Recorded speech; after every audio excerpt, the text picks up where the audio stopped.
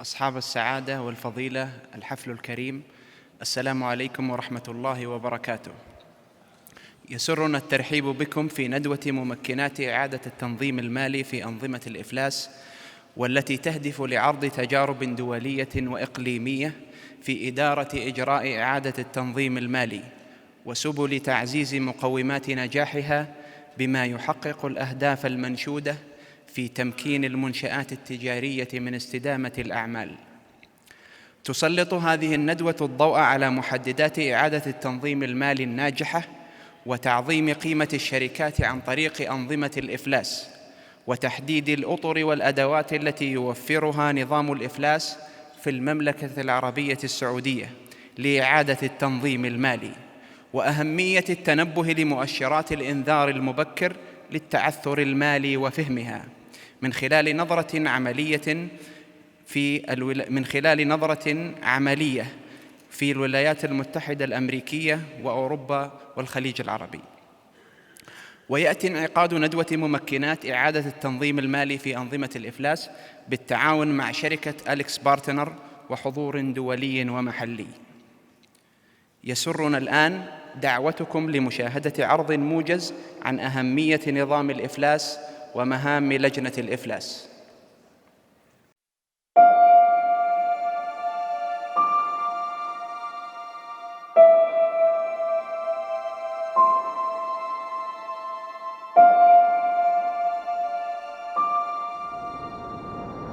منذ إرساء قواعد المملكة، والاقتصاد السعودي يمضي قدما بخطى حثيثة، مواجها جميع المستجدات والمتغيرات التي تعرض لها الاقتصاد العالمي خلال العقدين الأخيرين، ليتبوأ مكانة قوية عالميا ويبقى الأكثر متانة وقدرة على النمو في الشرق الأوسط، ولتبني نهج التنمية المستدامة وجذب الفرص الاستثمارية الواعدة. أصدرت المملكة جملة من الأنظمة التي تستهدف تحسين البيئة الاستثمارية، وكان من بينها نظام الإفلاس، ليكون إحدى الخطى الداعمة للاقتصاد الوطني ولاستكمال الإطار التشريعي والقانوني الذي يعزز بيئة الاستثمار ويرفع كفاءتها وفعاليتها وفق أحدث الممارسات الدولية. تعزيزاً للثقة في التعاملات التجارية، جاء النظام ليمكن المشروعات المتعثرة من تجاوز الصعوبات المالية ليستمر نشاطها الاقتصادي، مع المحافظة على حقوق الدائنين وغيرهم من أصحاب المصلحة، وهذا بدوره يحفز سوق التمويل ويدعم الاقتصاد ويحافظ على الفرص الوظيفية. جاء النظام بثلاثة إجراءات رئيسة هي التسوية الوقائية، إعادة التنظيم المالي، والتصفية، تلبية للاحتياجات المختلفة للمنشآت.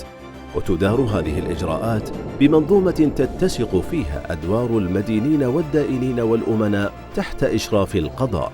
كما نص النظام على إنشاء لجنة الإفلاس، وأسند إليها مهمات رفع الوعي في مجتمع الأعمال وبناء قدرات الممارسين وإصدار القواعد والمعايير المنظمة والمكملة للإطار التشريعي وتطوير كفاءة وفاعلية تطبيق النظام وتحقيق الثقة والشفافية. وقد بذلت اللجنة جهوداً كبرى وأصدرت العديد من الوثائق التشريعية والأدلة الإرشادية، وأطلقت الخدمات الإلكترونية، إضافة إلى ترخيص الأمناء.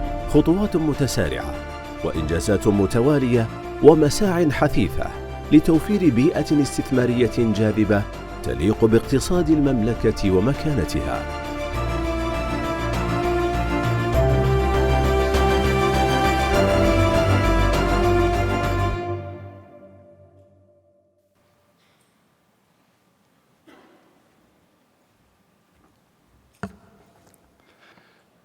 أصحاب الفضيلة والسعادة، ضيوفنا الكرام، يسرنا دعوة السيد ستيفانو أفيرسا، رئيس شركة أليكس بارتنر في أوروبا والشرق الأوسط ونائب رئيس الشركة، لإلقاء كلمة ترحيبية، فليتفضل مشكورا.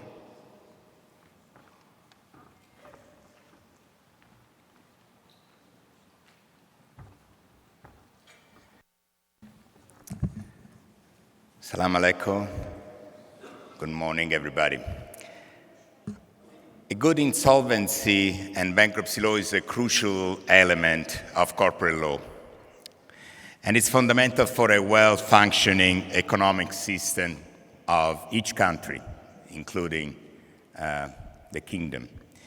That's why many countries have recently reformed their bankruptcy code, taking inspiration from the best practices worldwide.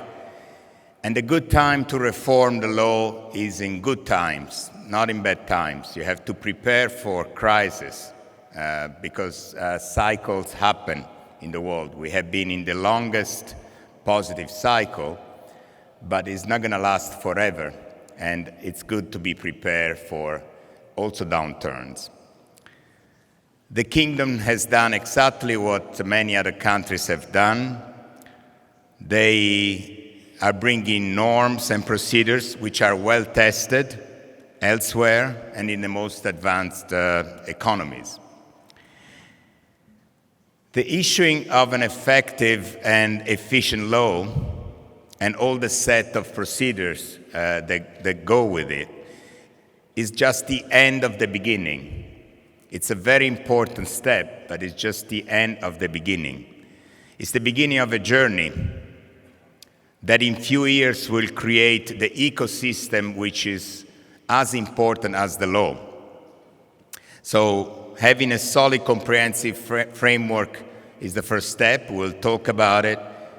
But as importantly, creating knowledgeable set of practice, people, creating the culture, creating capable advisors, trustees, administrators, and as importantly, judges. Finally, it would be important to have successful cases that can become the element of reference for other successful cases in the country. So this symposium, this workshop, we hope is going to be very interactive. It's part of this journey. And we are particularly glad and grateful to the Bankruptcy Commission and to the Ministry of Commerce for having us here and being able to give our contribution. The contribution comes from literally a cumulative thousands of years of experience and of practitioners. And we hope that that will help accelerate the journey to a successful fresh start, as they will call it in US, or in any event to get to the best possible outcome. You will hear from the Bankruptcy Commission. You will hear from some senior colleagues that flew from very far away. And we will hear some lessons learned, which you will find, I hope, of great interest. So I wish all of you and all of us a productive and successful workshop. Thank you, everybody.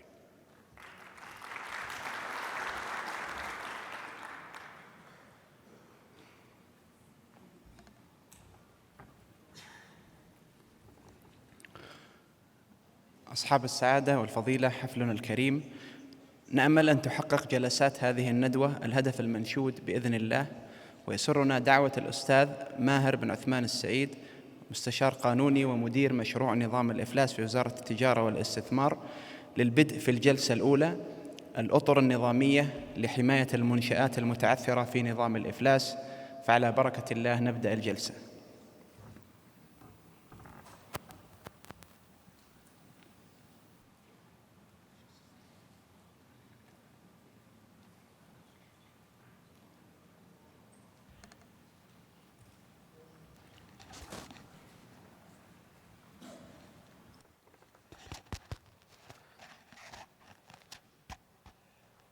السلام عليكم ورحمة الله وبركاته، وأسعد الله صباحكم جميعا بكل خير. أعتقد اليوم هذه من الندوات المهمة جدا حقيقة في الاطلاع على التجارب الواقعية والحقيقية المتعلقة بتطبيقات نظام الإفلاس. أنا بستعرض بشكل سريع جدا ما هو نظام الإفلاس وما هي أبرز أهداف هذا النظام، إضافة إلى الأدوار الرئيسية للجنة الإفلاس وإلماحة سريعة جدا عن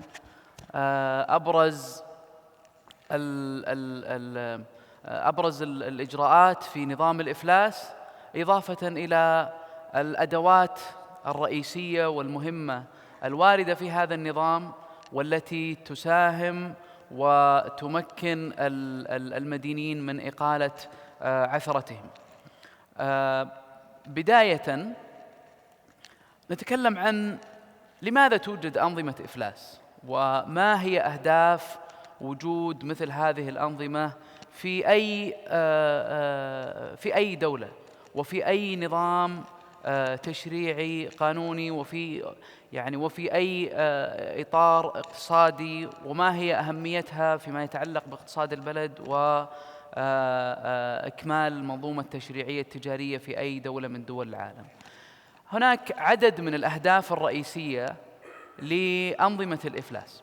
لعل من أهم الأهداف الرئيسية والتي تأتي لمواكبة تطور الأنظمة المتعلقة بإقالة التعثرات المالية هو تمكين المدين من استمرار نشاطه. أنظمة الإفلاس تأتي لتضع القواعد والإجراءات التي تمكن وتساعد المدين من إقالة عثرته، وبالتالي إعادة مرة أخرى إلى ممارسة نشاطه ومساهمته في الاقتصاد الوطني.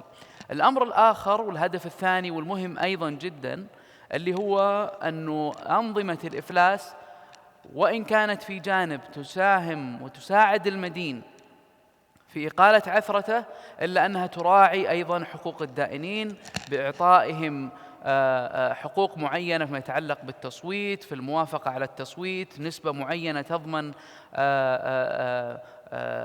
معاملة عادلة بين هذا المدين وبين الدائنين. الهدف الثالث وهو التوازن بين التصفية وإعادة الهيكلة. النظام يهدف إلى الموازنة بين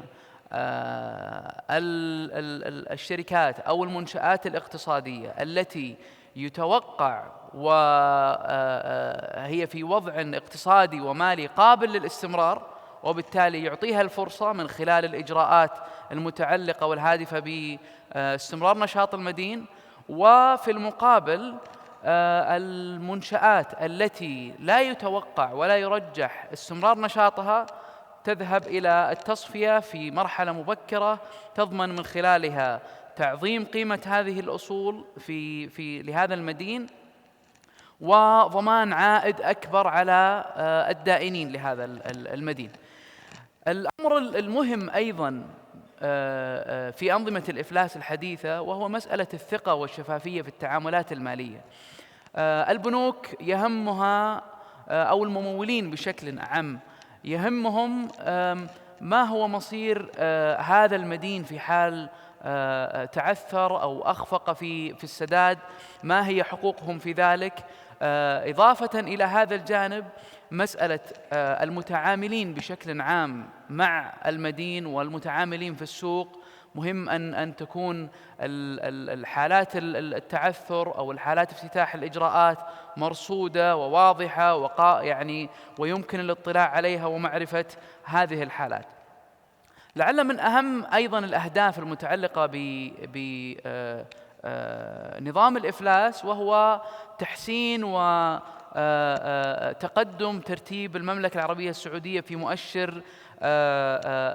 مؤشر معالجة حالات الإفلاس في تقرير ممارسة أو تقرير سهولة ممارسة الأعمال الصادر من البنك الدولي.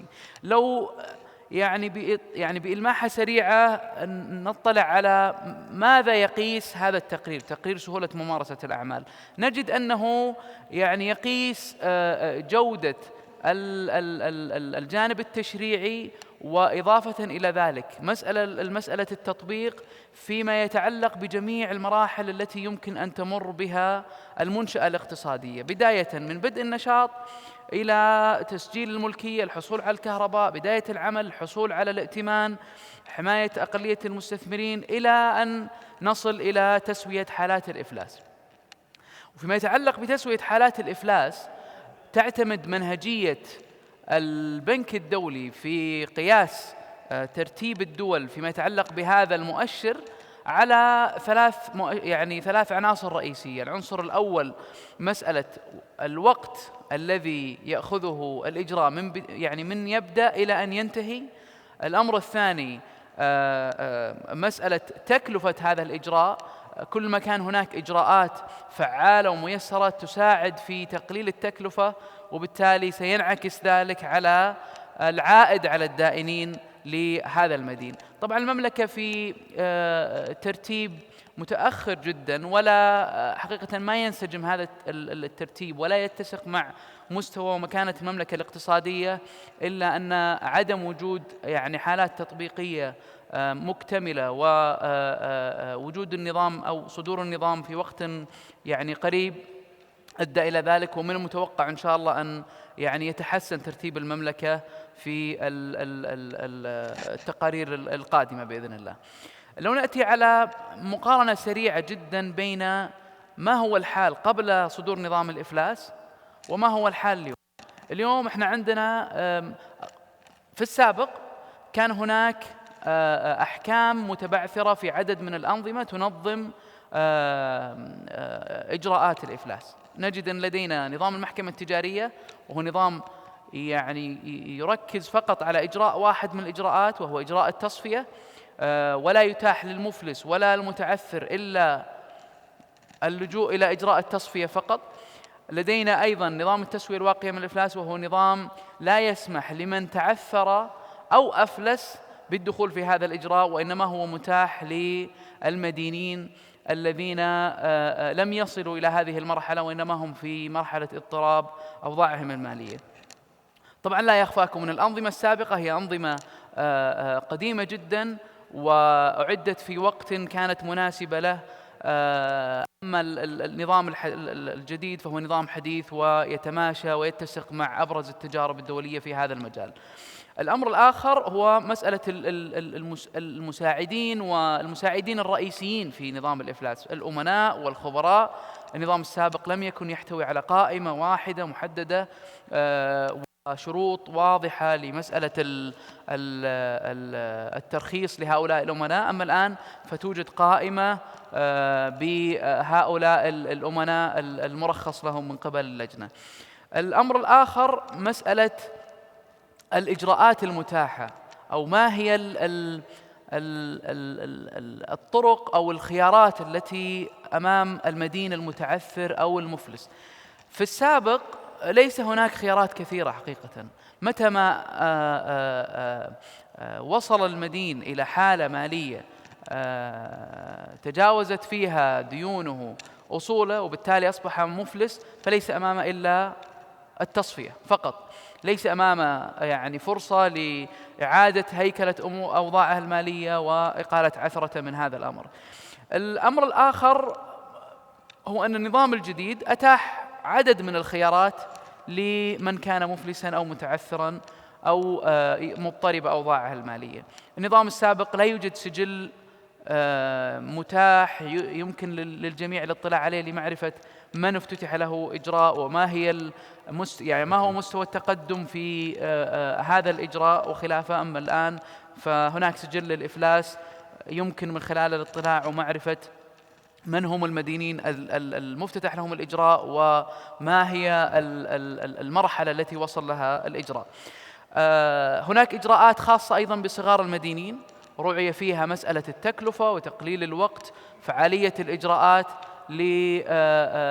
للوصول إلى الهدف المنشود، إما أن يستمر نشاط المدين أو تصفى أصوله بأكبر عائد على الدائنين.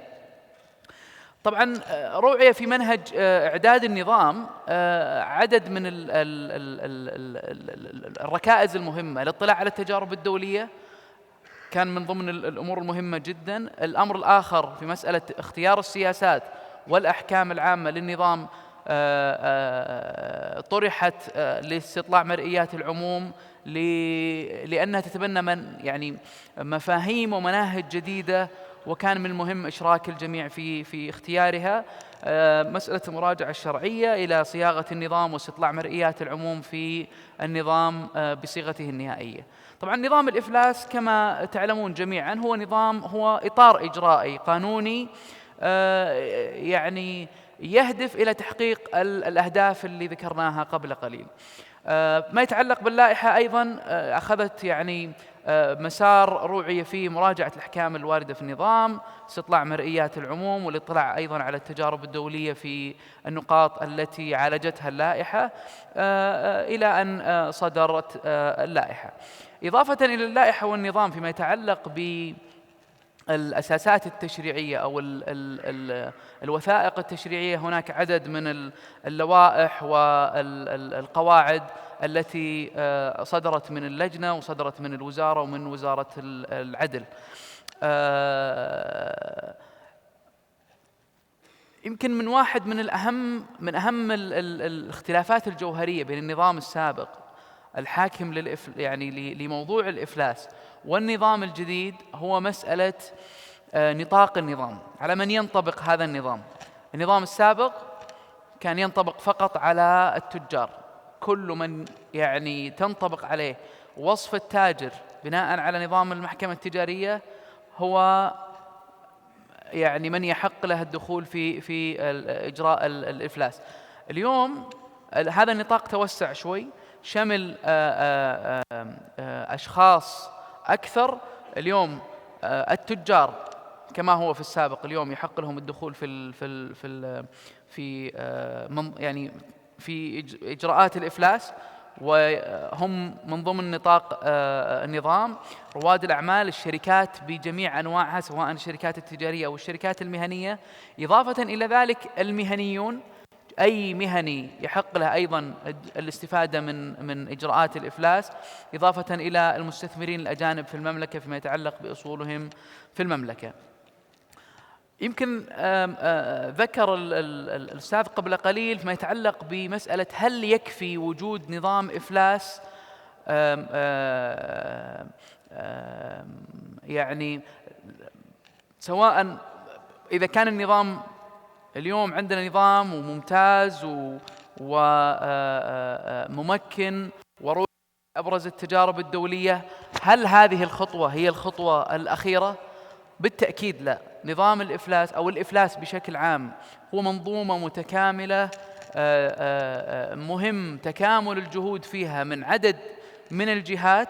النظام هذا ركيزة أساسية، القاضي أيضا ركيزة أساسية في نجاح تطبيق هذا النظام، الأمين مهم جدا دوره في هذا النظام، المهنيين بشكل عام، المحامين، المحاسبين، المقيمين إلى آخره. فهي منظومة متكاملة من الجهات تكمل في جهودها بعضها البعض لضمانة التطبيق الفعال لهذا النظام. الماحة سريعة على لجنة الإفلاس. طبعا لجنة الإفلاس هي لجنة أساسها يعني وردت في نظام الإفلاس، تأسيس هذه اللجنة كأساس نظامي ورد في نظام الإفلاس. رسالة هذه اللجنة هي الإسهام في زيادة الثقة بإجراءات الإفلاس من خلال بناء قدرات العاملين في هذا المجال ورفع كفاءة الإجراءات وتعزيز شفافيتها. أدوار اللجنة ترتكز على 3 ركائز أساسية. الركيزة الأولى هي كفاءة الإجراءات، ويتمثل ذلك في دورها في التصفية الإدارية ومراجعة نظام الإفلاس ولوائحه والرفع بما تراه يعني مناسبا. الأمر الثاني مسألة الشفافية، وهي مسألة مهمة وذكرناها قبل قليل، من خلال سجل للإفلاس يمكن أن يطلع عليه الجميع ويعرف حالات الإفلاس. الأمر الآخر أيضا بناء القدرات من خلال الترخيص للأمناء والخبراء، ومن خلال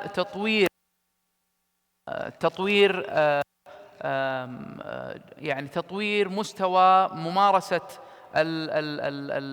الأعمال المتعلقة بنظام الإفلاس وما يعني الورشة هي أحد يمكن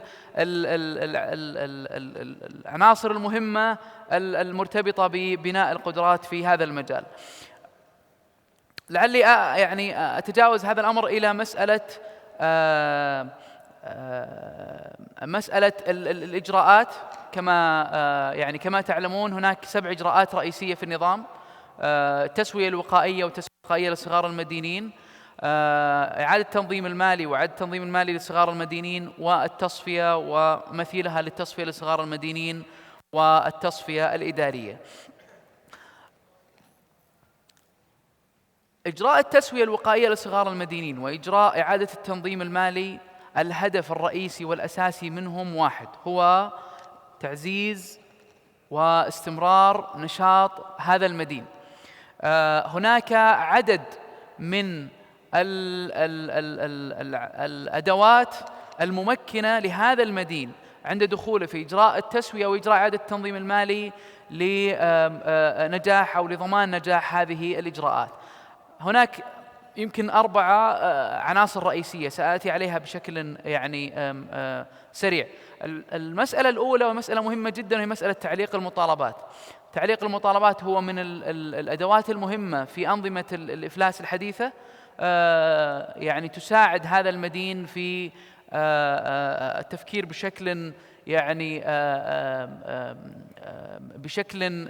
بشكل واضح ودون تدخل من الدائنين في التنفيذ على أصولهم.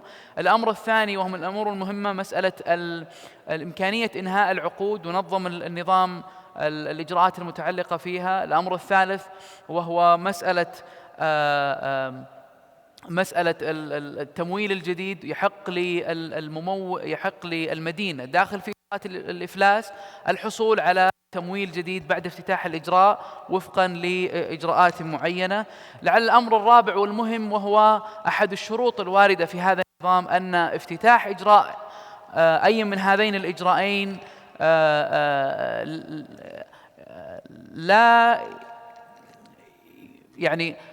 لو كان هناك شروط في العقود بأن افتتاح الإجراء تحل معه الديون، فإن النظام أتى بإلغاء هذا الشرط، وبالتالي هذا يساعد هذا المدين في تيسير التوصل إلى تسوية مع دائني. الأمر الآخر أو الإجراء الآخر وهو إجراء التصفية. التصفية يمكن معتادة وسبق وأن كانت موجودة في الأنظمة السابقة. الهدف منها تعظيم الأصول. الهدف أيضا الدخول في إجراء، كل ما كان الدخول في إجراء التصفية مبكرا كل ما كان هناك فرصة لتعظيم قيمة أصول هذا المدين وبالتالي زيادة العائد على الدائنين. هذا بشكل ملخص أبرز ما ورد في نظام الإفلاس وفي اللائحة التنفيذية أيضا. فيما يتعلق بأن النظام هو نظام حديث حقيقة واحتوى على مفاهيم جديدة، بالتالي هناك حاجة إلى مزيد من يمكن نمذجة الأعمال والقواعد الاسترشادية وأدلة استرشادية. فأنا من خلال هذا المنبر أوصي حقيقة جميع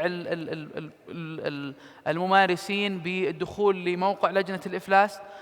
يحتوي على الكثير من الوثائق والأدوات التي تساعد على فهم أكبر وأوضح لإجراءات الإفلاس والمفاهيم الجديدة الواردة فيه. شكرا جزيلا على الاستماع، وأتمنى التوفيق للزملاء في ما سيطرح بإذن الله. شكرا جزيلا.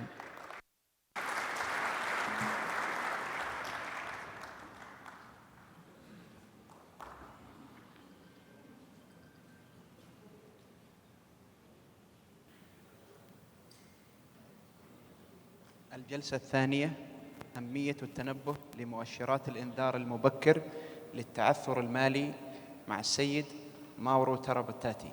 فليتفضل مشكورا.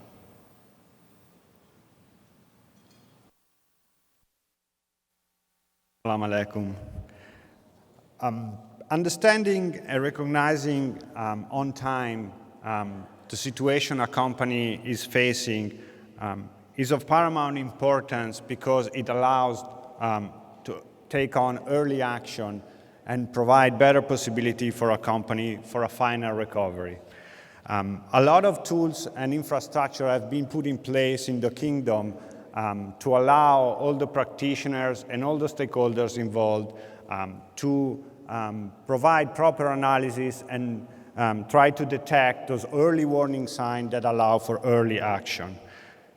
I would like to start by saying also that very often when it comes to the discussion about early warning sign of a crisis, the question comes to whether it exists a formula that provides an early detection of a crisis. My answer to that is that there are many signs and many tools available to detect early warning signs of a crisis, but the advantage of catching those early warning signs in time is nothing if early on action is not taken for those signs. So it's very important that catching the signs is followed by early on actions.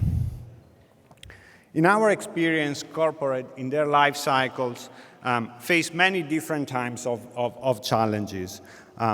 They start from having strategic issues.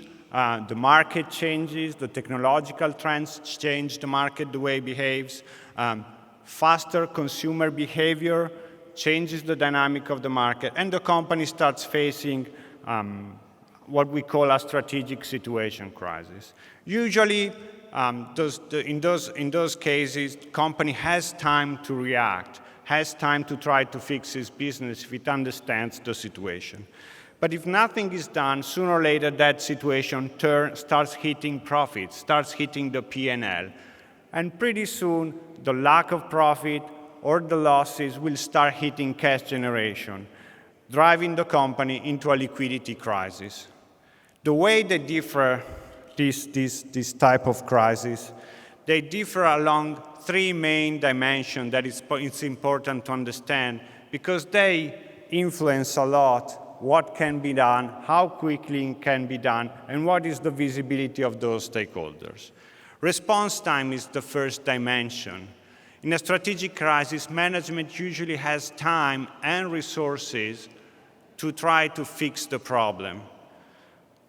When it gets to profitability, time is shortened. You have to act fast before it turns into a liquidity problem. When it gets to a liquidity problem, pretty much time is over. The company starts raiding his balance sheet to solve his liquidity problem. Value is becoming to be distracted. So it's important to understand how these different type of crises, they are different along these dimensions. The third dimension that I want to mention that is very relevant for the discussion about early warning signs is visibility. Not all the crises are visible at the same level to the different stakeholders. It's pretty easy to imagine that a strategic crisis will be likely to be visible only to internal stakeholders, to insiders, while a liquidity crisis will be probably visible to the whole world because it affects directly the way the company interacts with all the different stakeholders. So when it gets to a liquidity crisis, and basically there's no time left, very often the company has as the only option remaining the one of insolvency.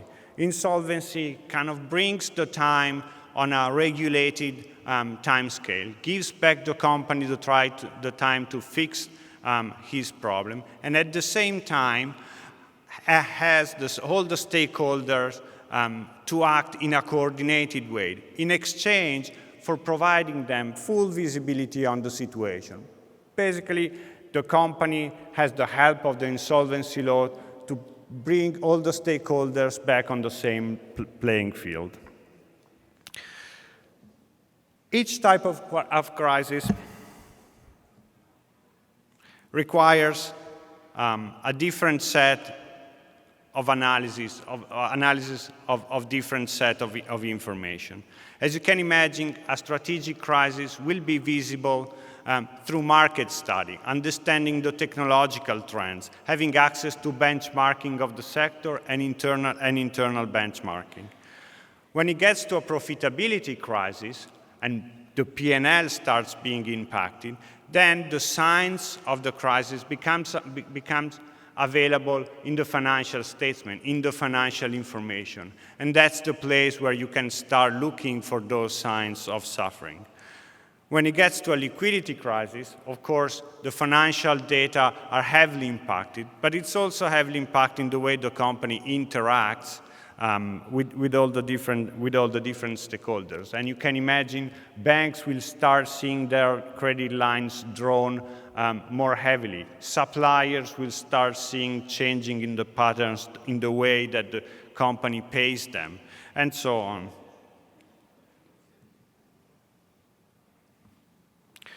The difference, as a consequence, the different stakeholders have a very different visibility on what's going on in a company. In a strategic crisis, you can expect that the management and the board of directors may have a full understanding of what's going on in the situation.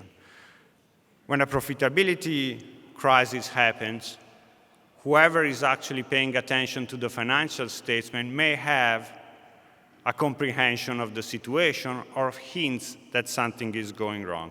With the limitation of financial information, there's a time lag till they become available, and there's limitation in accruals accounting. But to the attentive reader, there are signs that can be read through financial analysis. When it gets to the liquidity crisis situation, the situation becomes pretty much clear to many of the stakeholders. As I said before, banks will realize that the company is carrying a low cash balance, that credit lines becomes fully utilized, that suppliers will see that their payment terms are stretched, and therefore the visibility will be higher. As a consequence of that, we have to expect different stakeholders to take action early on in a different way. In a strategic crisis and an early onset of a profitability crisis, it will be mainly the board of directors which will have the information needed to understand the situation and to take early action, early corrective action, to avoid that the crisis degenerates into a more severe situation. When the profitability crisis is already shown on the financial numbers, on the financial statement, financial stakeholders should have the means and should take the time to read and understand that situation. It should be the task of the financial stakeholder not to be caught by surprise when a liquidity crisis happens and the company is facing against the wall.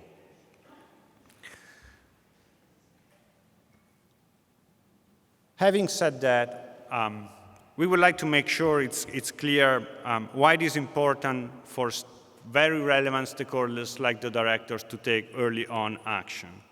It is important because when things do not go as planned, and with the benefit of hindsight, the after-the-fact examination is going to challenge what the directors were doing while the company was spiraling into crisis. Were they sleeping behind the wheel, or were they ready to take action following their understanding of the situation?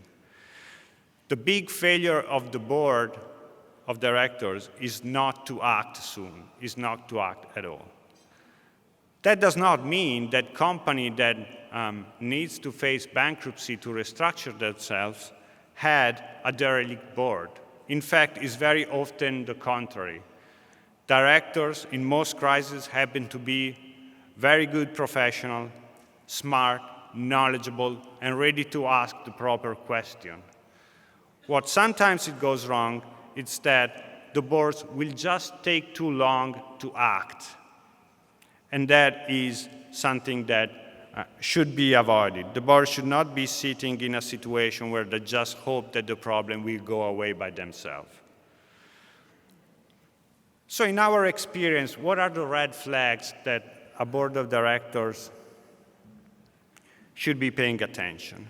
We categorize them in three macro groups: operational and liquidity. Significant misses of the budget for no good reason should be the first red flag. Directors should not get used to underperformance, should challenge the ability of the company to plan and to match their targets. Earnings not becoming cash. A discrepancy between the earnings capacity of the company and the ability of the company to generate cash. It's yet again a sign that something is not right. Losses for more than a certain number of consecutive periods. Again, boards should not get used to losses. A healthy company is in business to make profit. Management. Paying attention to the way the management manages the company, the way the management justify performances or lack of them, should not get used to, the board of directors should not get used to vague explanation of why the company is not performed as planned. Directors should also pay attention to the dynamic of management, should look for a proper chain of responsibility and accountability, and should also pay attention to the soft relation between certain key figures, like, for example, CFO and CEO, high turnover of the CFO position, or bad relationship between the CFO and the CEO very often go beyond personal issue. They are a sign that something is not going right in the business. Also, the board should be not signing off quickly on decision the management is asking them to take. Board has the right to analyze the situation, take the time to understand what's going on, and take informed decision. The third category is about external signs. For example, very often regulatory body raising questions about the safety practices of the company, it's not about the sloppiness of the company, but might be a signal that something in the company is not right. For example, that the company has not enough resources to make the right investments. So it should be pay attention. The other thing that should be pay attention, it's also the KPIs on the capital structure. The market can be quite efficient to punish those companies that are not performing, and that could be seen in traded securities, but also in some of the typical capital structure ratio, like the cost of serving debt. When it goes high, probably the lenders are already discounting some issue in the company. In our experience, every company, even the healthy one, probably have at any time one or two of those signs because it's just part of the physiology of the business. But when it becomes more than 3 or 4 of those signs, then it's probably something worth paying attention and investigating. So how to react? I think there are a few things to consider. First of all, as I was saying, we should not get used to underperformance. Repeated underperformance at a certain point should invite the board to thinking about changing management in key position. Sometimes it's also necessary or advisable to retain external consultants that can provide help in analyzing independently the problem and the situation. But pay attention. This is not a strategic exercise. It should not take months. We used to say that in a crisis situation, there's nothing that cannot be analyzed in 4 to 6 weeks to get an idea of what really is going on. Our suggestion is also to make sure that this advice is independent. Sometimes it's not advisable to use the same advisor that has been serving the company for a long time, because you will get more of the same advice, and sometimes a fresh set of eyes is advisable to have. The other suggestion we have is that during problematic period, smart directors are willing to take action with the risk of sometimes intruding management. Directors in a crisis situation should be very ready to take action, to understand the situation and provide the company with the tools and the people they need, but they should not substitute the management for the long term. For talking to, now taking a look at what can be done if you're like an external stakeholder, so like a financial analyst for a lender. Early warning signs are the possibility to extract early warning signs basically rely on the classical financial analysis, which is the point of collecting financial data and synthesizing them in a set of indicators that signal restructuring. Erosion of sales, lack of growth, or below profitability below peers, below benchmarking, can be a signal of something going on as a strategic crisis, as well as lack of ability for a company to produce cash can be a sign of difficulties. Look for one-off strategies that a company can employ to raise its balance sheet and generate cash from the balance sheet instead of that from operation. High interest expenses may signal already that the company has raised its balance sheet, turned its capital structure in something unsustainable, and is eating up resourcing, paying too much interest compared to what it can be done. So I come to the question that I was posing at the beginning. Is there a way to automate this financial analysis? Because the way we saw it till now relies a lot on the human factor of understanding those financial data, and human are limited. You can kind of make sense of like 3-4 ratio, but more than that, it becomes too complex. So where is science and technology leading us? Well, from classical financial ratio analysis, where an analyst will look at a few years of balance sheet and look at a few ratios, starting from the 70s and the 80s, statistical analysis came to help. It's linear statistic, it's the ability of performing regression analysis on a set of data, coming to a score, a number that signal if the company is in distress or is likely to face distress or not. The most classical one and the most known one of this instrument was developed by Professor Altman. It's called a Z-score, and it's basically a multivariate linear regression that puts together, weights differently 5 ratios, and gives a score. If it is below 1.1, the company is likely to face distress. If it's above 2.5, it's a healthy company. It was very powerful. We as a company used to use that for many years to get an idea what was going on in a sector, in the economy. But it has limitation. It's only 5. It's only 5 ratios. It's a fixed model. The weight of these ratios are fixed, and they don't change with sector, with time. So technology has now brought us the possibility of use advanced analytic techniques like machine learning.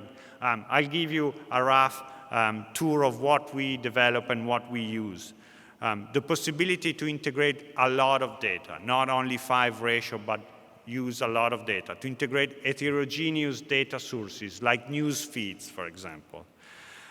No fixed parameters, so that the model learns as new data become available. This is the forefront, and this is a tool that technology is giving us.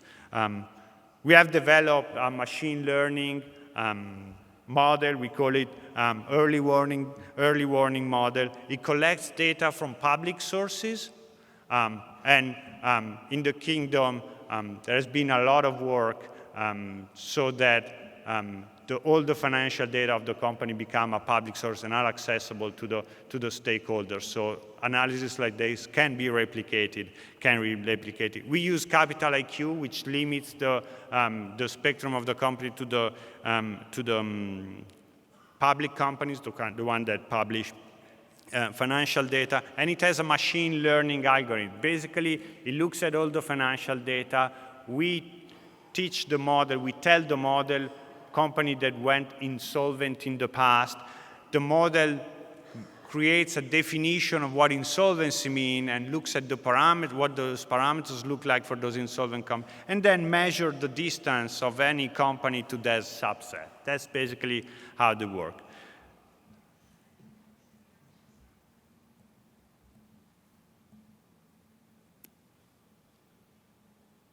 The fancy stuff is that we are able to use many data, a lot of data. They come in very different format, but they're all standards for public companies so that they become comparable. Indexes are created so that company becomes comparable across sectors and sizes. So this is the example of the data we are pulling out and we use. The model then, by itself, decides which are the most relevant data. We use 85 variables, and the model shows that basically 25 can explain 80% of the information contained in financial data. And with those 25, we're usually able to predict quite well in the next 3-4 quarters that a company is facing crisis. But having said that, the tool also has a graphic interface, because it's very important to recognize that no matter what the level of automation we put in place, you need to have human intelligence and human discipline to look at the situation, to look at how the situation evolves, to make comparison to the sector, and to try to understand the situation. You cannot rely just on one number, one index, or one algorithm outcome. And this is what we have. It's a user can go look at the sectors, look at how the risk parameters evolved over the time, look at the main financial data, and try to understand if it is worth investigating more what's going on in that section. And then take action. It's important. We saw the importance of taking action for directors. It is important also for lender and financial stakeholders to take the proper early on action. Financial lenders should be ready to talk to companies that are facing covenants breach, that they fail to provide good information. They should not be sitting there and waiting the situation to degenerate into a liquidity crisis, which will end up eating up much of the value for the financial lenders and the financial stakeholders in general as well. So this was my brief introduction to the subject of early warning sign, and I'm happy to take any question you may have.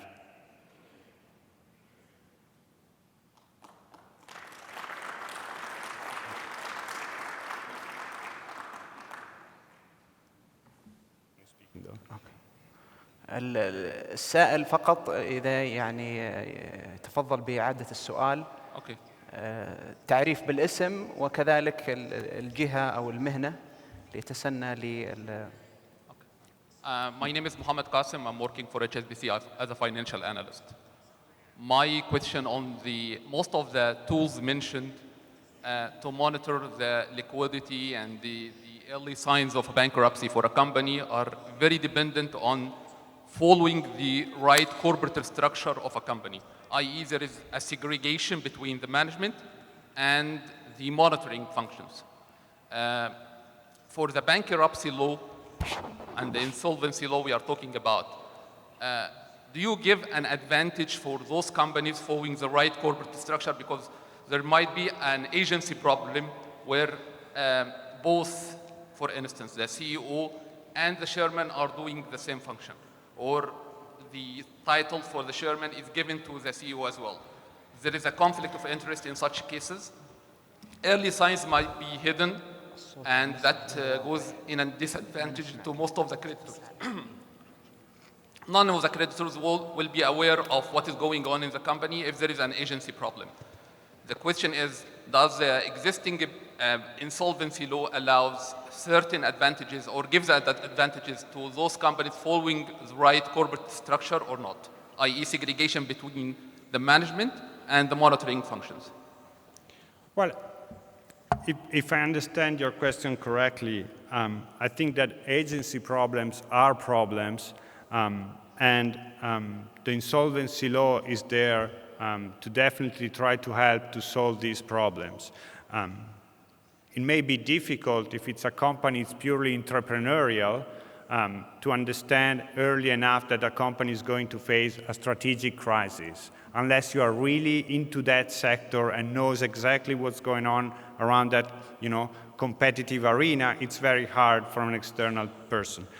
But usually, as soon as this type of crisis becomes a profitability crisis, financial lenders, for example, should have the information to try to understand that it's not working or something it's not working. And if financial lenders had the right tools in place when they lend the money, like covenants, they can have tools to try to force and break down this agency problem.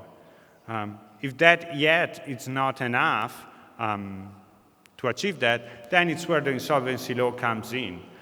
Insolvency law forces whoever is running the company to level the playing field.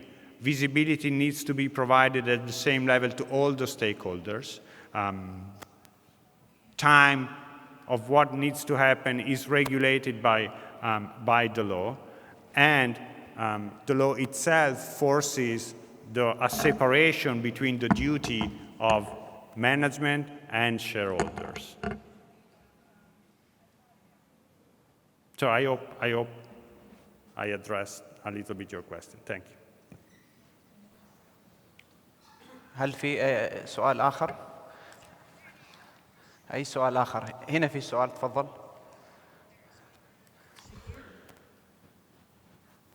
هنا سؤال بالمقدمة، لو ترفع يدك بس هنا.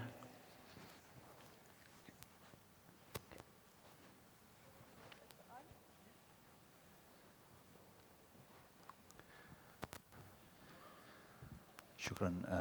إحسان مخدوم, الإفلاس. Thank you, Mr. Terbati, for your presentation. You talked about the capital structure, and that's always been minimized to a level that is not really feasible for any business. So we see a lot of people here, or cases where there are certain cases where we have the capital is like set as a minimum, and that would create the insolvency issue very soon. So what would be the solution, regardless of having financial support or subsidies from the lenders, to sort out or prevent or reduce the insolvency or bankruptcy cases? What is very low? Sorry? You said something is very low in the capital structure. Equity. The equity, yes. Yeah. Well, this is definitely a sign that a company has experienced over the time something not right, and the issues accumulated in the capital structure. It may be that the company was not performing, and his P&L was never being able to generate enough equity to have a capital structure, or to generate enough cash, forcing the company to raise even more debt. When a capital structure it's not sustainable, it needs to be restructured, to be fixed. It can be done outside of court, or if there's not the chance to find an agreement with all the stakeholders, then it's when the insolvency law comes in and forces all the stakeholders to sit around the table and find a solution.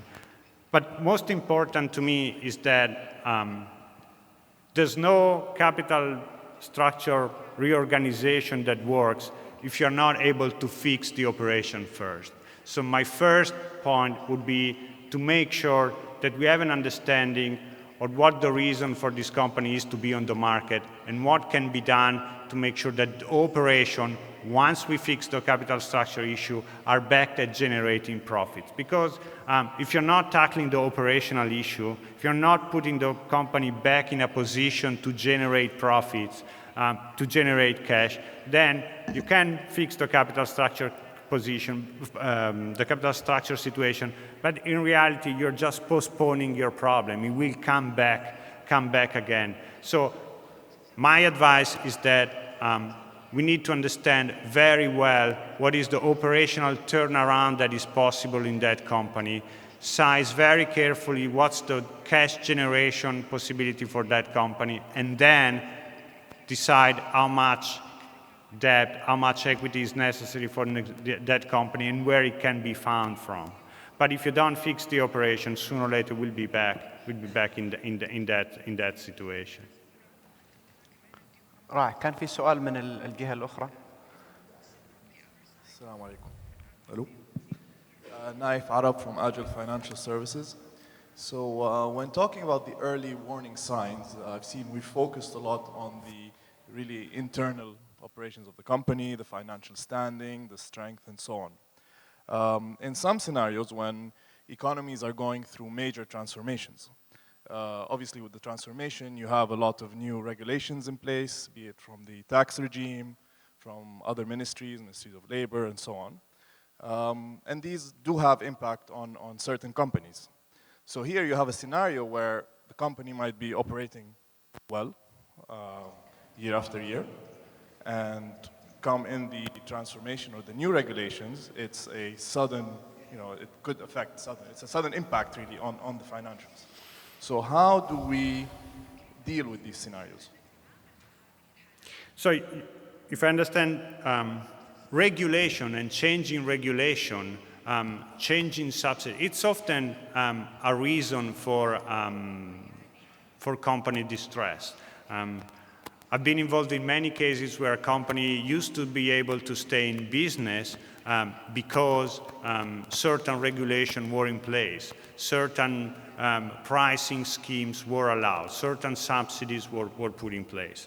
Of course, that has to change in case the market structure, the regulation, the subsidies disappear. The company has to reorganize in a way that they will be able to stay in the market.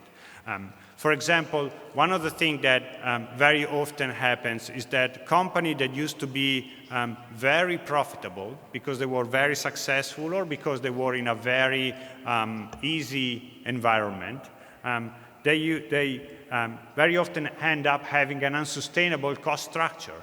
They never put any cost discipline in the way they run the company. So the first thing to do in these kind of cases is to make sure that the company addresses the issue of its cost structures and bring it back to a level that it's competitive, for example, compared to a situation where it was not helped by the environment, by the regulation, or by subsidies. Of course, it takes time. That cannot happen overnight.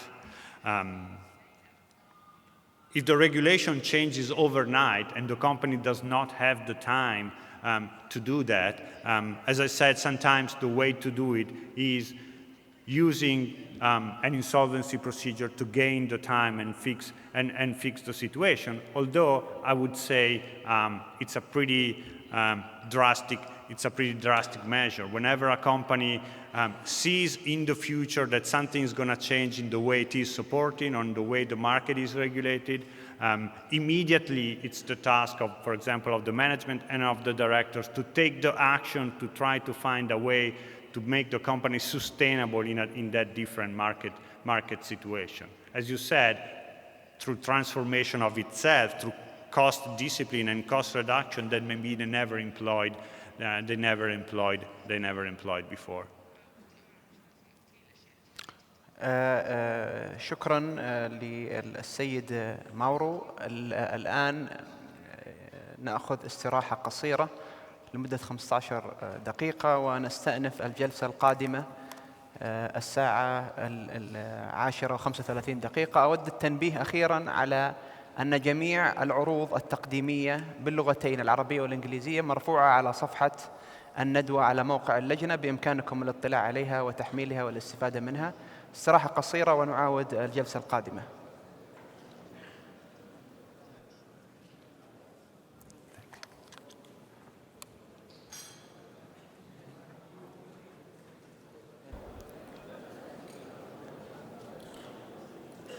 أهلا وسهلا بكم. إعادة التنظيم المالي لاستمرار النشاط والحفاظ على قيمته عنصران لا بد من معالجتهما في إعادة التنظيم المالي: العمليات والهيكل الرأسمالي.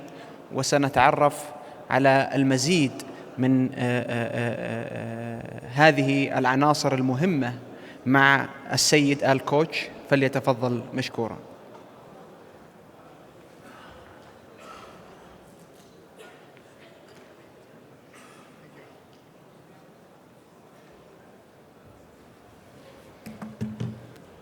Good morning. So it is it's a huge honor for me to be here. We really appreciate the opportunity to speak with you this morning. So I'm going to spend just a few minutes to talk about how we use bankruptcy and the bankruptcy law as a tool to successfully restructure troubled companies. Now, I'm going to be referring to Chapter 11, which is the United States Bankruptcy Code, but I've read the new bankruptcy law, the new Saudi bankruptcy law, and while the implementation might be slightly different, all of the tools that I'll be talking about are available to you in the new bankruptcy law. So I'd like to begin, before talking about bankruptcy, to maybe just focus with you on a few fundamentals about using bankruptcy to restructure. Because bankruptcy is a tool, it's not an end in itself. It is often used to implement a restructuring plan, never the end in itself. It is simply a mechanism that is used to achieve the objective of restructuring a business. So there are three basic stages in fixing a troubled business. When we at Alex Partners go into a company, very often it's in significant distress. It's running out of money, people are leaving, customers are leaving. So our very first task, and your first task, is to stabilize the business. You need to get it so that it is on an equilibrium that can continue to operate while you assess the company and then implement a restructuring plan. During this period, we manage primarily for cash, because when you're out of cash, you're out of business. And so the importance of maintaining suitable cash is paramount in stabilizing the business. You also need to make certain that people who are involved at the company, the employees, the senior managers and the board of directors, and its senior creditors, all understand and buy into the plan to restructure the business. It is not something that one person can do or one firm can do. It really takes everyone who is a stakeholder in the company to understand and buy in. Secondly, we focus on fixing the core business. Why is it losing money? We need to fix the financial operations. Importantly, we need to fix the operations of the business, because it is the unprofitable operation of the business that has gotten it into trouble. That includes the organization, the number of employees, the sales effort, the strategy of the company, It is the major part of any restructuring, fixing the business to position it for growth in the future. And when we get to stage 3, that's really where the restructuring experts are finished with their primary job. They've positioned the company for future success and typically turn the effort over to senior management, often new senior management, to build the company for the future. And that's been true later, Stefano Aversa and I are going to speak about the General Motors restructuring. That was certainly true in General Motors. We first had to stabilize the business, and that included arranging financing to restructure it. We needed to develop and implement a restructuring plan. And at that point, our job was finished. We turned it over to new management, and the new management prospered. So we talk about a slippery slope. And the sooner a troubled company, the sooner you begin to engage with a troubled company, the more options you have to fix it. And the longer you wait, to the extent that you go from health to challenged, if when the business is challenged, you still have debtor denial, that is, the company's management often denies that there's a problem. Things will get better. Things will pick up, and very often they don't. And when the company moves from challenged to distressed, you have many, many, many fewer options to fix it. The most effective restructuring tools take time to implement. And if you begin to deal with them when the business is challenged, you will have so many more options open to you to fix what is actually wrong. To the extent that the business becomes distressed, more often than not, you are at the mercy of the creditors. And the creditors will basically define what the restructuring plan is. And it's very often something that can be done quickly, but it's not really the optimum result. So, this chart simply shows the passage of time. The more time that goes by, the fewer options you have to fix a company. So here's what we've learned through the years of AlixPartners, where we've been around since 1981, so we've done thousands of restructuring cases. What doesn't work? Let's look at that first. What doesn't work is if you only fix the capital structure. The company, when it gets into distress, has too much debt. It either owes financial creditors or it owes vendors. Usually it owes anybody that will advance money to it. If you fix the problem, the restructuring will not be successful. Secondly, if you make an assumption that all I need to do is reduce the number of employees, that by itself is part of pretty much every restructuring. But if that's the only thing that you do, the odds are you will be unsuccessful. What also doesn't work is to throw good money after bad. If a company is losing money and its operations are broken, for a financial creditor to lend more money or investors to put more capital in, typically is throwing good money after bad. You need to fix the company. And finally, what we've learned is that the management that can succeed in a company, its growth phase, after it's been restructured, is typically not the management that can successfully restructure times. The set that a restructuring specialist brings to the table is one of quick definition, fast action, laser-like implementation. And that is typically required. What does work? If you fix the operations as well as the capital structure, you've really done the right thing. And you have a realistic vision about what the company can accomplish in the future. Very often, restructuring plans are pie in the sky, unable to ever be effectively implemented.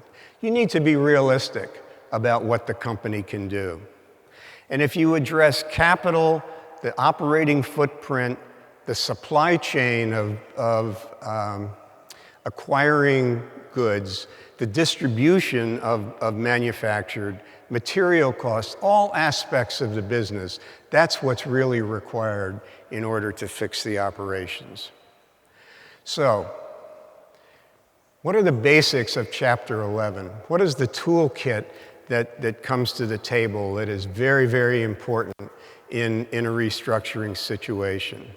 So the basics are really what it's all about. It freezes a company's debt while the company has an opportunity to restructure. So at least in Chapter 11, we refer to pre-petition debt and post-petition debt. And the petition date is the date that a company files bankruptcy. Pre-petition debt is frozen during the period of the bankruptcy. So it gives the company immediate financial relief. The bankruptcy process is supervised by a judge, by a bankruptcy court judge. This is an individual who typically is always a lawyer and typically has restructuring experience. The judge has tremendous power, but rarely uses it. The judge is more of a referee, and whether the judge, when a judge will encourage debtors and creditors who are fighting, the judge will encourage them to reach a settlement. And that's the power, really, the real power of the judge, because the judge does have the ability to mandate a solution, but typically judges will say, if you can't settle it, you may not like my answer. And that almost always encourages warring parties to sit down and reach a solution. A secured creditor, that is somebody who has lent money to the company and taken collateral, say the company's accounts receivable and inventory, the secured creditor is always entitled to the value of his collateral. During Chapter 11, the company continues to operate more or less normally. There is a creditors committee that's involved. The creditors committee gets information. There are regular meetings of the creditors committee. Presentations need to be made to the creditors committee. But as a practical matter, the creditors committee oversees the bankruptcy. It does not run the company. And the objective of all of this is to maximize value for all of the stakeholders: creditors, shareholders, employees, the community in which they operate, their suppliers, their customers, all stakeholders. And finally, when a plan has been confirmed, the unsecured creditors receive their share, their pro rata share of value. So if there's $100 million of pre-petition debt, and the value of the company, the value of the assets is determined to be $50 million, then the unsecured creditors are going to receive a 50-cent dividend. They are going to receive 1/2 of the monies that they are owed. And then the company will exit bankruptcy and be positioned for the future. What are top 5 11. All of the pre-petition debts are frozen while the bankruptcy progresses. This is critical. Second, it is possible to sell assets of the during the pendency. In the US, in the United States, that's referred to as a 363 sale. That just refers to a section of the bankruptcy code. What it does permit is a company that has an operation that it no longer, that it is, as part of its plan, wishes to sell to outsiders. It's able to sell that with the approval of the bankruptcy judge.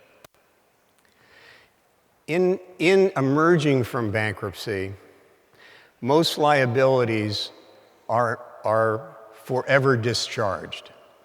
So that says if, in the example that I gave, for a company that has $50 million of value to distribute to $100 million of pre-petition debt, the $50 million that is not repaid to the creditors is forever discharged.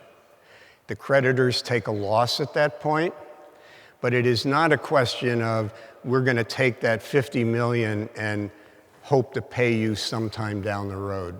That isn't the way it works. Fourth, the business does operate more or less normally. And during the course of a bankruptcy, while you don't have a lot of time to make decisions, you do have time to thoughtfully make decisions. So there is a tool, as I say, bankruptcy is a tool, and so the principal aspects that enable successful restructuring, first is debtor in possession financing.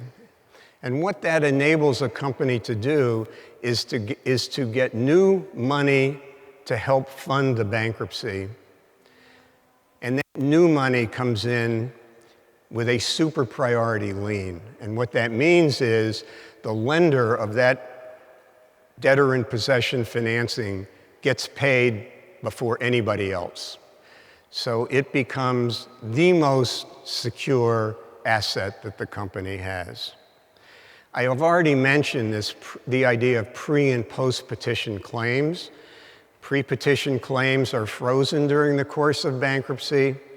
Post-petition claims are, while the company's operating normally, it continues to pay payroll, it pays its vendors, it does all of the normal things that it did.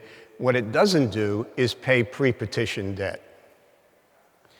We have, and I'll show an example of this, the absolute priority rule, and that's important because it defines the rights of individual creditors.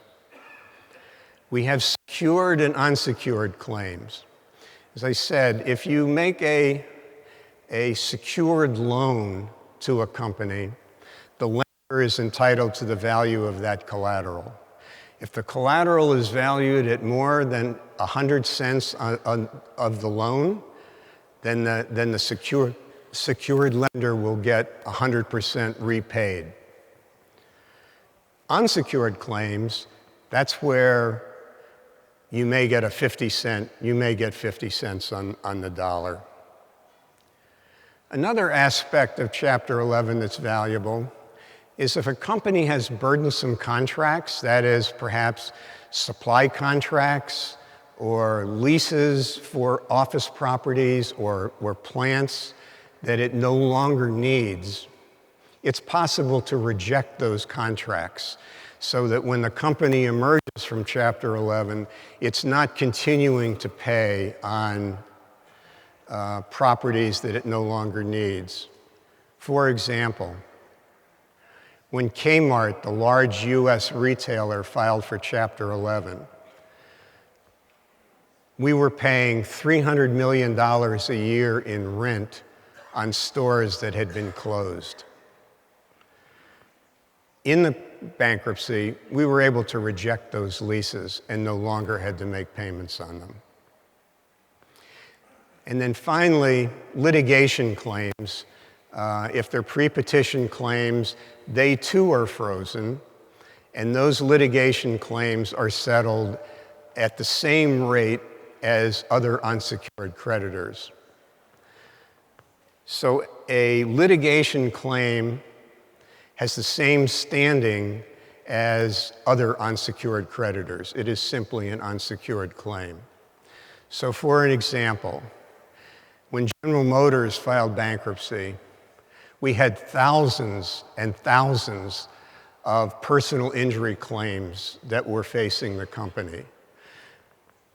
Because any time that someone is killed in an accident, the company ultimately gets sued because it's a deep pocket and somebody must pay.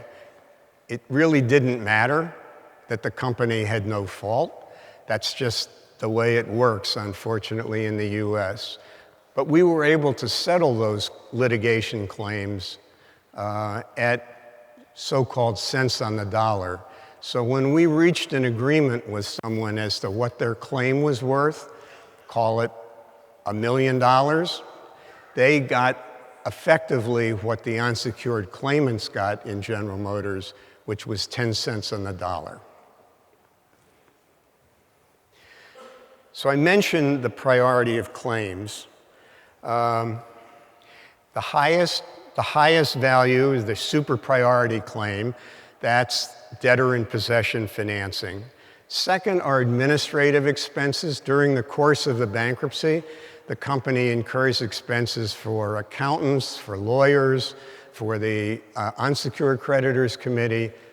Those expenses all need to be paid 100 cents on the dollar at the time that the company emerges from bankruptcy. Secured claims come next, then administrative priority claims, which tends to be a small bucket, things like unpaid payroll or unpaid, and typically don't amount to much in a bankruptcy. Next is unsecured claims, and that's where I was talking about maybe getting 50 cents on the dollar. And then last are equity claims. In most bankruptcy, equity claims get zero. A plan of reorganization is a legal contract that is negotiated, voted upon, and approved by the judge. And the value of the company is determined based upon a projected business plan that is developed by the debtor and the debtor's advisors, that is the company and the company's advisors. And that business plan is used to basically value the company.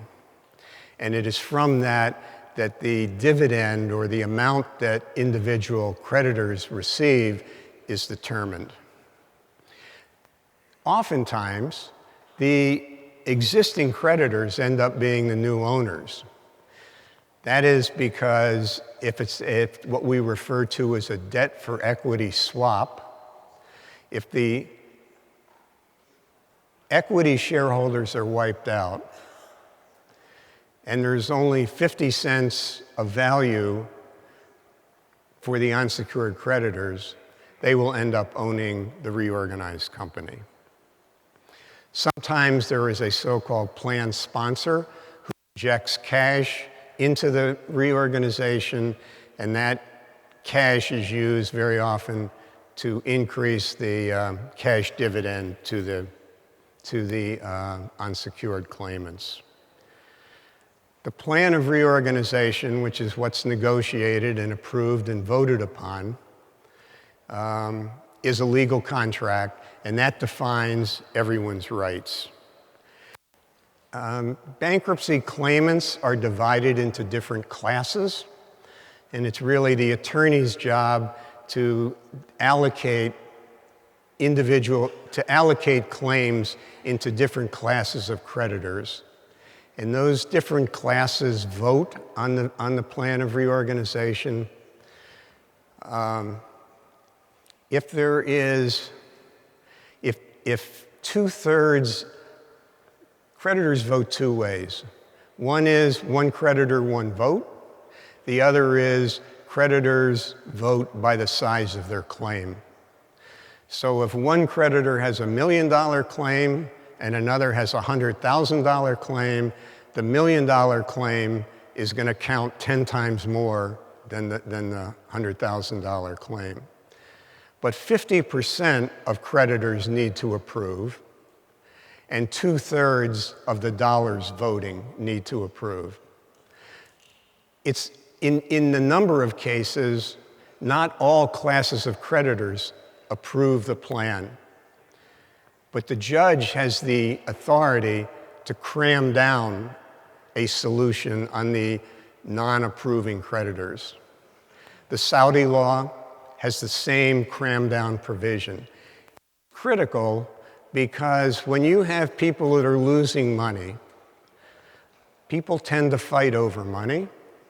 They get very emotional over money, and it's not always possible for everyone to agree.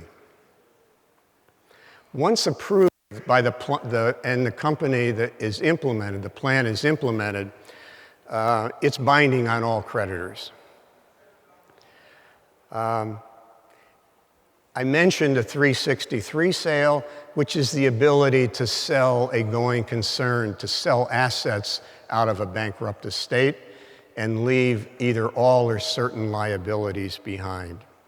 So there are multiple ways to restructure a business successfully, and bankruptcy is an important tool in that process.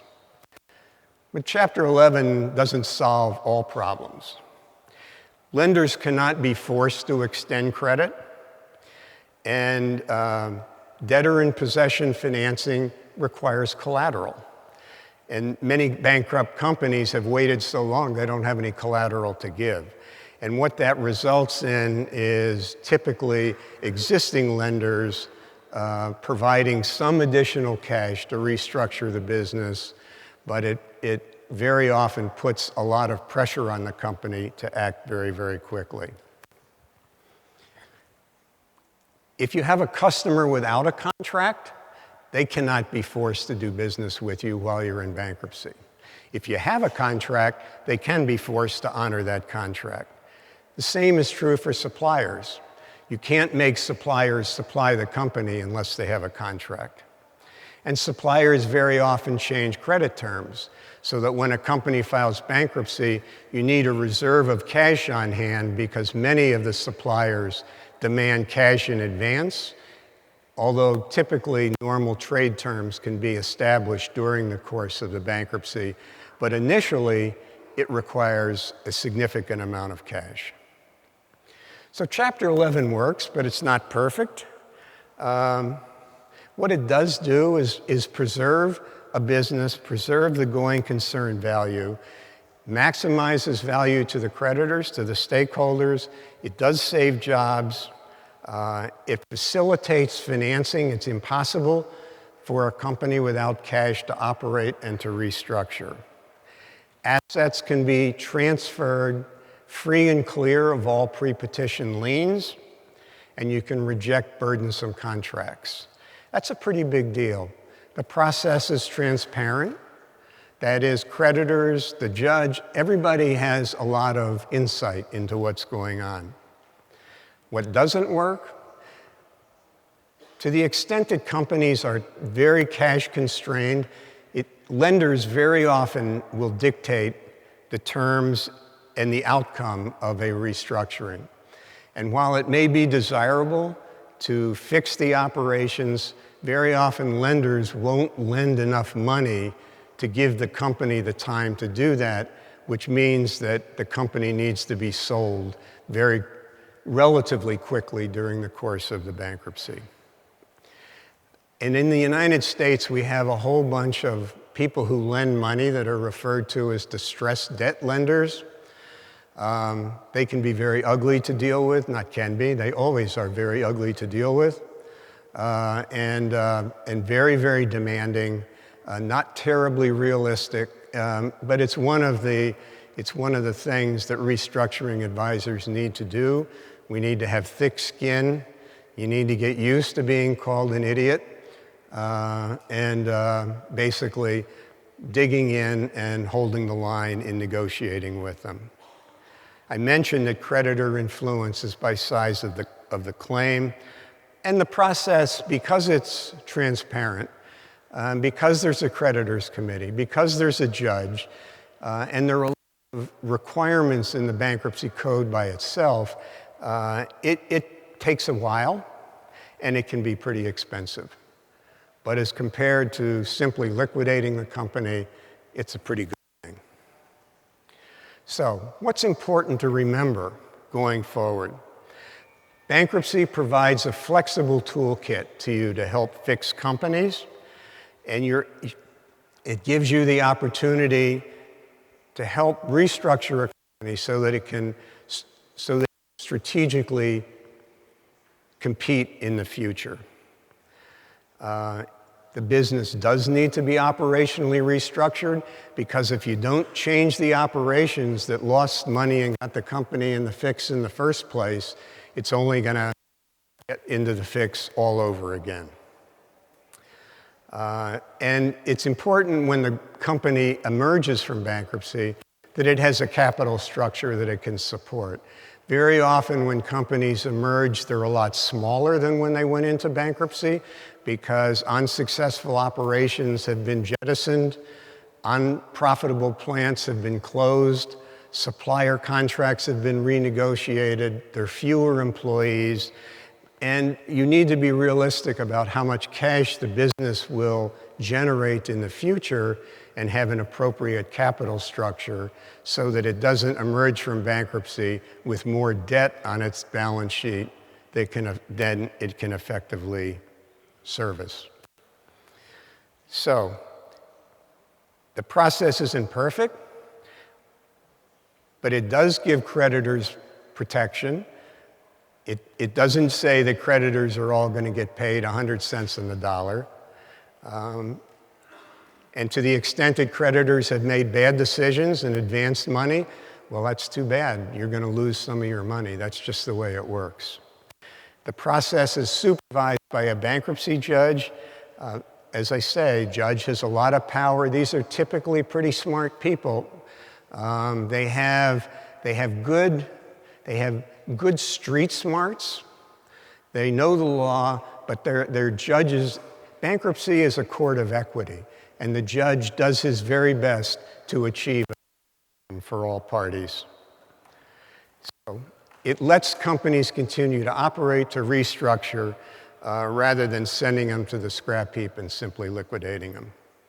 So for even healthy companies, just moving across the page, harking back to what Mauro talked about, don't wait.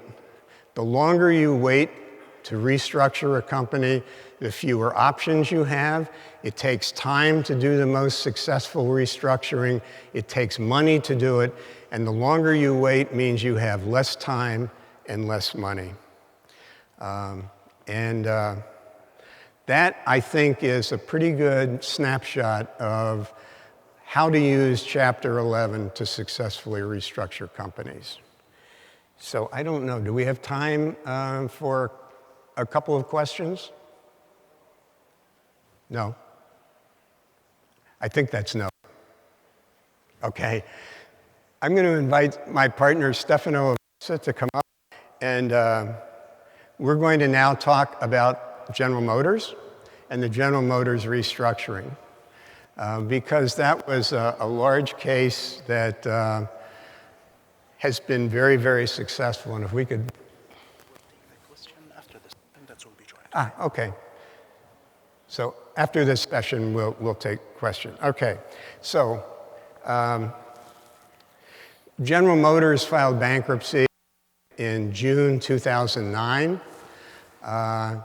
Stefano ran the European restructuring, and I was the chief restructuring officer of General Motors. There were some important differences between Europe and the US, so we think it makes sense to talk about both. General Motors had for many, many, many years tried to transform itself, but it never was able to solve the fundamental issues. And the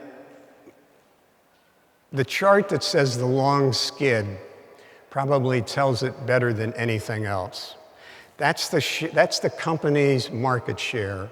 That was the General Motors percentage of new cars that were sold. So in 1983, it sold approximately 42% of the vehicles that were sold in the North American market. By 2008, that had declined to 22%. And so for years, General Motors was chasing a declining market share.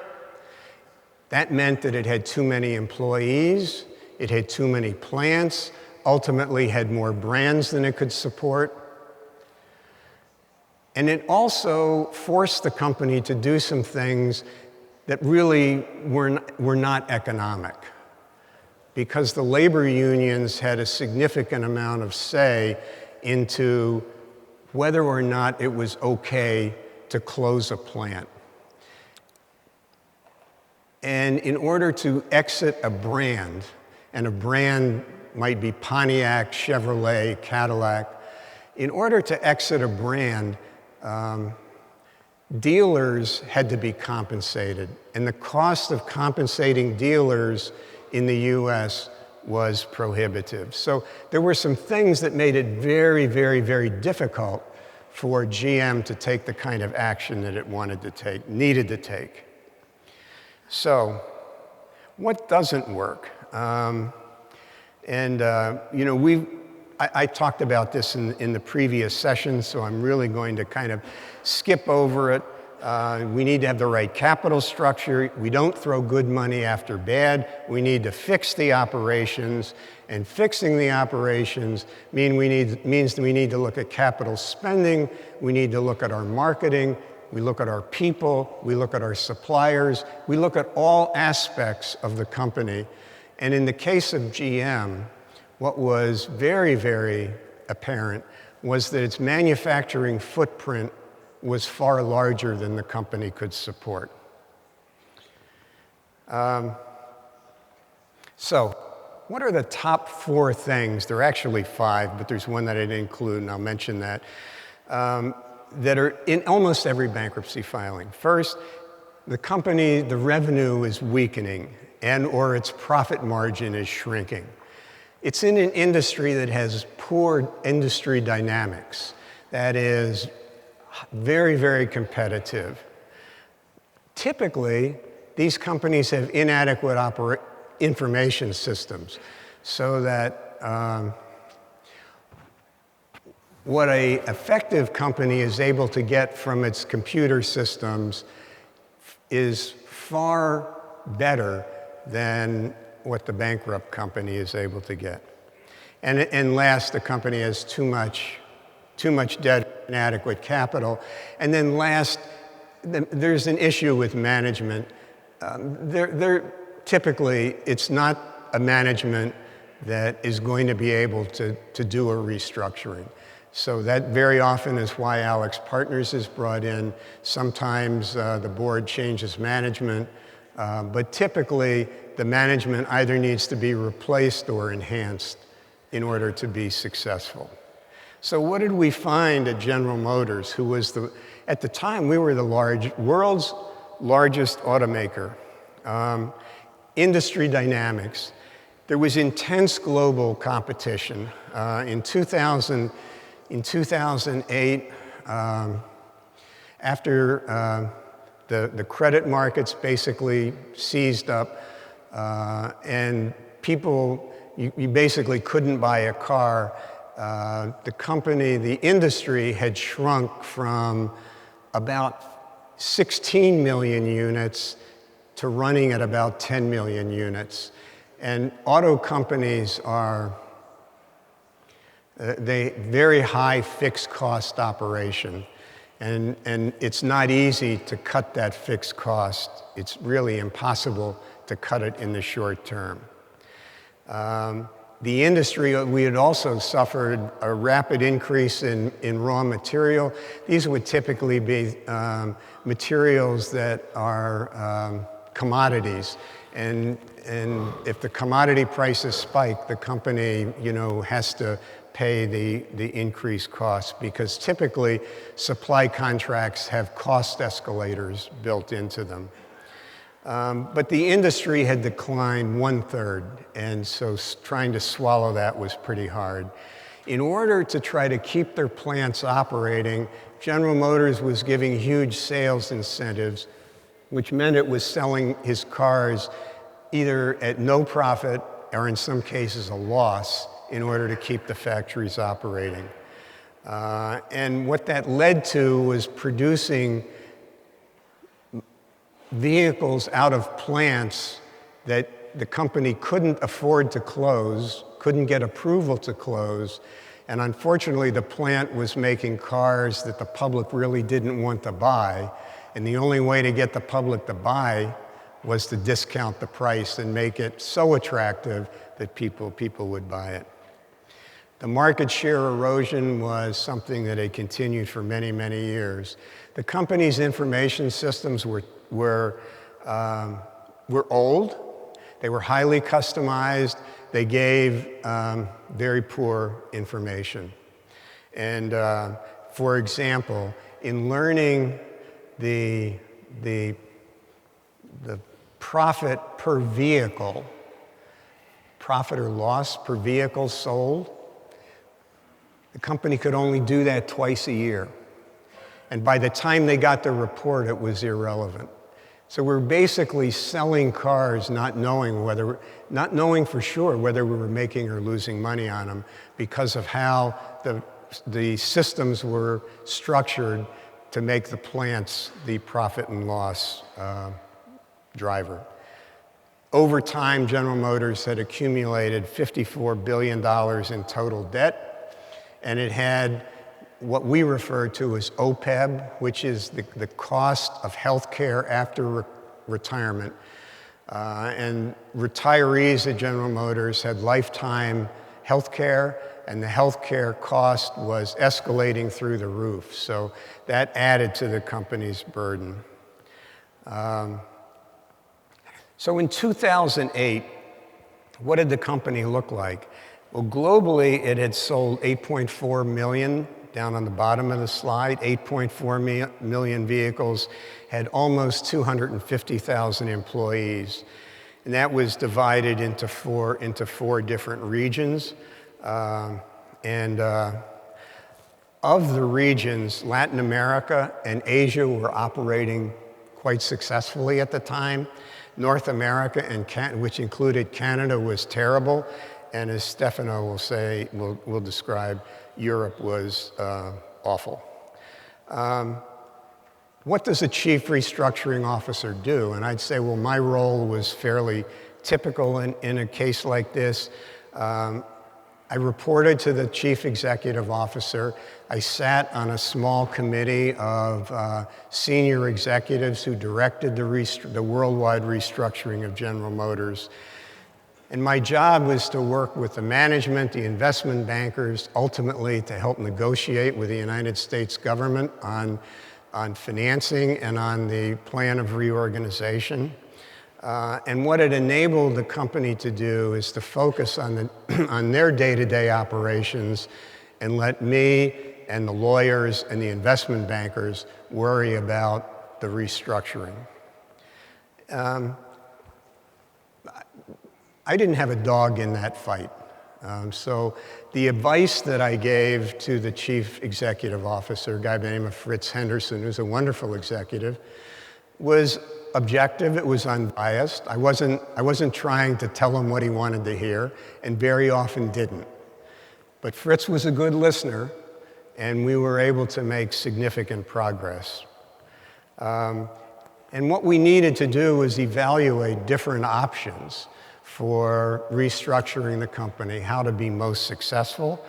And then we need to communicate that not only to our employees, but to our customers, to our vehicle owners, to the government, to our suppliers, to everyone.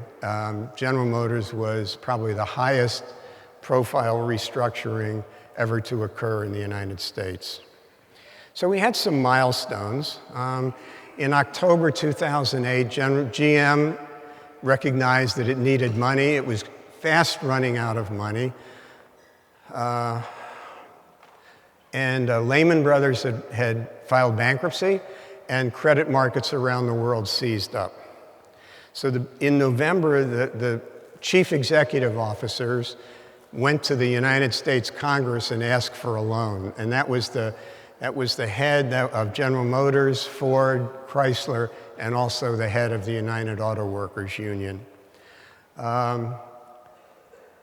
They didn't make a very good impression, and it was clear that the company was running out of money, but the Congress, it was equally clear they were not going to be able to get a deal to get the money that they needed. As we got into December, at the time, President George Bush used a law that had been used to help the worldwide finance industry when Lehman Brothers filed bankruptcy to advance money to General Motors so that it could continue operating.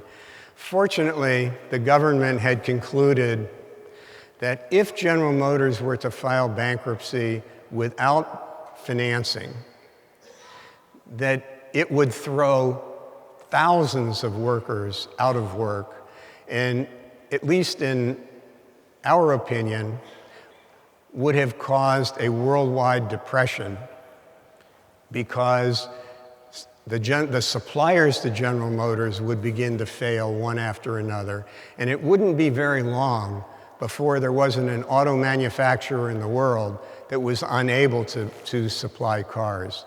Because if a supplier of a part, a safety part, can no longer supply, you can't sell a new car with 99% of the parts. You need 100% of the parts. And so the government had figured that out and decided that it was not going to let General Motors fail, at least on President Bush's watch. In January, President Obama was inaugurated, and he appointed a bankruptcy task force to study the company and basically said, we will advance money, we need a viability plan that works. And developing the viability plan, the initial plan said, we're going to break even in 2 years at 12.5 million North American units per year. It was clear to me that that would never fly. And so getting a plan ultimately that was based on breaking even at 10 million units next year is what we ultimately settled on and what the government ultimately accepted. Had more dealings with a guy by the name of Ron Bloom, who was on the automotive task force, than with Steve Ratner, but we did deal with them. I mentioned the ability to sell assets free and clear out of a bankruptcy, the 363 sale, and basically the restructuring plan was to take all of the good assets of General Motors and transfer them into a new company and leave all of the bad assets behind. And that process was going to occur in a 363 sale. General Motors filed bankruptcy on June 1st, and I believe it was 39 days later that the sale was approved and the 363 sale of the good assets occurred. The amount of work that needed to occur between November and June was Herculean around the world. Just sort of a quick comparison. In 2008, GM had sales of $147 billion. In 2010, that had shrunk to $136 billion. The number of US dealerships were about half. We did not have as many brands. It takes marketing dollars to support a brand, and so we exited Hummer, Pontiac, Saab, which Stefano may speak to, and Saturn, and therefore had the marketing dollars and built a dealer network that could support that. In 2018, the company's been very successful in the 10 years since emergence. 2018 was a little bit of a rough year, but even so, the company made $8 billion as compared to 2008 when it lost $31 billion. What didn't go to new GM, all of the good assets, stayed in old General Motors, and I was the CEO of old General Motors, and we built a team of people from Alex Partners, and our job was to liquidate those assets and reach agreement with the creditors, which we did. It took about another 18 months in order to do that. The government funding that ultimately totaled almost $60 billion came about in varying tranches, but it was a big investment by the US government and by the taxpayers. It made the restructuring somewhat controversial, and there are many people that believe it was the smartest thing that ever happened. There are other people that the company should have been allowed to fail. I do think that the people that feel it should have been allowed to fail never had much insight into what would have happened to the world's economy had it been allowed to fail. So post-transaction, the owners of new General Motors were the UST, which is the United States Treasury, the government of Canada, what was referred to as a new VIBA, and that took over the post-retirement healthcare obligations for retired workers. And then the government gave 10% to old General Motors basically for the bondholders of GM. And they, as I say, pardon me, got about 10 cents on the dollar. So with that, that's kind of an overview of the US. There was one piece with all the money that we got from the US government.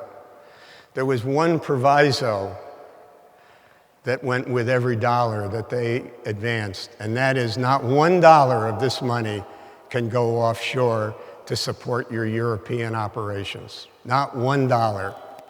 And so that meant that Stefano and the team at GM Europe were operating a lifeline, and it was quite a story. So Stefano, why don't you take over? Thank you. So Europe for GM has been a pain for many, many years. The last time that GM Europe made any money was 1999, made a little bit of money.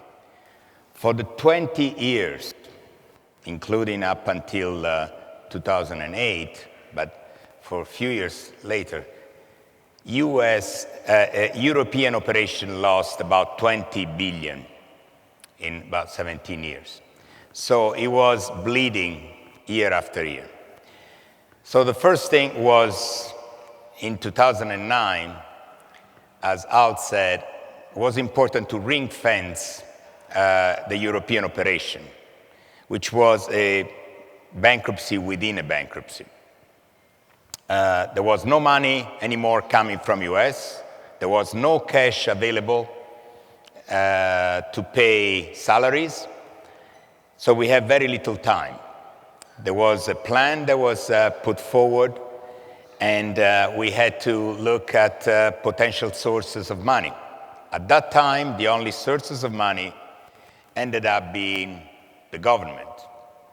Now, out of the 50,000 employees that at that time we had in Europe, about half of them were in Germany, but we had also 7,000 in Spain, between 4,000 and 5,000 in Belgium, in UK, about 3,000 in Austria, about 2,000 in Italy, and elsewhere. So basically, almost every single European country had thousands of people that didn't have a salary to be paid 3 months later. So Germany was by far the most important, where the headquarters was. So the government, we had intense negotiation with that government and also with each of the other European governments. But the German government was willing to rescue Opel with some lending some money. But then the condition number one that they had is that there was a private solution, meaning we will put money into the company if there is someone able to buy and to restructure. So an auction started. There were about 3 finalists. Was Magna, an Austrian European supplier, tier 1, a big one of the largest. We had a Chinese company, automotive company, and we had a private equity. At the end, Magna ended up having the best solution, so we heavily negotiated. In the meantime, we had about we had a bridge loan from US, which was covered then by Germany with another about 3 billion. And we had to manage the stakeholders because nobody, including Magna, was willing to buy the company at the current condition. So, and the condition were, first of all, the employees. The employees had to go through intense negotiation at local level, plant level, at national level, actually in Germany also at the Länder level, which are the regions, equivalent to the 14 regions you have here. So for each of the countries. All the government had also interest. So as you would expect, every government wanted to keep their employees in their country. So UK, for example, they had 2 large plants. One of the conditions was to keep the 2 plants running. But at the same time, we had to close one. So part of the program was to close 1 plant in Belgium, and then potentially 1 in Germany, of the several we had in Germany, 1 in Bochum particularly. It took about 2 years to do that. We had to negotiate with all the owners, including General Motors US, but also, as outset, the Treasury. There were also other external investors. And then we had to deal with all the other stakeholders, suppliers, dealers, customers, particularly the fleet and the big one. And then, as you would expect, there was a lot of media attention, the public, and a lot of tension around it. So after the viability plan in 2009, and the funding and contingency, we went through the sales process. We application for state support, which we finally won.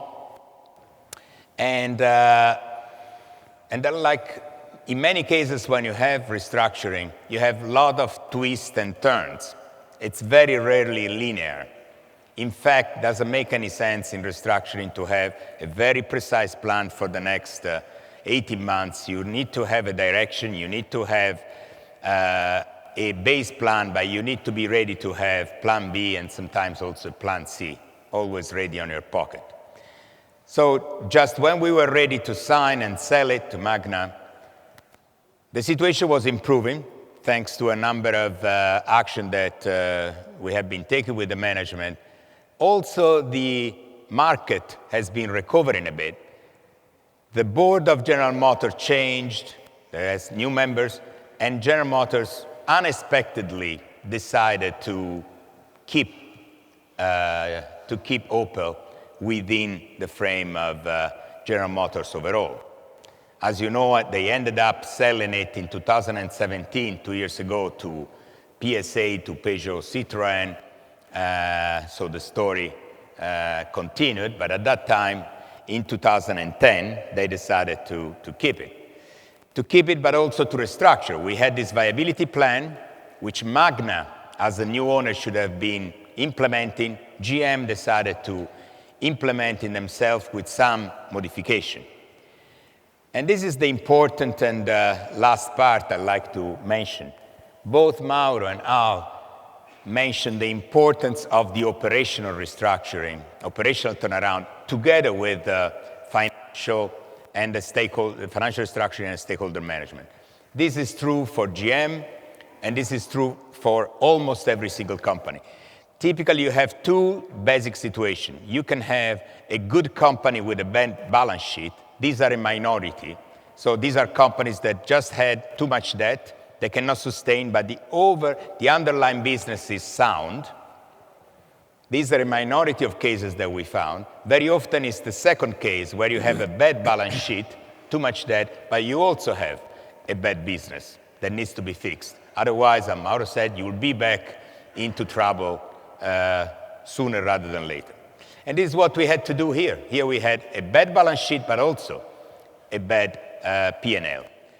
So first of all, we did what we call it a quick strike. It's basically what is a quick assessment. Why quick? Because typically in an insolvency, on a brink of insolvency situation, you have to be very quick. So we did that in 4 weeks. That's a big company. It's a $30+ billion company, 55,000 people, but you can do it in 4 weeks if you put the right people, very focused management together with advisors. So we did a kind of an X-ray scan of the company, adjusted top line. The product need to be reassessed, simplified. There are some products that were losing money, that will never make money, need to be cut. Product to come in. Countries, there were some countries where there were losses that could be recovered, so decided to exit from some minor countries, refocus there too. Very important, in the automotive industry, as much as in many other industries, purchasing, the cost of material is very important. For an automotive, between 60 to 70% of the total cost is purchasing, so material, product, system that you buy from suppliers. You need to renegotiate those, not only from a commercial point of view, but also from a technical point of view. At that time, one of the most important products you might be familiar with was the Astra, still works there. It was just in the market, so the objective which we achieved was to reduce about $1,000 per car in cost based on material cost reduction. In terms of manufacturing actually is not as important as you might think. It's about 10% of the cost of an OEM, of a manufacturer. It goes in manufacturing, but obviously if you reduce 10% or 20% is 1 or 2 points on the bottom line, which is a very, very important number in a very competitive industry like automotive. So we closed 2 plants. We optimized the allocation of production. We adjusted the capacity. We negotiated with the employees a temporary reduction of their salary, which had a value of more than $1 billion. So that was intense negotiation, but everybody has to contribute in this situation to save the company. The SG&A, the sales general administration, what are called commonly the overheads, were also a very important part of the plan. You need to be lean at the top, and there was about 20% of this cost that had been cut at the top of the company, and they were reorganized, making much leaner. We also reduced the real estate that we have been using, all cost, all discretionary cost, all expats, and many, I'm talking about literally dozen and dozen of actions related to that. And finally, have all this together into a P&L and a balance sheet and a cash flow that could fit together and were stable. So Europe, which was losing about $3.8 billion in 2010, ended up in 2 years the loss of about 600 million. So they were reduced very, very significantly. And then ultimately, in 2018 was the first year that we had a very large profitability at 850 million. So very successful, very complex, and many of the learning from it can be used in not only other automotive company or engineering product companies, but also in consumer goods real estate and several other industries. Thank you for your attention. I think we can take some questions if you have any, Al and I, and can respond. Maybe we can just sit or... You want to be seated? Why don't we stand? I prefer to stay. Stand. Thank you. Prefer sitting or... Oh, he preferred to... Yeah. أود أن أشكر التلفزيون السعودي على تغطية هذه الجلسات معنا. كذلك الآن نفتح المجال للأسئلة، وأود أن أنوه إلى وجود جلسة ستكون بعد الغداء مباشرة إن شاء الله من الساعة 3:30 إلى 4:30، هي فقط لاستقبال أسئلتكم وأخذ أسئلتكم مباشرة مع الخبراء معنا للإجابة عليها. لمن يحب الحضور من الساعة 3:30 إلى 4:30 بعد الغداء مباشرة ستكون جلسة فقط مخصصة للإجابة على أسئلتكم. إذا كان في أي سؤال فقط هنا رقم 1. My name is Mohammed Khurram. I belong to Ajal Financial Services Company. I have two questions. One is that under Chapter 11, Mr. Coach mentioned about secured credit. So when we say secured credit, financial lease is considered as secured credit by the asset under the financial lease, or under Chapter 11 it is not a secured credit. It is not treated as secured credit. First question. Second condition is about the fallback of the bankruptcy of Chapter 11 on the creditor itself.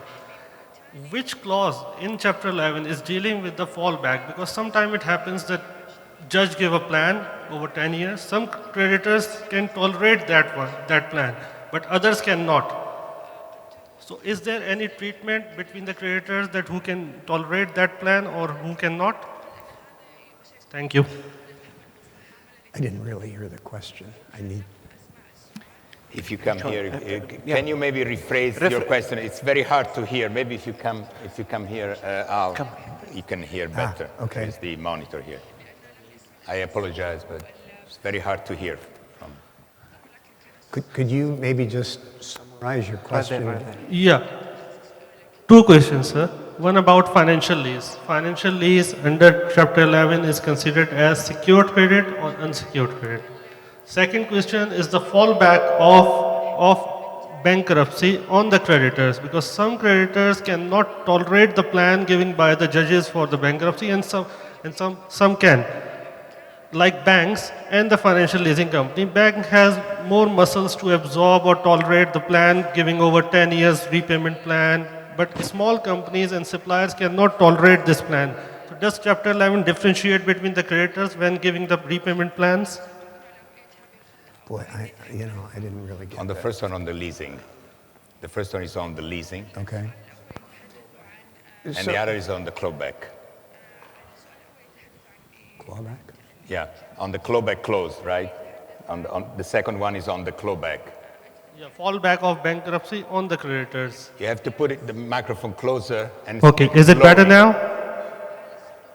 It's so loud, I'm not able You have to speak very slowly, otherwise there is a lot of echo here. So speak slowly.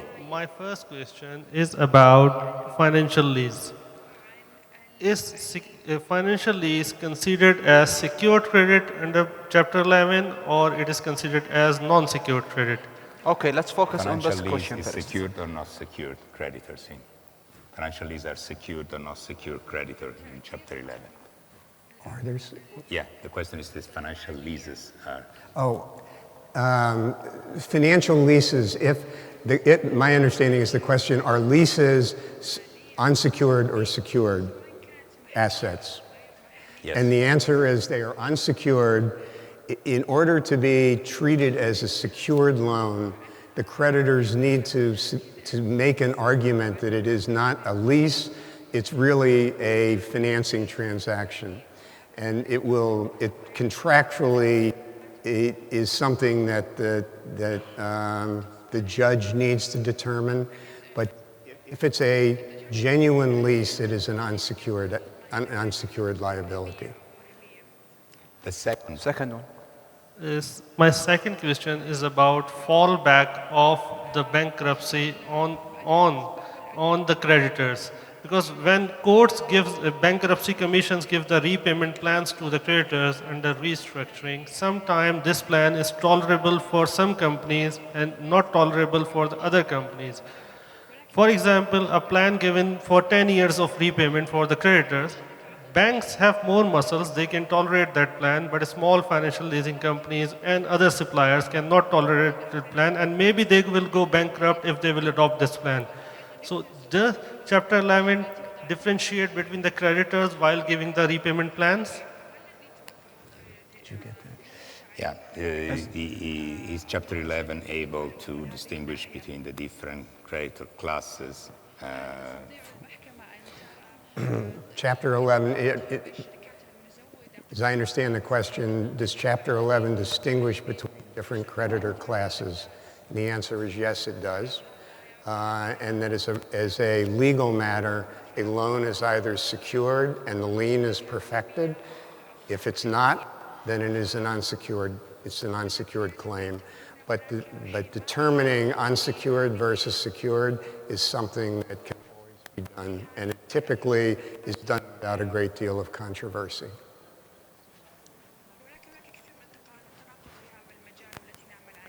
هنا سؤال وبعده هنا.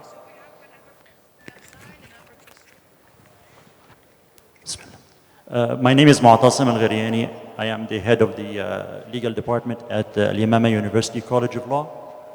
And my two questions regarding Al's first talk. The first one is regarding the role of the judge. And you mentioned him in passing and the importance of the role of the judge, but you also described him in a way that we don't often describe judges as being street smart. And I wonder if you can comment a little bit on the role of the judge and the mentality set he has to have managing this process. The second one, is that clear? Is the question is clear? the role of the judge in the process, which needs to be street smart, and what is the importance of the role of the judge? Okay. Yes, please, the second one.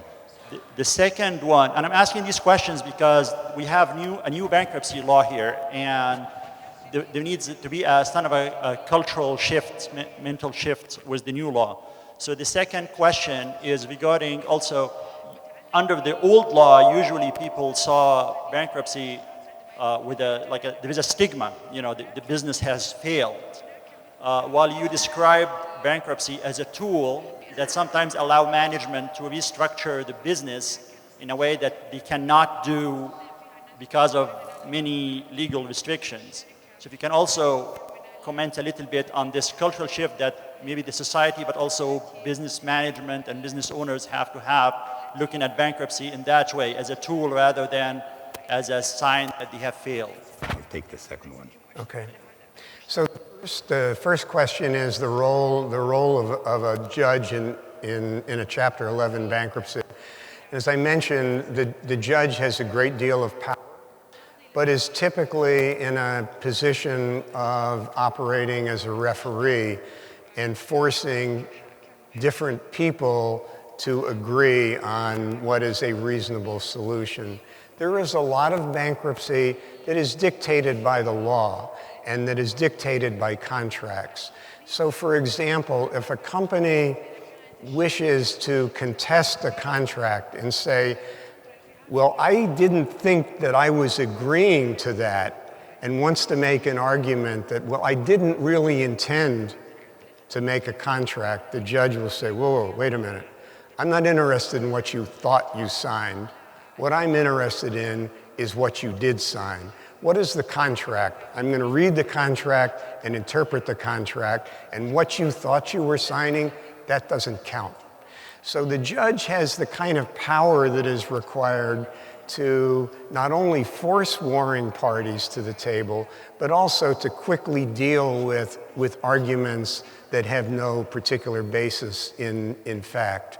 And so the judge will be interested in moving the case from inception to conclusion as quickly as possible, And the judge reads a lot of documents, holds court hearings, and the judge forms an opinion about what is the right answer, what is going to generate the highest and best value for the stakeholders. And the judge will push the parties toward that solution. So the judge is very often the power that makes things happen, occasionally makes rulings to basically shut down people that are making arguments that have no basis to be made. And so a good bankruptcy judge is invaluable in a major case. The bankruptcy judge in the General Motors case was outstanding. I'll take the second one, which is on the culture. As I was alluding to in my opening statement, culture is absolutely fundamental. It's not going to change overnight. US, from that standpoint, when it started, Chapter 11, which was a well-written law, it took several years to really become openly and extensively and successfully applied. Now, there is a stigma, and this is true in the culture of the kingdom, but frankly, it's true in most of Europe, or has been true for many years. So if you are insolvent, you're like having a sin, because there is something wrong that you have been doing. Sometimes this is the case. You might find a fraud, you might find misjudgment, mismanagement, but in many cases, if you are an entrepreneur, you do have a chance. It could be 1%, it could be 20% or 50%, depending on which risk you are able to take as an entrepreneur. But there is a percentage of chances that you will actually fail. So the concept which we are kind of importing in Europe and here from US is the fresh start. So you can restart, you can fail, because it's part of starting a new business or managing a business that you can fail, but you can restart as long as you have not committed fraud or you have not committed very serious gross negligence or wishful misconduct. This is a culture that in Europe now is, most of the countries at least, is normal, even if, as you can expect, the media will bash you, there are a lot of problems to deal with, but it's actually well accepted, and I think it will be ultimately well accepted in the kingdom. It might take a few years, and it will take only one big successful case to change significantly the culture. يعني ربما هذا يقودنا، ربما رأينا في أوروبا حدث تغير، لكن ماذا عن الولايات المتحدة الأمريكية؟ if you can put the translation يعني ماذا عن الولايات المتحدة الأمريكية؟ هل فعلا السقوط وخسارة النشاط التجاري يعني تتسم بهذا النوع من يعني عدم الرضا وعدم الصورة الإيجابية تجاه هذا النشاط عندما يعود من جديد، أو ربما تجاوزتم ذلك بالولايات المتحدة الأمريكية؟ So I missed the first part of the question. The first part is, I spoke about Europe. What about US? What made the culture change? Culture change. Culture. So the culture in the US, bankruptcy, probably about when the first bankruptcy law was passed, it was around 1980. And at that time, there was kind of a feeling that bankruptcy was failure. But over a period of years, there were quite a number of successful restructurings that occurred. They tended to be smaller companies. But with the passage of time, and I would say beginning in around 2000, people began to change their attitude toward bankruptcy, and it is now viewed more as a way to get companies on the right track, if they were perhaps bought by private equity and had too much debt and the operations fell a little bit short. So I would say, as Stefano alluded to, that with the passage of time, people began to understand that, yes, bankruptcy means that there is some failure. For sure, there is some failure, but that doesn't mean that the company cannot be successful going forward. So I think the attitudes have gradually changed to where people now recognize it as a useful tool in a vibrant economy. جدا. الأخ هنا وبعدها نعود. نعم. Yes, this is Naif Arab from Agile Financial Services. We are a financial leasing company, mainly dealing with B2B, on B2B basis. You mentioned earlier that in terms of the bankruptcy, let's say, decisions, larger creditors have larger voting rights. If we look at, this in a way might not be seen as real pari passu in terms of the capacity of the creditors. Some creditors, if we talk about NBFIs versus banks or actual financial institutions, NBFIs, we cannot enter into very long-term payout periods. So we cannot cushion these, 10-year payouts, 15-year payouts, where banks may. So again, it falls back on what my colleague was saying. Is there any fallback or any protection for NBFIs when we're talking about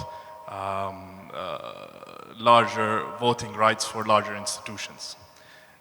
You mentioned, again, the judge is there to support. Again, touching on what my other colleague spoke about, we may say that this initiative is quite new to Saudi Arabia.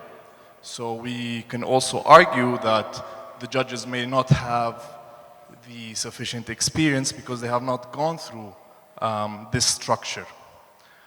So again, is there any part in the law where such cases we may be protected? You get it, or should I answer? Well, maybe I answer. First of all, there is not the history. We need to create some experience. In principle, this is what the judge should also manage when not only developing the classes, but developing also different payment periods for the different classes.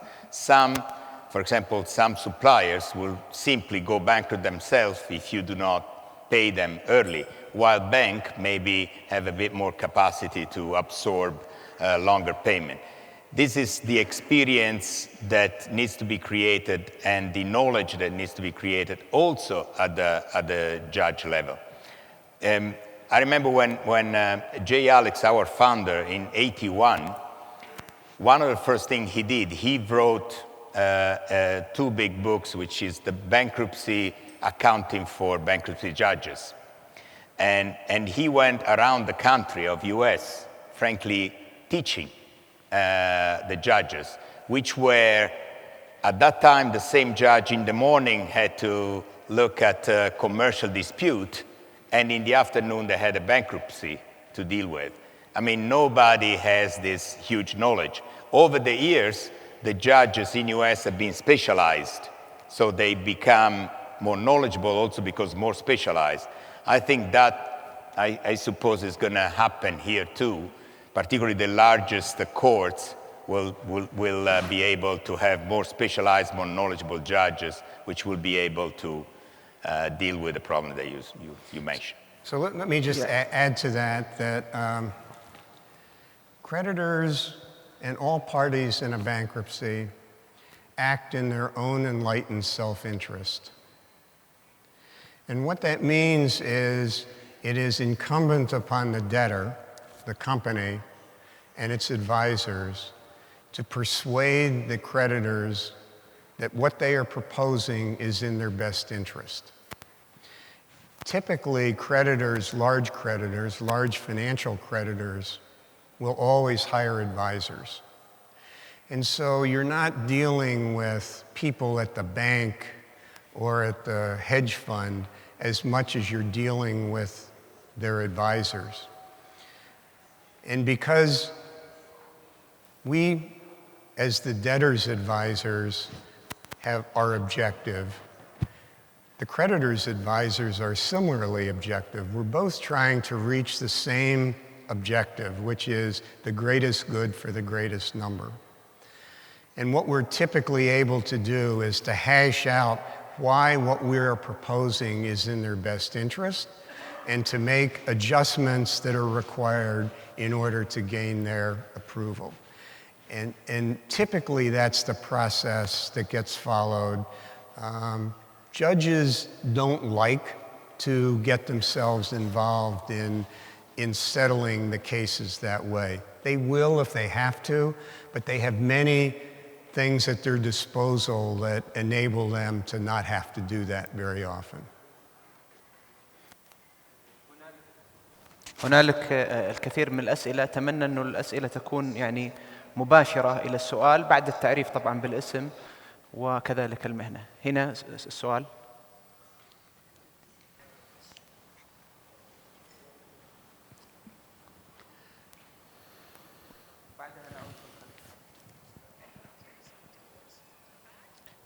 عاصم العيسى محامي. فقط في هذا المؤتمر ومؤتمرات سابقة كأنه كان هناك مداخلات أنه خبرة المملكة في التعامل مع قضايا الإفلاس جديدة بحكم أنه النظام جديد.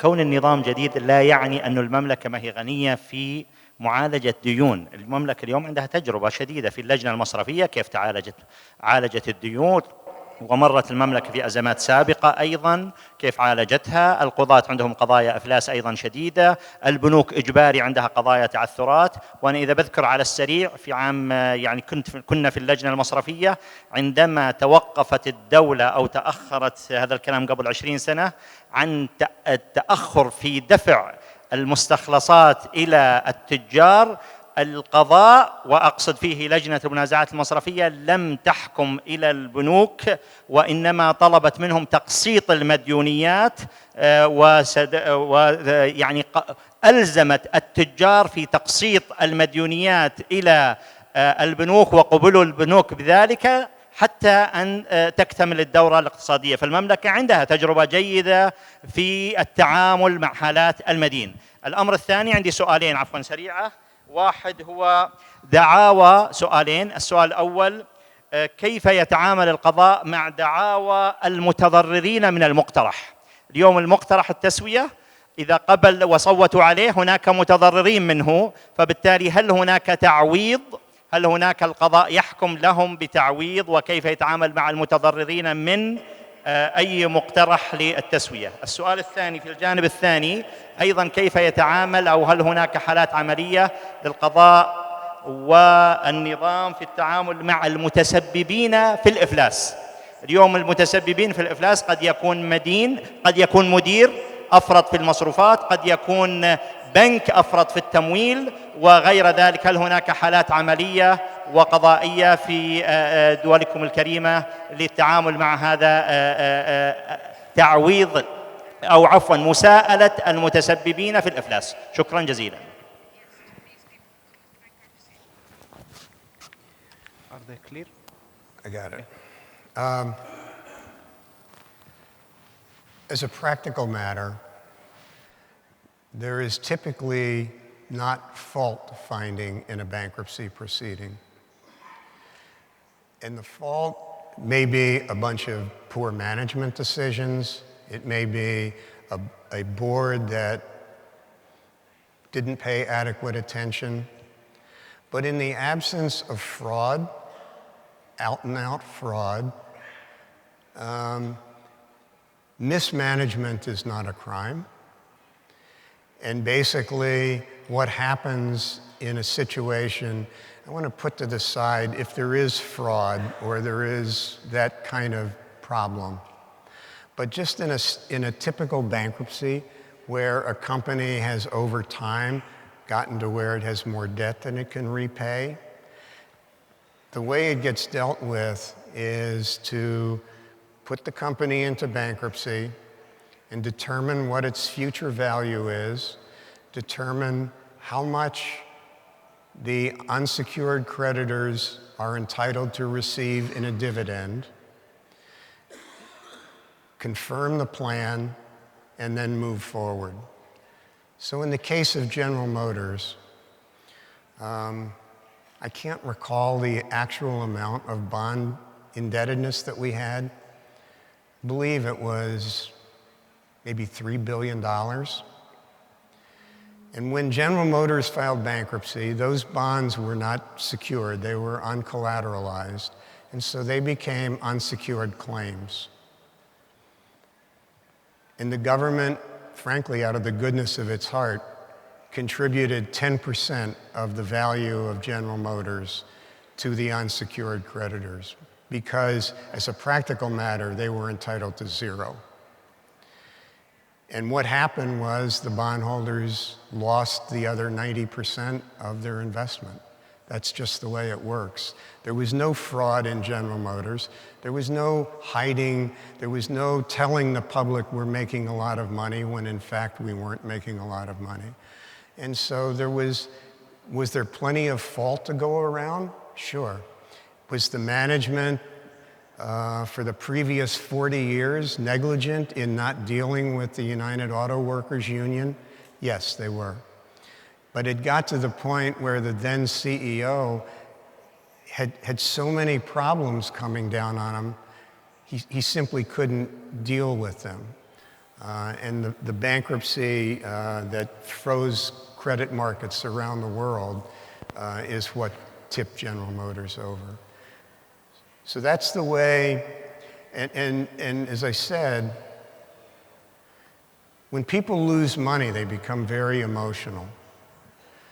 And people fight to try to get as much money as they can.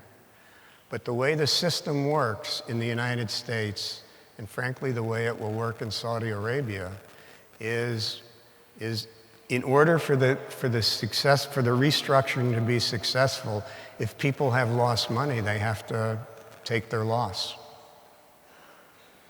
And the financial creditors will fight that for as long as they can. They will try to demand that, will you pay me in the future? But if there's not value there to pay them in the future, then they're simply kidding themselves and basically will reorganize a company that will fall back into bankruptcy in short order. السؤال بالأخير اللي لابس نظارات الأخ.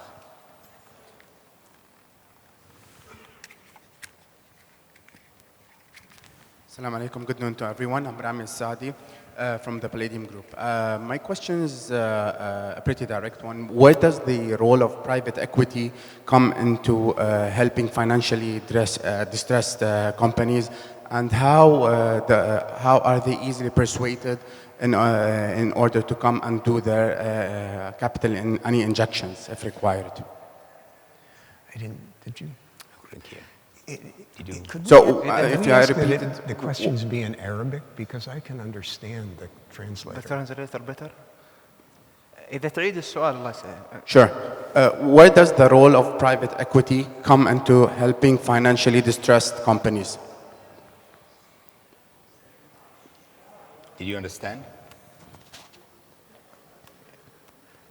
I إذا تبعد اللاقط عنك شوي بس. If he could. No, actually, if you could ask the question in Arabic, I can understand the translation. اوكي طيب السلام عليكم. رامي السعدي من شركة بليديوم. ما هو دور البرايفت اكويتي او القطاع الخاص private sector in helping القطاع الخاص بمساعدة الشركات اللي قد تواجه الإفلاس. So in the United States, we have a lot of private equity funds, and we might talk about this in two categories. One is where the private equity is the investor, owns the equity in the company. And another might be where the private equity investor does not and is willing to buy the assets. Typically, when a company that is owned by private equity is facing financial distress and needs additional money in order to survive, the private equity fund evaluates the need as a new investment.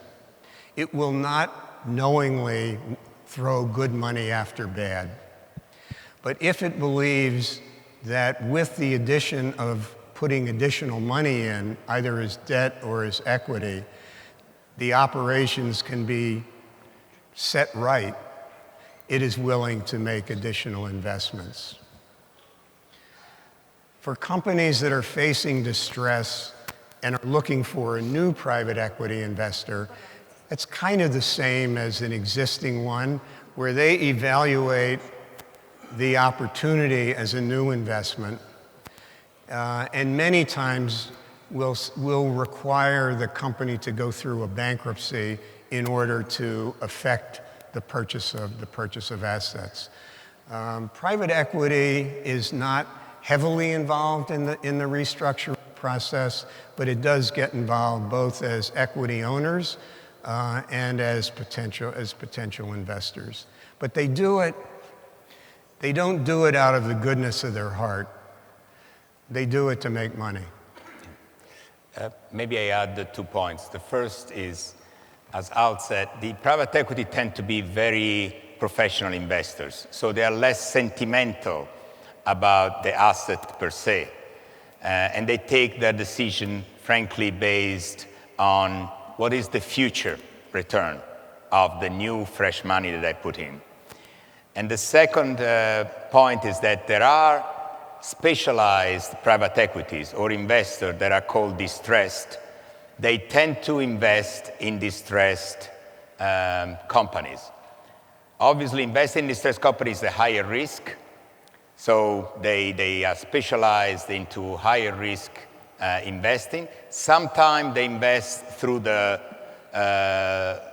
debt, they so-called loan to own. So they put money into the debt, and they convert the debt into equity when they reemerge from bankruptcy. That's also a way that is commonly used both in US and in Europe, and has been used also elsewhere in the world. It's a way to put new cash in, new ownership, and have a fresh start. سؤال هناك.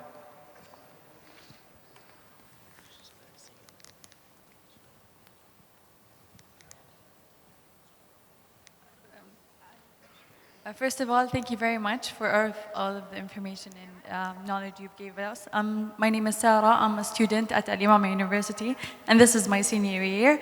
I'm taking a corporate finance course, and we're studying bankruptcy right now. I have one question. So firms that cannot meet their obligations have two choices, either liquidation or recognition. How to choose between these two? They're both very hard, obviously, because the company is going to be very confused. So can you give us more information about that, if you don't mind? I think you have to repeat it much slower. Okay, could so you do it? If you could speak in Arabic, it's a lot easier. The question is how to choose between. It's much more easier in English. How to choose? Thank you. How do you choose between liquidation and restructuring? It's a question of where will you obtain the most value. So generally speaking, if you can restructure a company into a going concern, you will achieve far greater value than in a liquidation. The sale of assets in a liquidation scenario brings huge dollar losses on the value, on the assets. Accounts receivable, instead of being collected 80 or 90% on the dollar, may get collected 50 or 60% on the dollar because customers emerge with claims that they are making against the receivables. Inventory that may be worth $1 million in a going concern may get sold for, if you're lucky, 60 cents on the dollar. And if it happens to be specialized inventory, even less than that. So the sale of assets in a liquidation bring very, very disappointing results. Yeah. I would add that it also depends on the sector. So there are companies like in consumer goods. If you sell milk, for example, I've been working for Parmalat, one of the largest bankruptcy. If you sell milk, and if you don't sell milk every day, you lose your business, and I can buy milk from anybody else. And your business disappears literally in 1 week. Therefore, either you keep it as a going concern, or the value liquidation scenario in that case is going to be very, very small. Another completely different business will be real estate. If I have a real estate, it's not going to melt down overnight. I still have the real estate. It's an asset that I can recover. So in that case, maybe the liquidation scenario could make sense. So it also depends on the sector. أنا أعلم أن لديكم الكثير من الأسئلة. نأخذ آخر سؤال مع الأخ اللي هناك، وأود أن أذكركم أن هنالك ساعة كاملة من الساعة 3:30 إلى 4:30 أسئلة فقط مفتوحة يحاول الخبراء الإجابة عليها. نأخذ آخر سؤال وبعدها ننتقل إلى الاستراحة لكي نستأنف البرنامج ولا يكون هنالك تأخر. Good afternoon. My name is Momin Ali Khan. I'm from HSBC Saudi Arabia, debt markets team. First of all, thank you to Bankruptcy Commission and Alex Partners for organizing this interesting session. Thanks for that. So my question is, it's more legal in nature. It basically pertains to the bankruptcy law in Saudi Arabia. So for example, if there's a company which has assets in various countries and they are going to the bankruptcy proceedings, what are the mechanisms in place for the enforceability in Saudi courts to be recognized by other jurisdictions where the entity may have assets? And how do you how do creditors, how will they access the assets in other countries? Are there any mechanisms placed where other jurisdictions recognize the Saudi bankruptcy court's judgments? Okay, I didn't really get that. So it's how, when you have assets abroad, how they will be recognized, these assets, under the bankruptcy. Okay. No. So companies that file bankruptcy in the United States that have assets abroad, those assets are not protected in a bankruptcy proceeding. So one of the things that you need to consider is how do we keep the business operating outside of a formal restructuring in another country. And particularly in many countries where filing insolvency means liquidation. So for example, in the case of General Motors, it was crucial for us to keep Latin America, Asia, and EMEA out of a bankruptcy proceeding. Stefano and his team were negotiating with the German government for an infusion of money. Our money was spent on the US, but we had to manage the liquidity worldwide, which required in very short time for us to bring in some of our cash management specialists and develop a procedure where we could monitor liquidity, cash around the world. And so to do a restructuring under US bankruptcy law where they're foreign assets requires a high degree of specialization, because it's important that the company be able to continue doing business outside of the US while the US bankruptcy is continuing. And in the case of, say, Eastman Kodak, where we had operations all over the world, maintaining liquidity and keeping the international finance operation functioning was a major task for us. Yeah, your question is a very complex one, so I'm not going to answer in total, but just give a couple of warnings. There is competition among different jurisdictions when you get into bankruptcy. There is a concept so-called COMI, Center of Main Interest. So where the company has its center of main interest, it tends to attract to that jurisdiction the bankruptcy. So if the center of main interest is Saudi Arabia, the headquarters, most part of the business, it will be attracted here. If you look at creditors, particularly international creditors, they will tend to trust jurisdiction and legislation that are more tested. So at the beginning, I think this is one of the decisions that needs to be taken. It's a highly specialized matter and a complex matter, so I just want to flag it as an important matter for a situation where there are a lot of assets also outside the kingdom. نختم هذه الجلسة. نعلم أن هنالك الكثير من الأسئلة، لا نريد أن نتجاوز وقت الجلسة بأكثر مما تجاوزناه. نستأنف الجلسة القادمة إن شاء الله تعالى في تمام 13:00 بعد الصلاة مباشرة، وكذلك بإمكانكم كتابة أسئلتكم للجلسة الإضافية من 3:30 إلى 4:30، ستكون مخصصة فقط للأسئلة. شكرا لكم ونلقاكم في الجلسة القادمة إن شاء الله.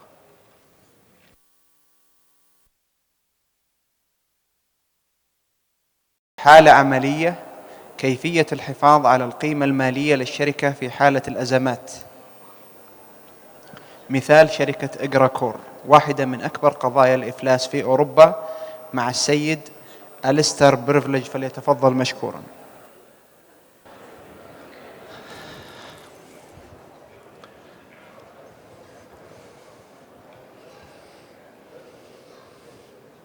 We start. Good afternoon, ladies and gentlemen. Thank you for your time. I will start with a small apology. You have already heard an American accent, a few Italian accents, and now you have a Scottish accent also to go with that. Slightly difficult, I apologize. I'm going to talk to you about a company called Agricor. And the reason why I'm going to talk about that is it has some similarities with the General Motors case and the Chapter 11 process.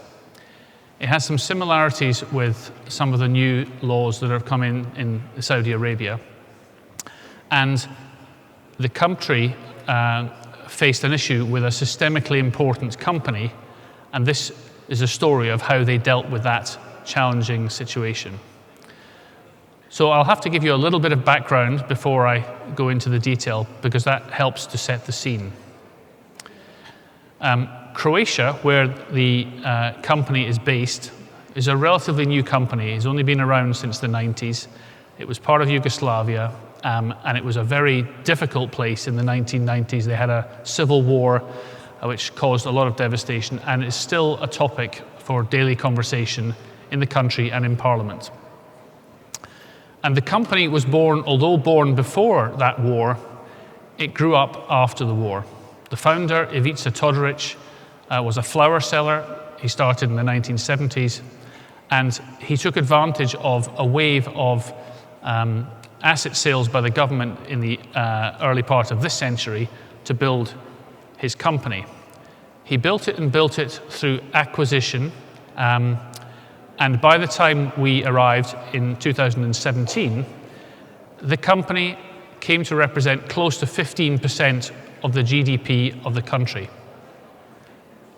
So a very substantial business in the country. The founder, who had run the business for the whole period, made all the decisions for the business, he was called the boss. He was called the boss by virtually everyone, including the governments and previous governments, and he became very powerful. Locally, people would say Agricor was a state within a state, and potentially too big to fail. And similarly to General Motors, although on a smaller scale, that one of the challenges was that although the company itself potentially could have failed, because of the links it had with its suppliers and other entities in the country, it would have been catastrophic for the country if this company had failed. So in 2017, at the beginning of the year, some of the bonds that this company had issued were trading lower than normal. The news from the company was poor. The government were concerned. Their existing bankruptcy laws were unused to big companies, and they normally took at least 6 years to get from the start of a bankruptcy to the end. The government, rightly, I think, felt that 6 years in the courts for this company would be a problem for the whole economy. And consequently, they, in the background, drafted a new law, which has a very long name, but basically is designed for companies which are systemically important to the country. It has been called by the journalists Lex Agricor because it was pretty widely known that it was designed for this company. And it came into effect in April 2017.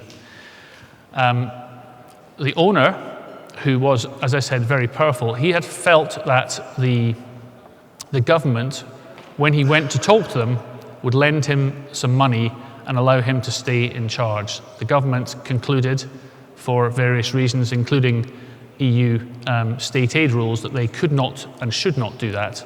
So they introduced this new law. I'll tell you a little bit about Agricor, if I might. You'll see on the slide about 6 billion euros of revenue, split into 3 main and 1 small divisions. Retail is the biggest, food the most profitable, agri, I guess, very important from the country's perspective because of employees. And then the last bucket, which is called APH, is a collection of companies that had been built up into this conglomerate over many years. About 140 companies in total, half of those companies in Croatia, half of them outside of Croatia, but all in the neighboring region. And I'll show you a little map in a second of the region so you can see the closeness. Underneath the brand names, most of which you will not have heard of, and some of which, like me, you will have difficulty pronouncing. My favorite one is the green one, which starts with a Z and then a V. It's pronounced Zviezda, but they're all quite challenging. Underneath those names are percentages, and those are the percentages of market share. So the retail businesses in Croatia and Slovenia have high market shares, but in the food department, water business, ice cream business, meats, oils, and frozen foods all had very, very high market shares and were profitable businesses. So here you'll see on the left-hand side just a little bit more information about the divisions and the market-leading nature of the business, and you'll see the scale. So 700 stores in the country, another 1,000 kiosks. Those are the little kiosks that you will see at a station or in the high street, which sells newspapers, cigarettes, ice cream, that sort of thing. And another 700 stores in the neighboring 2 countries of Slovenia and Bosnia. Alternative facts on the right-hand side just give you an indication of the nature of the business, going from growing product to, in this case, wine and bottling it and selling it. But equally, with the cow, 1 cow can produce up to 1.7 tons of cheese, and 1 pig, a huge amount of pork meat. Now, why did this business get into this situation? Well, the owner felt that vertical integration was the way that he should go, and he designed the business in that way. And so he went all the way from growing the product to manufacturing it, if he had to, distributing it, and ultimately selling it to the customers. He used leverage. He borrowed money on every occasion to buy things and to build a business. And the structures he put in place were challenging for a number of reasons. There was always a view that bringing one business and another similar business together would create synergies which would justify the deal. Mostly those synergies were over-optimistic and they were not realized. The governance in the business was also a challenge, and it's a challenge that has been mentioned a few times already today. Management are always part of the problem. They may not be the whole problem, but they are certainly part of it. And Mr. Todrich, with his 140 companies, every CEO of those 140 companies reported to him. No one in between, just to him. They were very slow also to deal with liquidity crisis. And again, it's a common theme. When issues crop up, liquidity is the one which comes and can make life very difficult and become quite public. There were also some external reasons why it did not work. They were facing challenges from some low-cost supermarkets, Aldi and Lidl in particular, who'd come into the market and were making inroads. And some of the products were in a state where they were adverse megatrends. So cigarette and tobaccos are on the decrease, physical newspapers are on the decrease, and telephone cards, which they used extensively in Croatia, again, are no longer required. So that presented business challenges. And I think the other very important issue for Croatia is that the country relied very heavily on the tourist season. So the country has about 4 million people, and each year, largely in the summer, they get a lot of tourists, about 18 million tourists. So having the capacity to deal with the tourist season was important, but the challenge was the capacity was not then used at other parts of the year when the tourists were not there. So what did we do when we arrived? Well, 2 seconds before we arrived, the owner went to the government, asked for some money. He said, we're not able to provide it. He then petitioned for the new law, which had come in 3 days before, and asked the government to appoint an extraordinary administrator. That extraordinary administrator had to be a Croatian, a local person. He was a well-known businessman. He had fought in the War of Independence and was a very strong patriot. And he wanted to be involved because he felt that it was important for the country that this situation was dealt with properly. We arrived a little bit after he was appointed, after a competitive process to be the restructuring advisor, and I was effectively the CRO of the business through the process. We organized ourselves into 3 areas, which you'll see on the slide, and I will talk a little bit about each one. Because of the size of the company, the press were a very important constituent for us to deal with on a daily basis, and you will see some of the headlines which came out in the newspapers locally. So, 3 phases. First phase, the most important one, the one without which nothing else happens, is survival.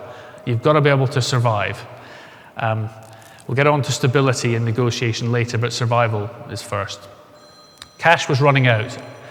And when I say cash was running out, in some places cash had already run out. The central cash position was less than $100 in this €6 billion business when the process started.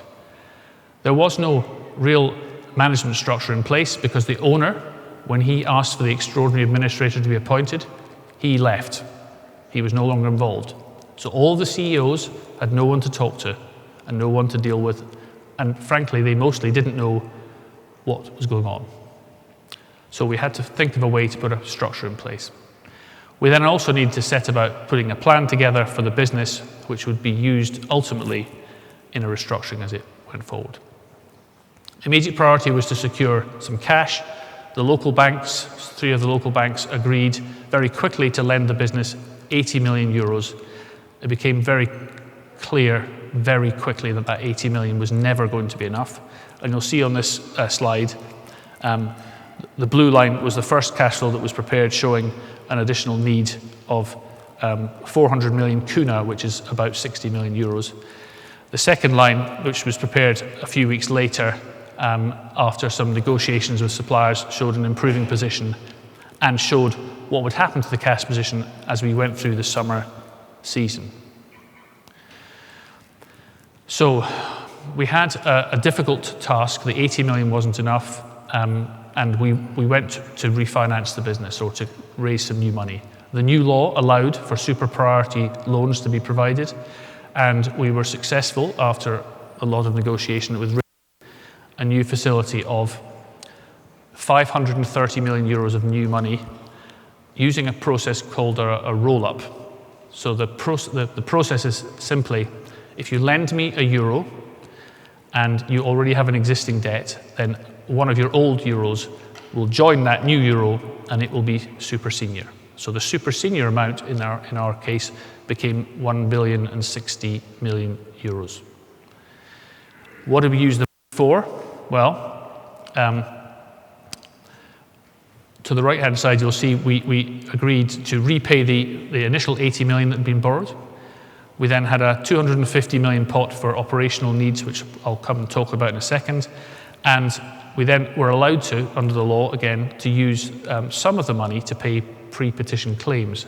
Now, whilst that is a little unusual, in many Chapter 11s, the way the Chapter 11 works is the financial creditors are restructured, but the trade creditors normally stay whole. So we used a bit of that to allow some of the smaller claimants to be paid in full pretty quickly.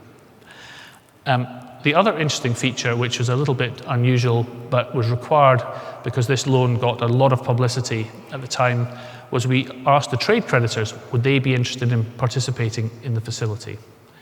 And a number of them did. There was a 50 million facility made available to them, and they could provide that either with cash or, in certain circumstances, with goods. And that helped get the creditors, the trade creditors, on side with this facility. Going back to an earlier point, without this facility and without this money, this business would have liquidated in June 2017. This money was the lifeline. Without it, we were completely dead.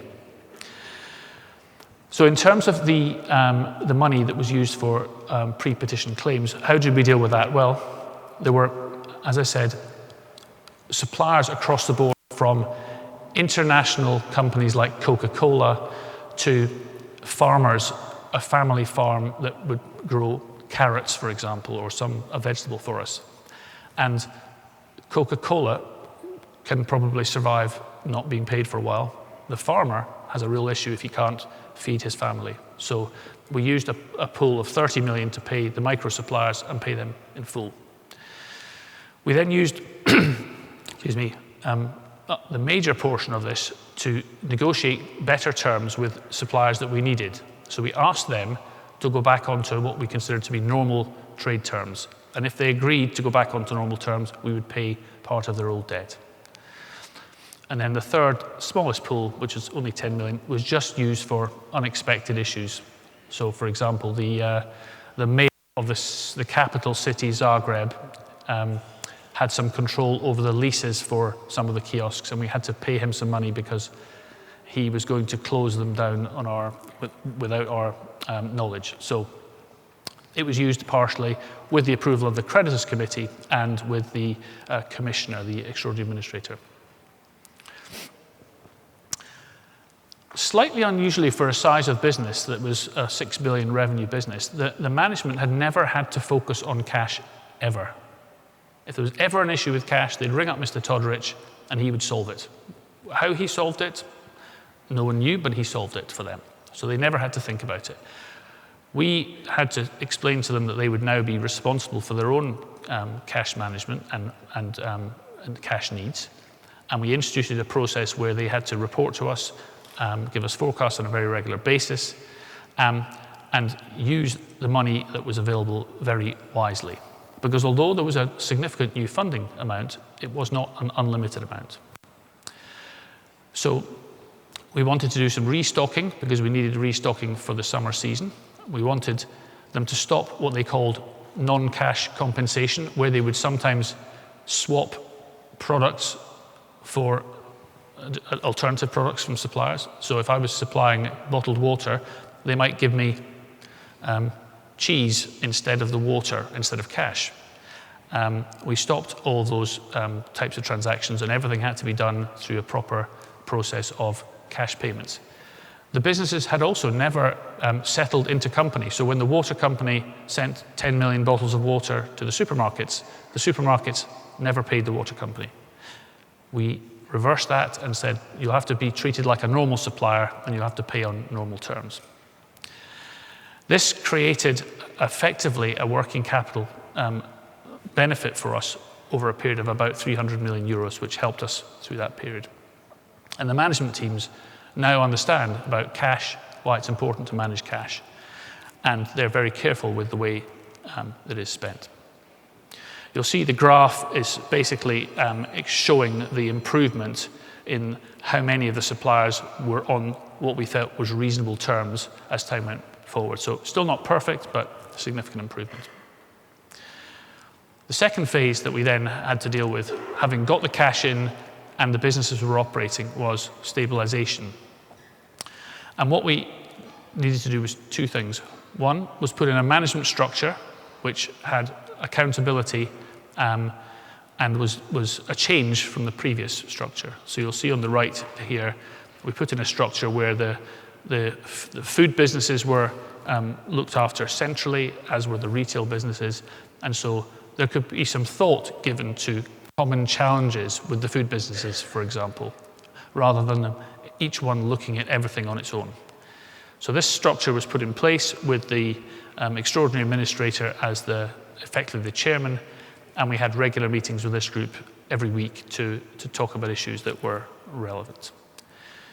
The second, and again, you'll have heard my colleague, Mr. Koch, talk about the viability plans that were put together for GM. We needed viability plans here.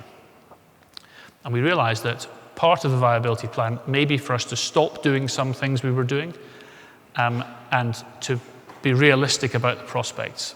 So in the right-hand side of the slide, you will see the left-hand portion is the revenues of the group, which you'll see go down and then slowly increase. And the right-hand side is the profitability. The profitability in 2016 was about 226 million euros. And with reasonable forecasts and sensible approaches to things, we felt that that could grow to close to 450 million over a 5-year period. So these plans were put together in an individual business-by-business basis. We did the biggest, I think, 37 businesses. The smaller ones we consolidated into one. And this plans were to allow the businesses to know that there was a future and to know that they had an opportunity to be successful and, frankly, and most importantly, to preserve value for the stakeholders. At the very beginning, we talked about something which is critically important for stakeholders in these situations, which are difficult. No one wants to be in a restructuring. No one wants to lose money. But if you're able to have something which is transparent, relatively quick, is fair to stakeholders. Fair doesn't mean equal. Fair means fair. And it's designed to preserve value, then it's quite hard for stakeholders to argue with the process. We wanted to be able to find a way to separate the assets from the legacy liabilities because the business was worth a substantial value, a lot less than the liabilities, but we needed to separate those, and we felt the best way to do that would be through a debt for equity swap, which I'll talk a little bit about later. But it was pretty clear that what would result as at the end of this process was that the creditors would own the whole business and that the equity position was wiped out completely.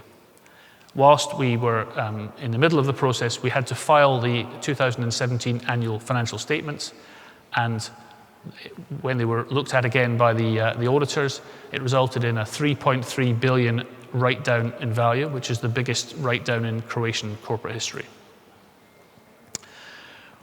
Moving on then to the negotiation phase, as I think I said earlier, Agrokor was on the front pages of the newspapers every day for about a year and a half.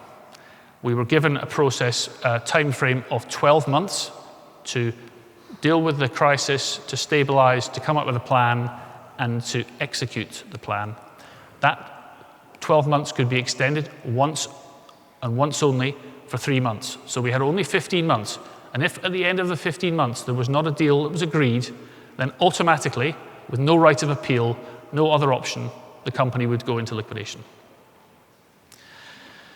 So why have I put these pictures? I think they're interesting, just little small pieces of the story. So on the top left, Marit Svidakovic. She was a trade unionist lady. She owned her own business providing chocolate and biscuits. She was on the creditors committee. Every meeting she came to, she bought half a ton of chocolate biscuits for everyone. And she was very helpful because she was very well regarded and well known in the market. She was also a little bit of a challenge. So the very first time we came up with the proposal for the settlement, which was the restructuring plan, we had a meeting in one of our buildings. The meeting finished, she went outside. The TV cameras were there, which she loved. And she ripped it up in front of the camera and said, "This is rubbish, this is never going to work." She ended up being our biggest supporter and very instrumental in getting the deal done, but it just gives you an idea of the challenges. Bottom left is the first commissioner, Mr. Ramyak, who had the arduous job of explaining and trying to keep everything running for a long period of time. Top right, there's a new commissioner and a deputy who were appointed. Those are the two individuals that ran things. I'll talk about them a little bit later as well. And then the bottom right is the Deputy Prime Minister, Martina Dalic. She was the driver behind the new law. She was our sponsor. We met her on a very regular basis to talk about what was going on. She did not force us to do anything or give us any instructions. She asked us how she could be helpful. And one of the main areas was with the tax authorities in Croatia, which she helped with. And then in the middle, unfortunately, occasionally one has to deal with the press. It was at a very difficult time, and so I was asked, would I be able to say something positive about the process? So I said I conclude that we would save the company. That was about 7 months before we did, so it was quite optimistic, but it worked. So although there seemed to be some good things, we also had some very significant challenges. Mr. Todoric was very, very good with the media. He had his own blog. He had a TV company. He created mayhem at all times with both the government and the stakeholders. And generally, he tried to claim, firstly, that the company was not insolvent, despite the fact that it had €100 or $100 in its account when the whole thing filed. He didn't like the process. He didn't like the law. He didn't like the people. He also ran away from Croatia quite early in the process to London and stayed there for about a year before the government forced him to come back and extradite him. So on the left, you'll see the first administrator, he had to resign. He felt he had to resign as a result of the way some consultants, including our firm, were appointed. There was nothing in the allegation at all, but he felt that that story was getting so much attention in the press that it was distracting from the overall process and the restructuring. So he resigned and a new one took his place. A few months later, unfortunately, the Deputy Prime Minister, our sponsor, also resigned as a result of some emails that were hacked and then leaked, which, again, made up a story about her having a plan to bankrupt this company. Completely fiction, but in the political environment that we were facing, it was something that she felt was the right thing. It's worth just a couple of minutes on the politics. So the government who introduced the law, a coalition of two parties, one big and one small. Within a week of the new law, the minority party abandoned the majority party, and the government had effectively a majority of 1 seat. There were 2 votes of no confidence from the Prime Minister. All the way through, politics played a very big part in what was going on in the background. We tried to just do our job, but it was on the news all the time. Lastly, here on the right-hand side, just interesting, there were challenges when the law was introduced. Our biggest creditor was a Russian bank called Sberbank. They were very upset at the new law. They objected. They challenged the law. They challenged the financing. They took steps to enforce their security in other countries. There was a question earlier about what do you do when you have assets overseas in a bankruptcy? Well, here was a specific example of where we had challenges. So the 70 companies in Croatia were all subject to this Lex Agricor. So there was a stay, no one could take any action, things were good. The 70 companies outside of Croatia, no such stay applied.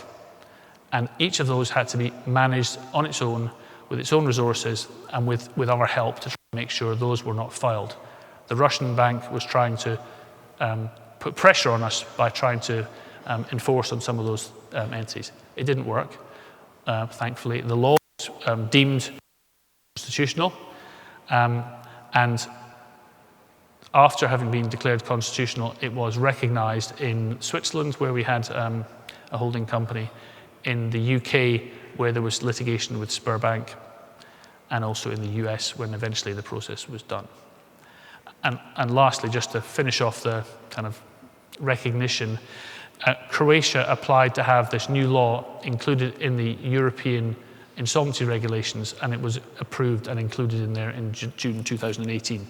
It was too late for us. And why is that relevant?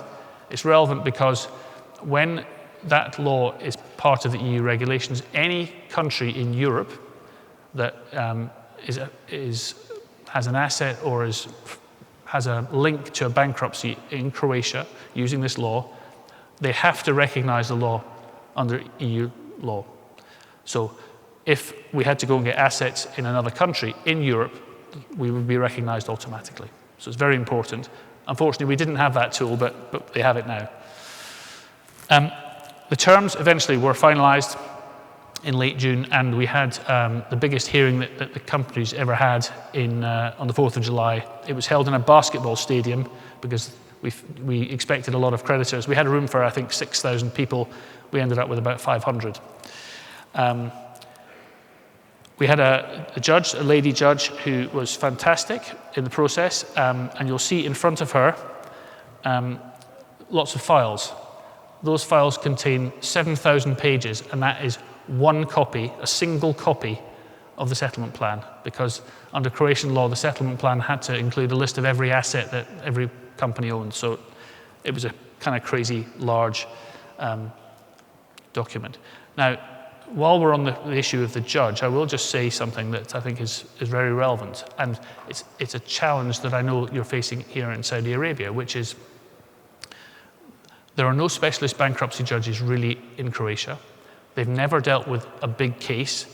There are no precedents, and from a perspective of international creditors, there's no certainty that one, the loan they gave was going to work, or two, that the process was going to work. So the judge had a very, very difficult job because in the same way that Al was saying that the judge in the US is there to try and be a referee, she had to be a referee here also because the Russians wanted different things, and she was very able to come up with a in order to get this deal through, we had to get 50% by number of the creditors to vote in favor, and 2/3, so 66.66% of claims.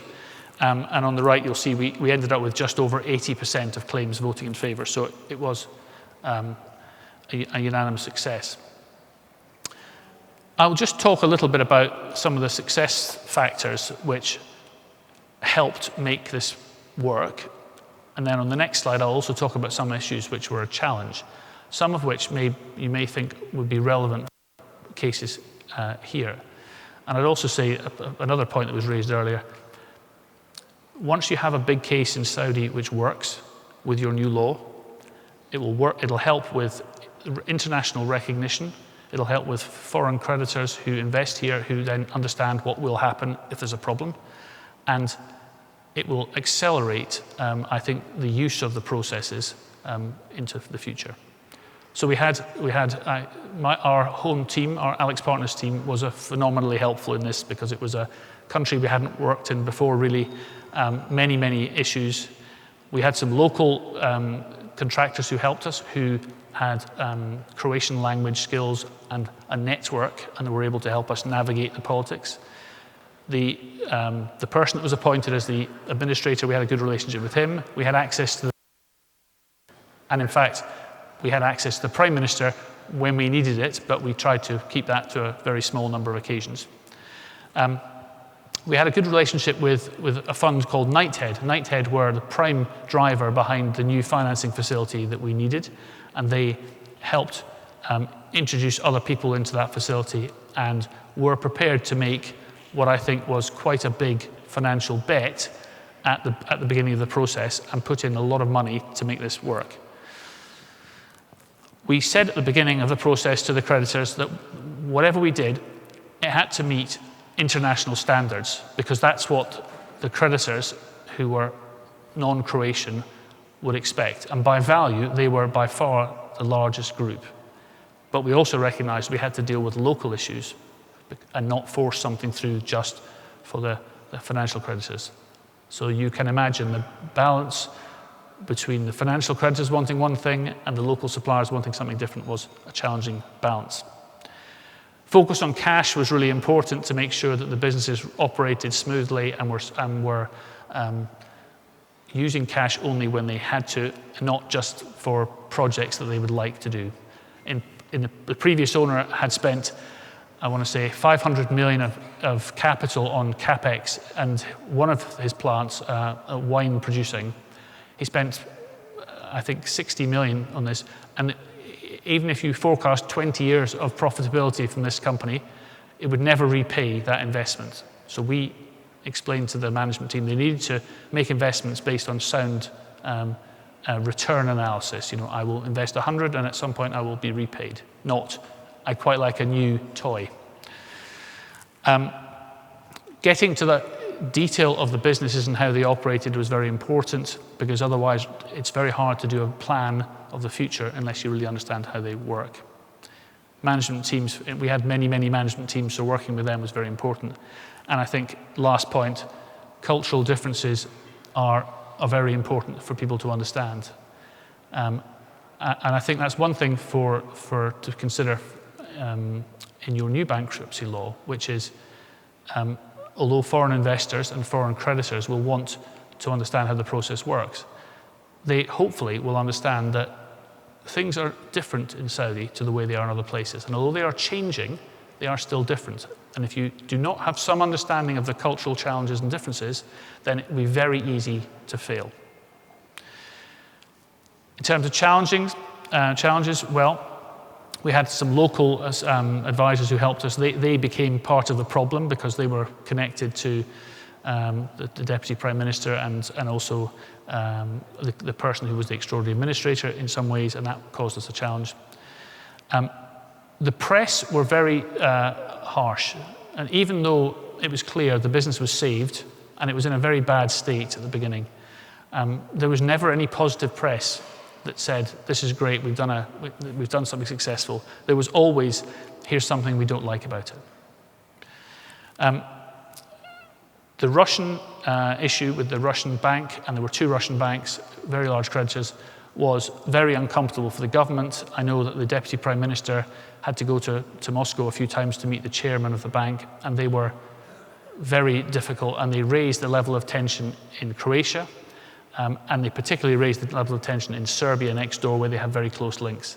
And that made life more difficult, but ultimately, over many months, was resolved. The local suppliers, back to my favorite lady, Marika Vedakovic, she was a problem, but ultimately a good person. Mr. Todoric, the owner, and his blog continued to be an issue, and he was eventually extradited back to Croatia and is awaiting trial as we speak. The change from one administrator to another was a little challenging, not expected, but again, we worked through that. And then we had to try and make sure the businesses were focusing on the future, but at the same time, they had to deal with the past, whether they liked it or not. So, for example, a number of the directors had signed corporate guarantees for the bonds facility or for the financing facilities. There was a lot of pressure on them because that impacted the amount of return that the creditors got. There was a lot of pressure on them to not, or to say that they hadn't signed them, or to sign the accounts as if they didn't exist. Ultimately, they're persuaded to do the right thing, but it just gives you an illustration of the pressures. So, outcome. We should come to the outcome because that's important. So the first outcome was that the summer season for 2017 was a success. 18 million tourists arrived. They had a nice holiday. They ate a lot of ice cream. They drank an unreasonable amount of water, all of which helped us enormously. The suppliers, the smallest ones, were all paid in full, and most of the ones that were significant and important got some pay down or participated in the financing and got some benefit from that. And that allowed stability to return. The government did survive, although, as I said, there were no confidence votes. And I think really importantly, and this was a goal of the government at the beginning, which we didn't think they'd be able to deliver on, but they did. The government didn't put a single cent or dollar into this process. Everything was paid for by the creditors. The returns that were delivered for people were way above the initial expectations that people had, and so the restructuring was ultimately done. There still remains quite a bit of work to do, and interestingly, depending on how you look at it, the second extraordinary administrator has recently been appointed as the CEO of the group, and it's been renamed this year as the Fortenova Group. I will just talk about a couple of other things I think are relevant, which is we put the plans together, the business plans looking forward 5 years, and those were used to come up with valuations for each business using comparable analysis, using multiples, using a whole range of different things. And each business was valued on its own as if it was separable, so we didn't group it all together. Because some of the businesses, for example, retail is relatively modest. The multiple you can get on food businesses is reasonably high. So you'll see on the left the enterprise value of the companies that were in the process, so subject to this bankruptcy law in Croatia, was about 2 billion euros. The equity value for the businesses that were outside of Croatia but were still valuable was about 0.6 billion, and then there were some non-core assets leading to a total value of 2.8 billion. Now, we didn't sell the business, but we concluded that that was the value that was available to be shared amongst the creditors who had submitted their claims. There were about 6,000 creditors with 12,000 claims, and they would share in that value. And we looked at each creditor and their rights. So their rights included security, guarantees, any prepayments they'd had. Each one had to be looked at individually, and then all of that was put into an enormous model, an entity priority model to assess what value people would be given. And in the end, you'll see this table which shows where the ownership ended up. You'll see Sberbank, who were the biggest creditor, unsurprisingly ended up being the biggest shareholder. The bondholders then are next, and there's a list of the people that ended up being the shareholders. What you will see is, just because of the way the group was structured and a number of overseas financiers, when you get down to, I think, item number 13 stakeholders will have 90% of the equity, so it's quite tightly held. And we also had a small issue with Russian banks still are subject to some sanctions, and so VTB and Sberbank, who are numbers 1 and 3, are both Russian, and we had to make sure that they didn't have more than 50% because that would cause a problem for everyone else, but they ended up with about 47%. And then lastly, and this is my last slide, so if you have any questions, get ready to ask them. This just gives you an indication of the returns to the stakeholders. You'll see on average it's about 50%, different groups with different positions depending on where they were and what type of creditor they were. So hopefully that has been useful, interesting, a slightly different type of situation to General Motors, slightly different laws to Chapter 11, but taking quite a few of the laws of the Chapter 11 in a house. Also, one more point on that, they actually used the Marzano law, which is related to Parmalat, which is a case that Stefano talked about earlier, as the model, because it was one where the Italian government came up with a law for one company at a very short notice in order to protect it, the country. So, thank you.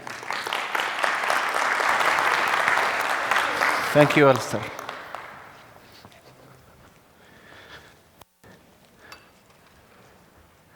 الأسئلة إذا كان موجود هناك. آخر مقعد. نعم.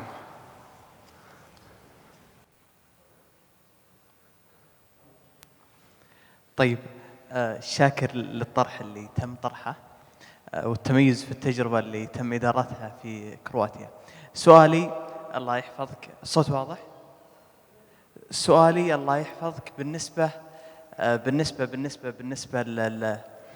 بالنسبة لإدارة هذا الإجراء في حالة كبيرة أو شركة كبيرة، أكيد يحتاج مصروفات تسويقية كبيرة، خاصة وأن كثيرا من الضغط أثناء إجراء إعادة تنظيم مالي يكون من الصحافة، أو يكون من الطرف الشعبي، أو يكون من أطراف خارجيين.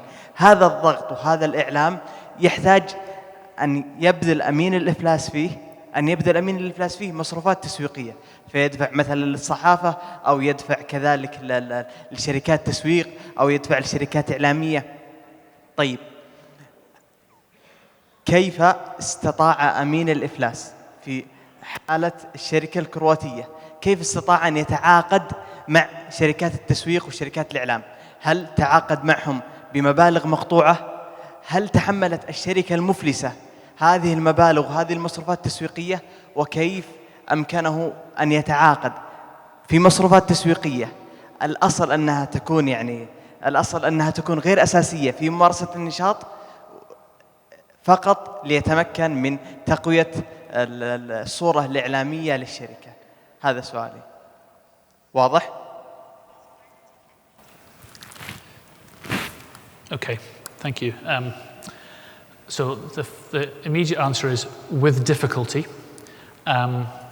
We actually had, at the beginning of the process, we took on a local media expert as part of our team because of the importance of the company to the country. And so we knew it would be a big issue. So we had, one of our team was designated to deal with media.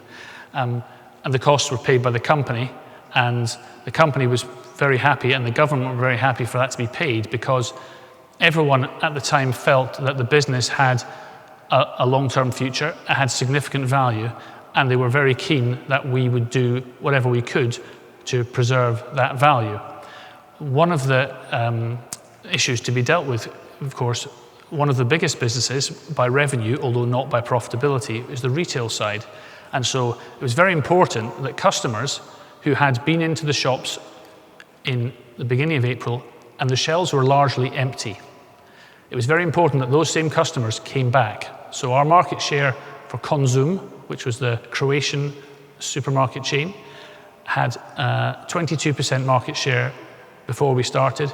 It went down to, I think, 17% or 18%, and then over a period of time it crept back up to 22%. And we had to do that by making sure we got messages about the restructuring into the market, which will help us with that process, but also to get messages to the public that they should keep buying from our stores, and if they weren't in our stores, they should still buy our products, our ice cream, our water, our ketchup, our sausage. So the company was very happy to pay for those costs because it benefited both the process and the company. Hopefully that's clear. سؤال آخر هنا بالمقدمة. السلام عليكم. عبد الله وانا مش محاسب قانوني وامين افلاس.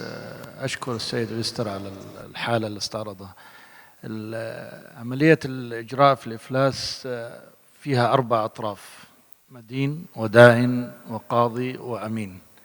من خلال الحاله اللي واجهوها نبغى نسبه مئويه لنجاح عمليه الكم لكل طرف ممكن ناخذ نسبة مئوية ساهم في نجاح عملية الإفلاس؟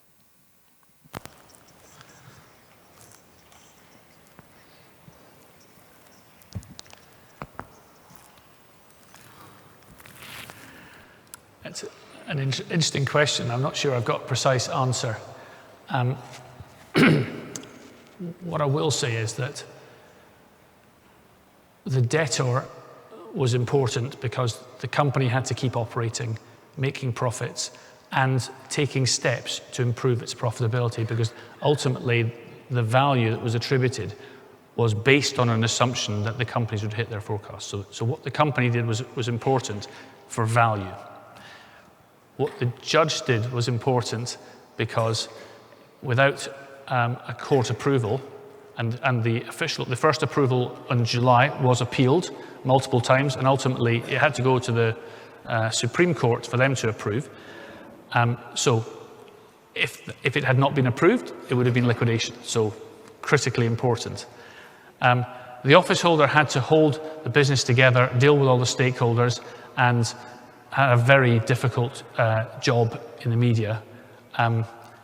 Could we have done without the office holder? I don't think so. As an office holder myself, I know how hard it can be, so I think they have an important role. And then lastly, the creditors had to support the plan. The creditors, they didn't love it. No one likes losing money, and everyone was losing money here pretty much. But they did support it. So I would say maybe 30% for each of the judge, the creditors, and the debtor, and 10% for the office holder. That might be a bit harsh on the office holder.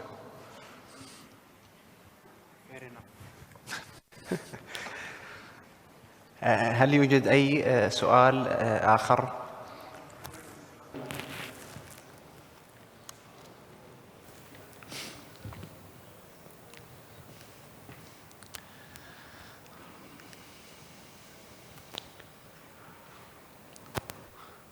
First of all, thank you for the presentation, very informative. This is more of a general question. It might touch also on the case you discussed. From your experience in working in different jurisdictions, prior to implementing laws, to what extent do governments make sure that key decision makers, be it the judges, administrators, are really aligned with the spirit of the law? Because you spoke, a lot of laws are just implemented suddenly, in some of the jurisdictions you were talking about in this case. So prior to really implementing, typically, do governments make sure that everybody is aligned and is clear of the law?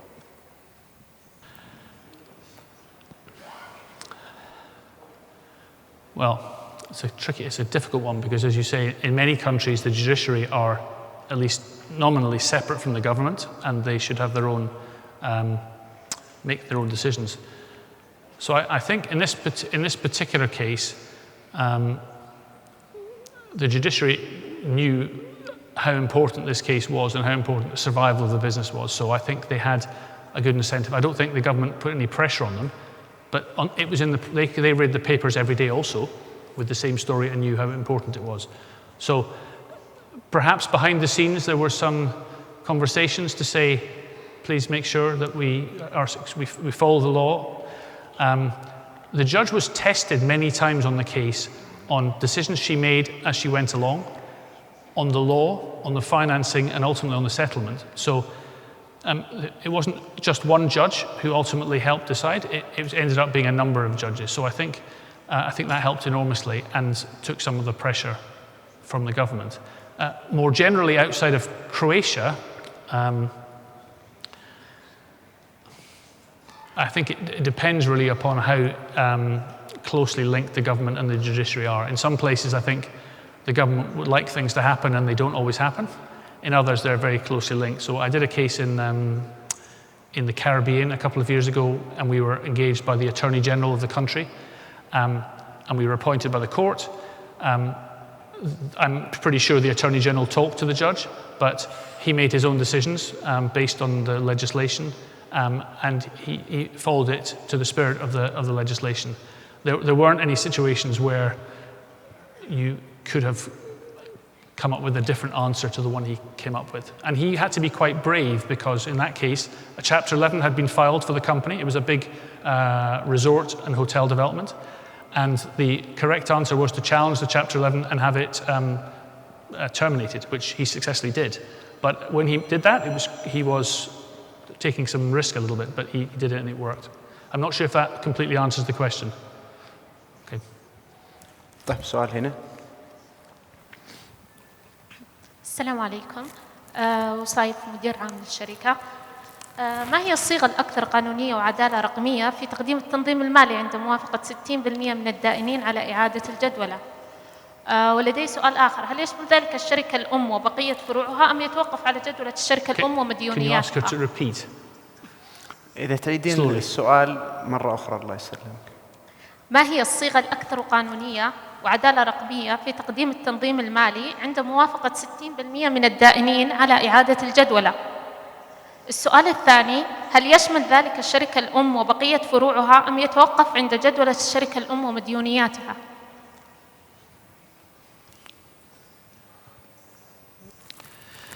You got that? Okay. So I think the question is in two parts. And the first part is, in this particular case, were the claims of all the creditors included?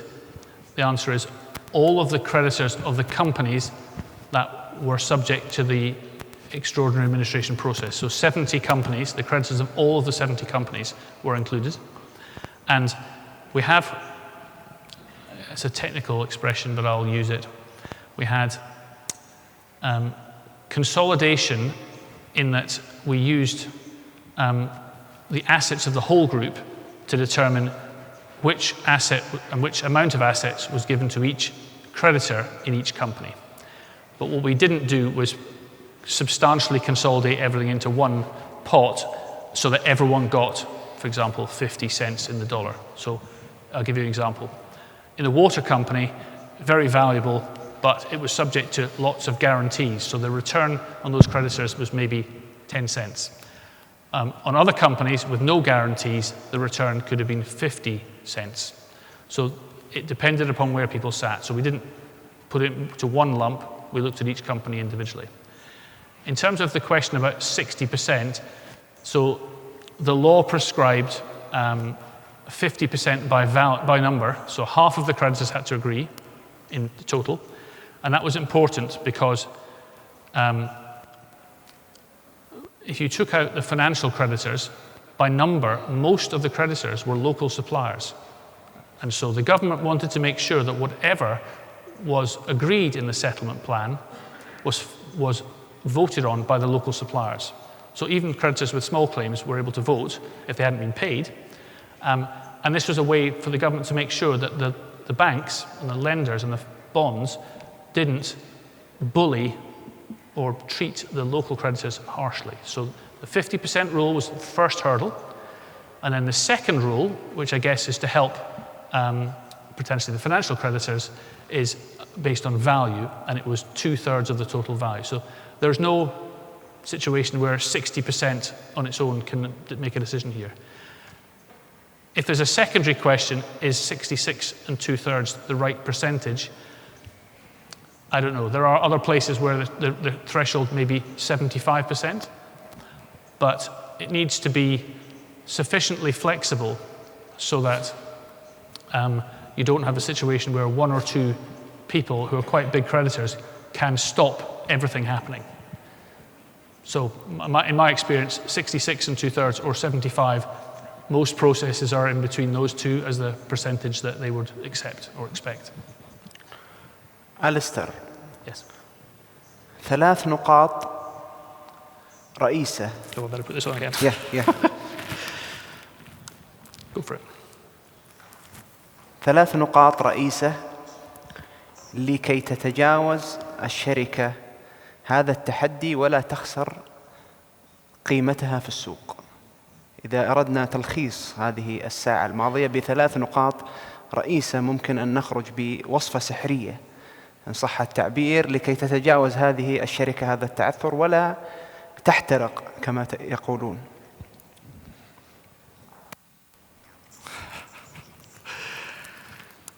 Can you give me an hour to think about it?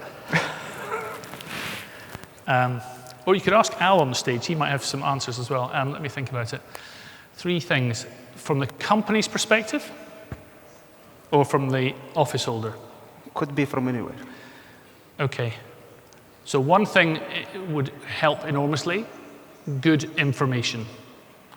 As was said earlier, often companies go wrong because they don't have the right information to make decisions. They have poor information, they make poor decisions. So have good information, that always helps.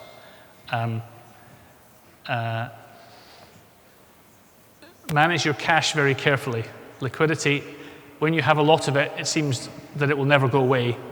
But providers of liquidity and insurance coverage and all those sort of things which help you with financing, when life gets difficult, they all run away.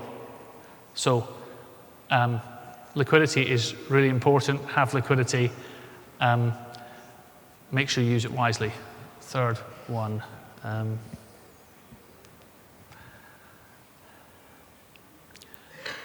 Pick someone to be the office holder, if possible, who's capable of dealing with many different parties and is good at managing stakeholders, because there are always lots of parties and many upset people. And if you can find someone who can do that, then they will be able to find a way through.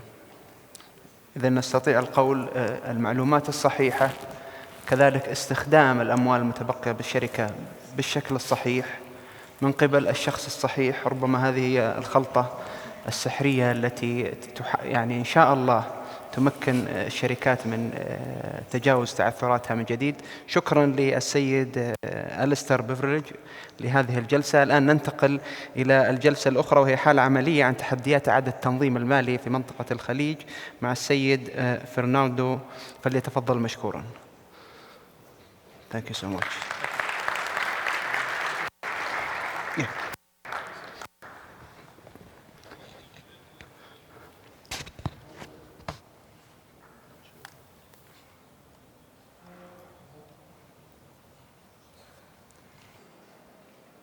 Can you hear me?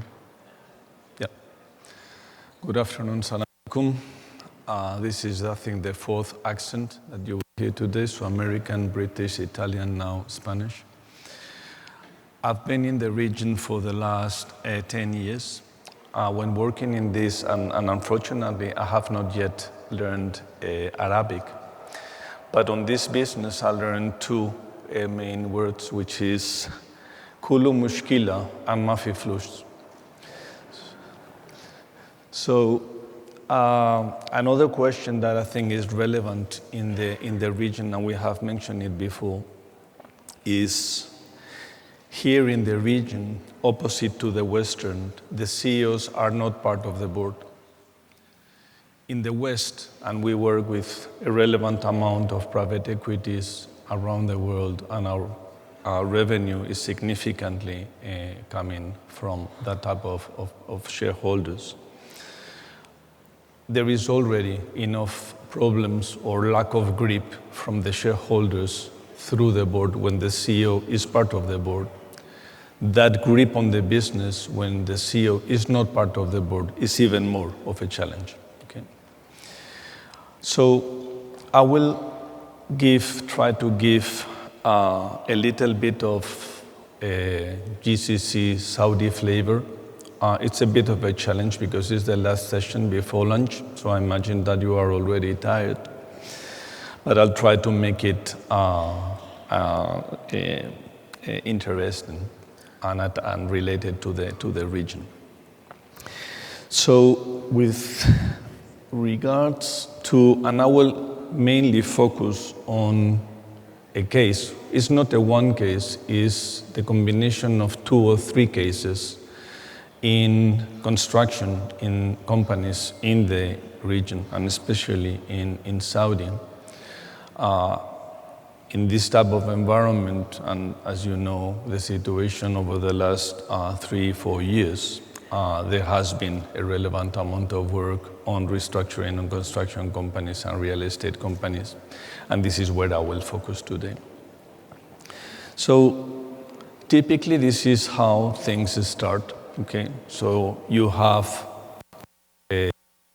estimated 90% of the cost or 10% margin at the beginning, which gives you a 10% profit. Your overheads should be in the range of 5%.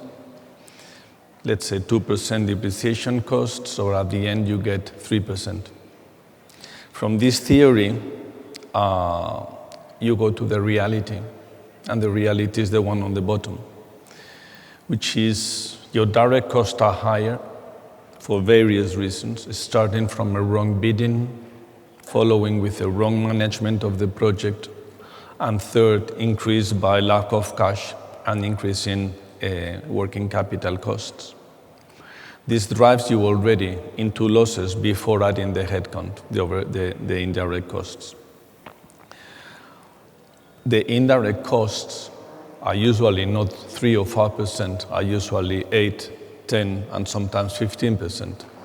So it's impossible to make money in this type of business when you are not very lean on the headcount, and especially on the indirect headcount, and where you don't run properly the budget, the bids, and factor every single relevant element on the bid and manage the project properly. So in theory, projects follow this type of curve. Okay. You get an advance payment from your client, which helps you to navigate for the first, let's say, 6 months to start running the mobilization of the business, start ramping up. Then you start requiring banking facilities because you are spending more than what you are generating. And then only at the end, when you cleared your bonds, your performance and warranted, and you are repaid the whole thing, you get the profits or the margins that we mentioned in this only goes forward, it doesn't go forward, into the first one, okay? So this is how things should be running. From here, you already see that banks are very relevant into this business, okay? So this is what usually happens, okay? What usually happens is sometimes the client is not paying on time, the advanced payments, so you need more facilities from the banks at the beginning. And the banks are free to provide this, and they do. Okay? So this means two things. The exposure from the banks starts early into the project, and the project still will finish at the same time. So the distance between the exposure and the closing of that exposure extends. Second, the sooner you get those financing facilities, the sooner you start paying interest, and consequently, the sooner you start requiring further cash flows. A third element is the variation orders. The Spaniards are a specialist on this, and the canal in Panama is an example of this. Here, the variation order is something, as you may know, that was not planned at the beginning on the budget or on the bid or on the RFP, but has been done. And I say done because sometimes it's done and agreed, and many times it's done and not agreed. When it has agreed, which is only part of the times that it is done, it is very few times properly documented. Okay. Very rarely you see here in the kingdom FIDIC contracts and proper documentation flow between the consultant or the property and the construction companies. Given that you have problems on getting the cash, you start delaying your project, and consequently you don't finalize on time, and you have the risk of penalties at the end. So it's not only that you suffer during the execution, but you suffer also at the end.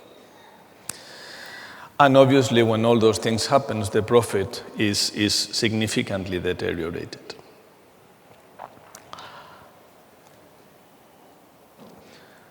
This is the typical situation that we find in construction companies. So I have gone, this is one project. In a typical company, you have 15, 20, 10, 30, 50 projects running at the same time. So you overlay one curve after the other.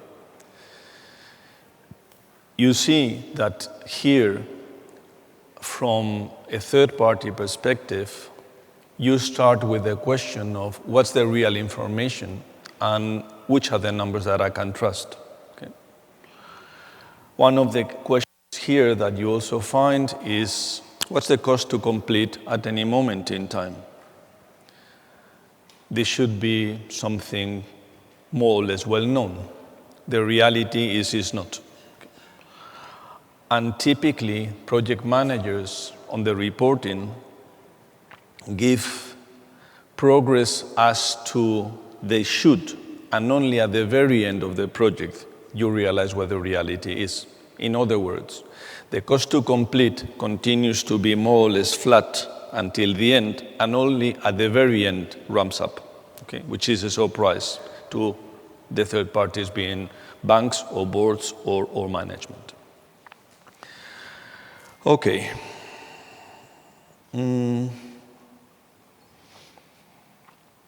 Okay, let's move. So this is, if you add all the projects running in a company, this is the situation that you usually find.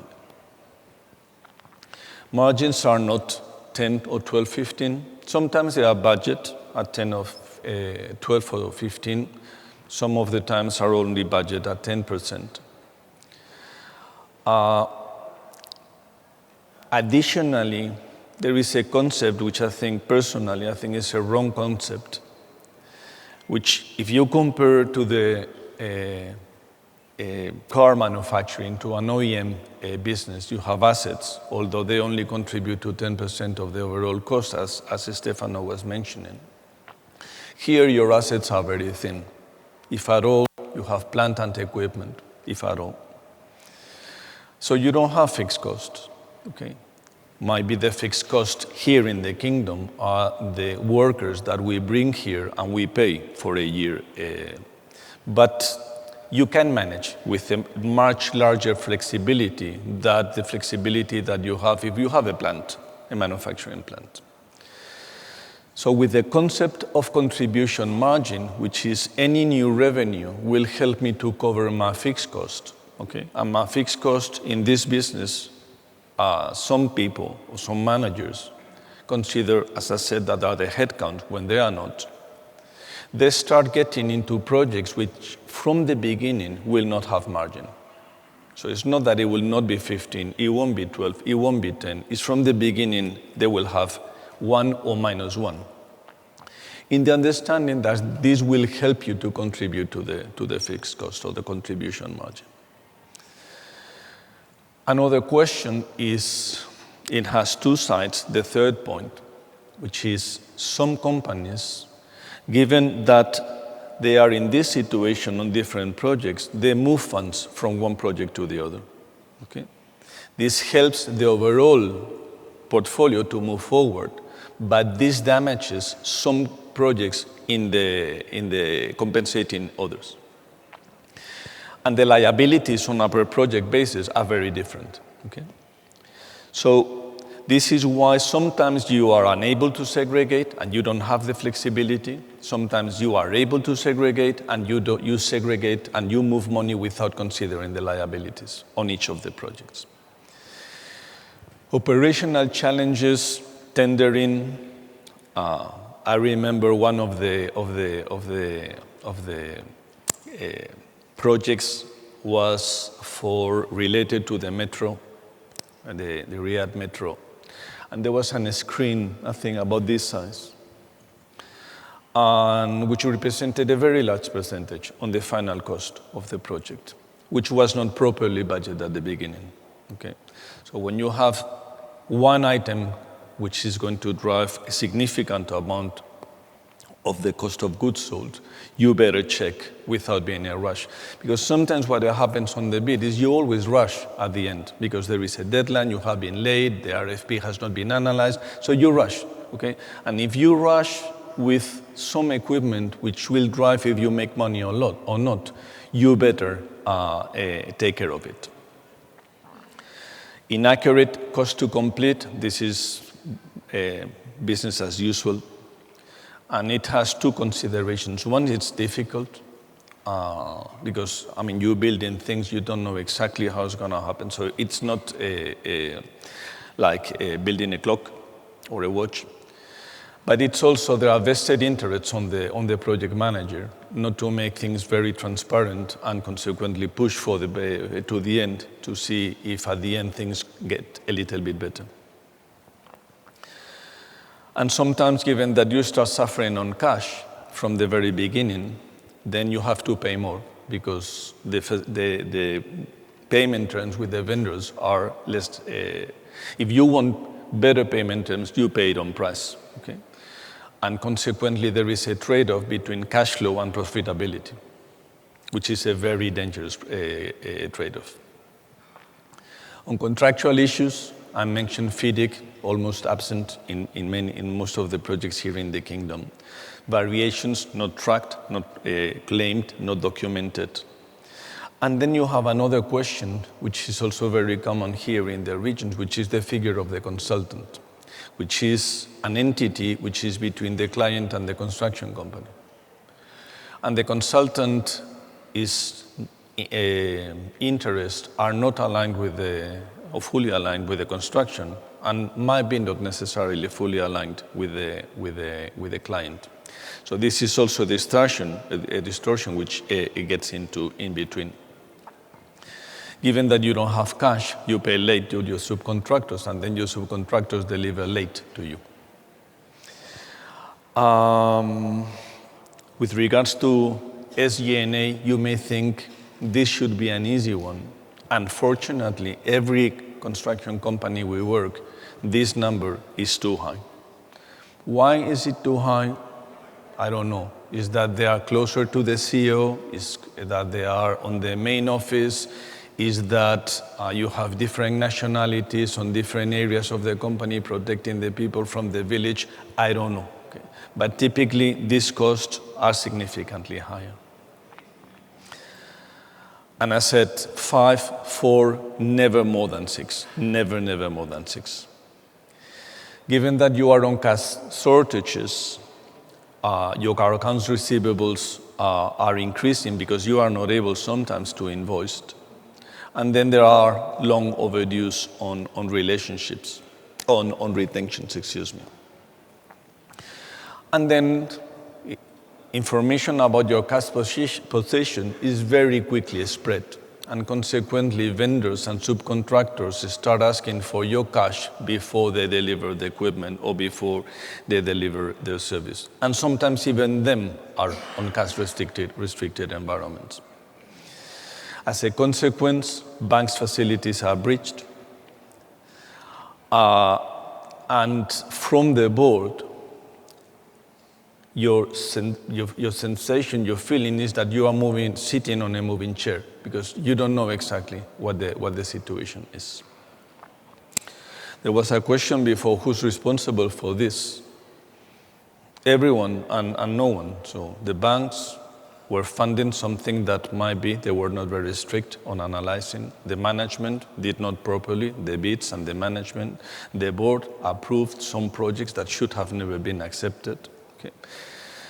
So there is an integrated responsibility, but when you get to this situation, it doesn't matter the responsibility, you need to get through.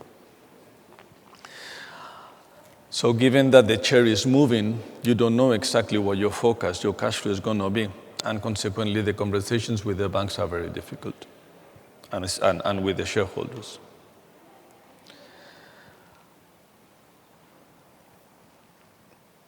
As I mentioned, construction companies are very reliable, or very more than reliable, very dependent into banks. And you have different stakeholders, not only the banks. So you have advance payments, which usually represent 10% of the overall cost. Sometimes it's 0, sometimes it's 20, typically it's 10%. Then you have working capital needs between how fast you collect and how much you pay to the vendors. And your work in progress translation into invoices and translation into collections. When there is no cash, shareholders typically help. And then the banks have two exposures. One is the one that you see on the balance sheet, which is the funded, which in this business is the small part, because the big part is the unfunded. Okay? And the unfunded you don't see on the P&L and you don't see on the balance sheet, but it's the exposure. Okay? Bonds and warranties required by the client to ensure execution. So, with regards to liabilities and stakeholders, you have different people and different positions. Here you have a little bit more detail. I'm not going to get into the detail of this, but there is a phase which is the offer, and then there is another phase which is the execution. You have two colors that I hope can be seen from the back, which is the funded and then the unfunded, as I mentioned. Okay. So invoice discounted trade finance funded facilities is either I'm going to pay or I'm going to collect. They are invoices which support that. Bonds, typically performance warranted or been bought and are not funded. So when we get into a company, this is the typical things that we see, and if you do a check, this is a very simple check. It's not as sophisticated as the one they shared this morning. But you typically have 4 buckets of checks. One is on the work in progress. Second is margins and overheads. Third is leverage and debt structure. And then working capital. So work in progress is, as you know, is work that I'm doing that I have not yet translated into an invoice and is not ready to collect. Okay? Work in progress should not be greater than 35 or 40% of the revenue. When does work in progress go high? When you cannot finalize tasks which led you to make an invoice. Imagine this room, and imagine on this room to be invoiced and certified, I need to have this screen on the room. I have the whole room, but I don't have the cash to pay for the screen. Consequently, all the work in progress, which is this room, cannot be collected because it cannot be invoiced, because the certification requires the screen to be there. Okay? This is why the working capital goes up. And then work that I do, for instance, I have done a door here, which was not on the initial RFP, which I have not received the variation order, and consequently I have not invoiced. This is on the work in progress. So if you convert it into months, and this depends if the project is 12, 18, 24, 36, it depends. But typically, if I have work in progress, which has been aging, which means not being able to be certified in more than 2 or 4 months, it looks, or it might tell you that you are starting to have an issue. On the structure, you have letters of credit and invoice discounted. Typical problem is, given that you cannot manage with the receivables and payables, you increase and you go for short-term loans that the banks provide. And then you also see medium to long-term loans, which are not project-related, but are related to provide some breadth of the overall portfolio. You see low interest coverage ratio and leverage more than 6 times, or you see as well bonds defaults in the past. On gross margins, overheads and project margins, overheads greater than 6, than 7, than 8. Average gross margins between 9% mean you will not make money on those projects.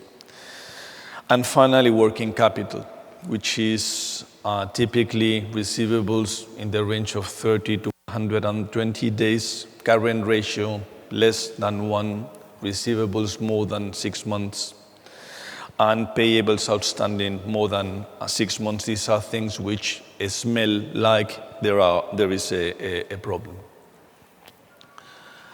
So when we get to this situation, the first thing you need to build is trust.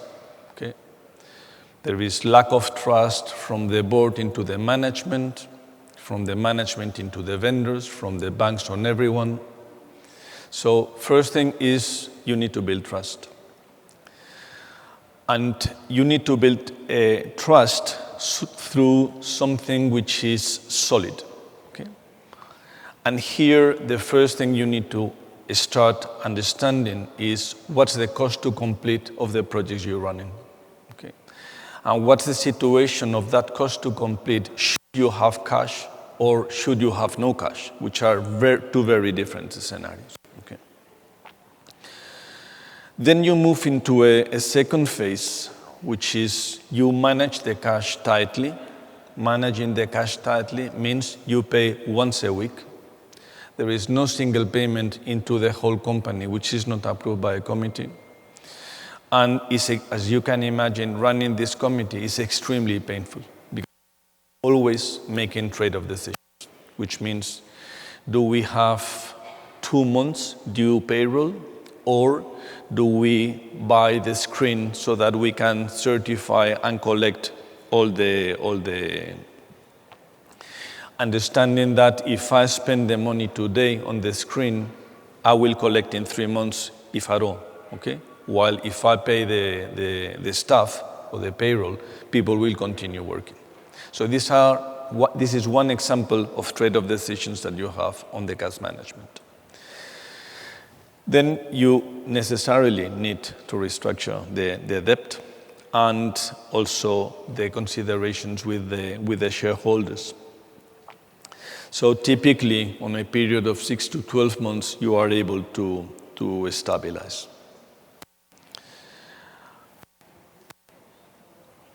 You do this type of things, okay? So you have things which are related to cash generation, asset disposal, overhead reduction. This is something that will help you today. Things which have to do with the funding, debt and cash flow, equity injection, working capital optimization. And then the tendering, which will help you. If we get through, in the future, it won't happen again. Okay? So things that happen into the assets disposal, there are several things. One is very common here in the kingdom to have assets which are not at market value, but they are at book value. So when you get to the execution, the number that you will get is lower than the number that you have on the books. This is one. Second, sometimes the investments have been done on, let's say, an IRR basis, okay? And then you hire some consultant to analyze the IRR of this specific investment. And an investment might be a concrete company, a prefab company, something which is related to the business, more or less related, okay? So you invest with a good IRR, but then the problem is you have been draining cash from the cash flow to the company to pay for the projects, and you have allocated that cash into a place which is not generating the cash that was expected to generate in the rest.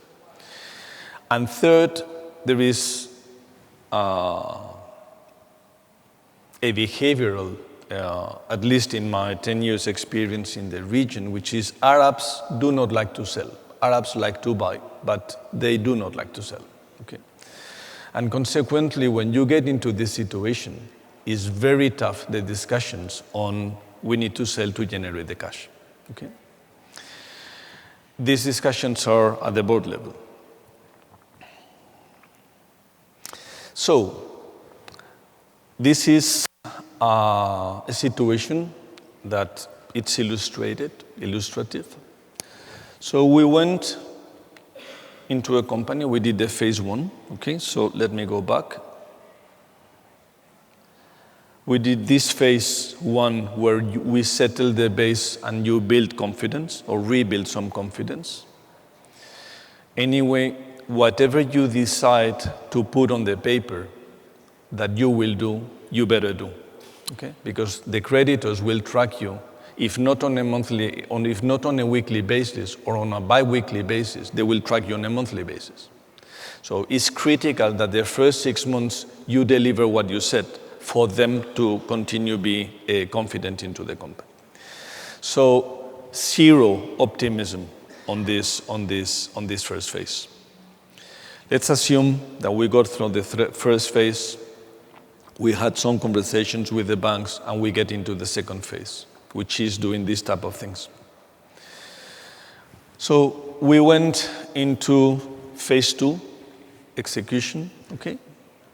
And then it happens that you have a small bank. Sometimes it's a small bank, sometimes it's a big bank with a small exposure. Sometimes it's not even a bank, it's a supplier who has a guaranteed or a collateral on the debt. So those small exposure lenders or creditors who have very little to lose, okay?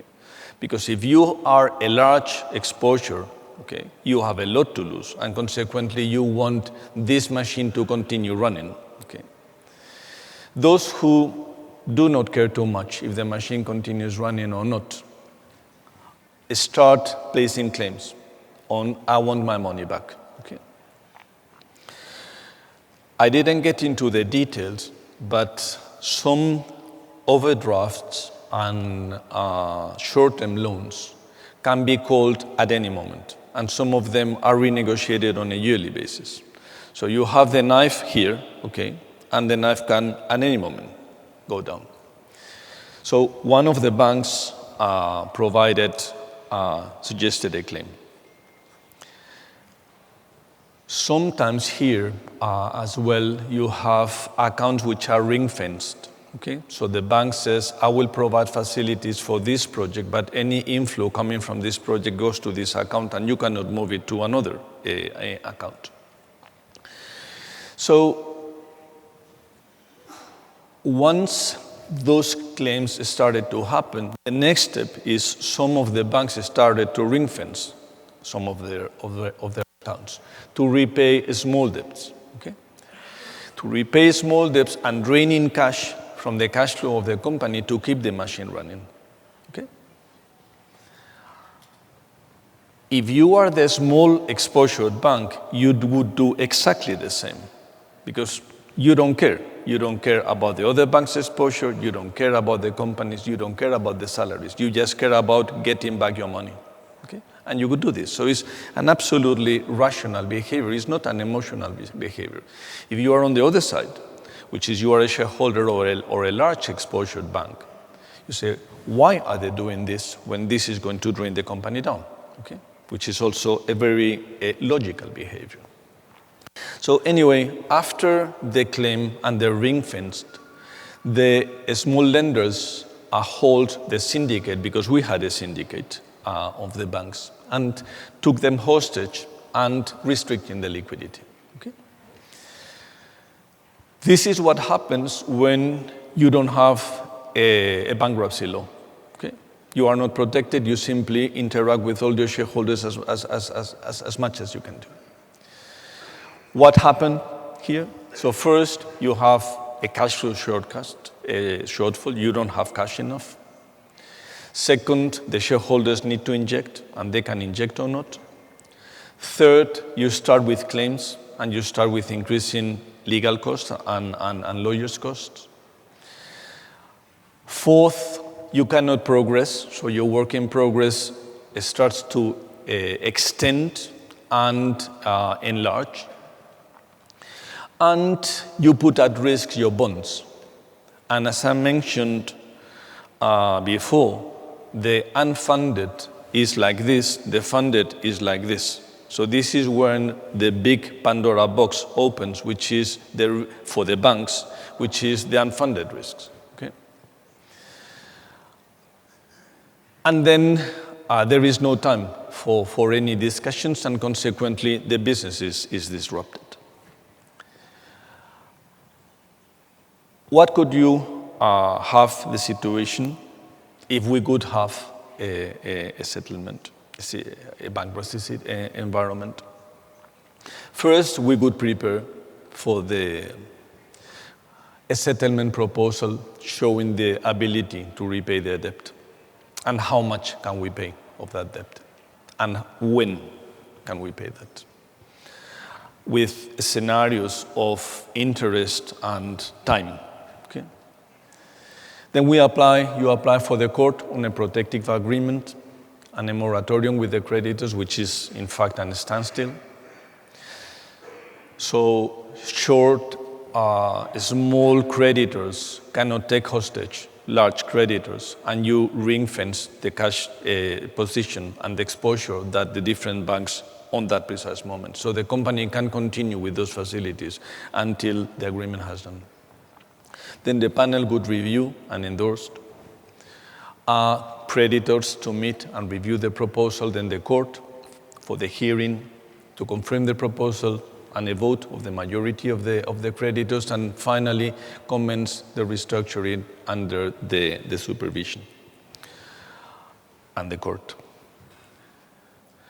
With this type of situation, you could get through.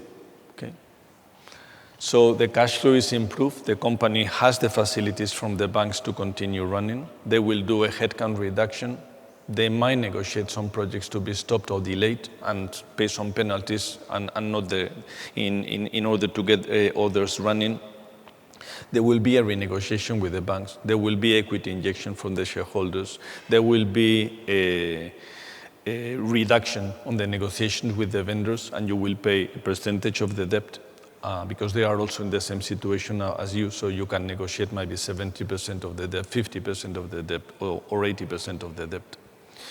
The cost to get through on legal terms stay controlled, and the process continues, and consequently there is disruption.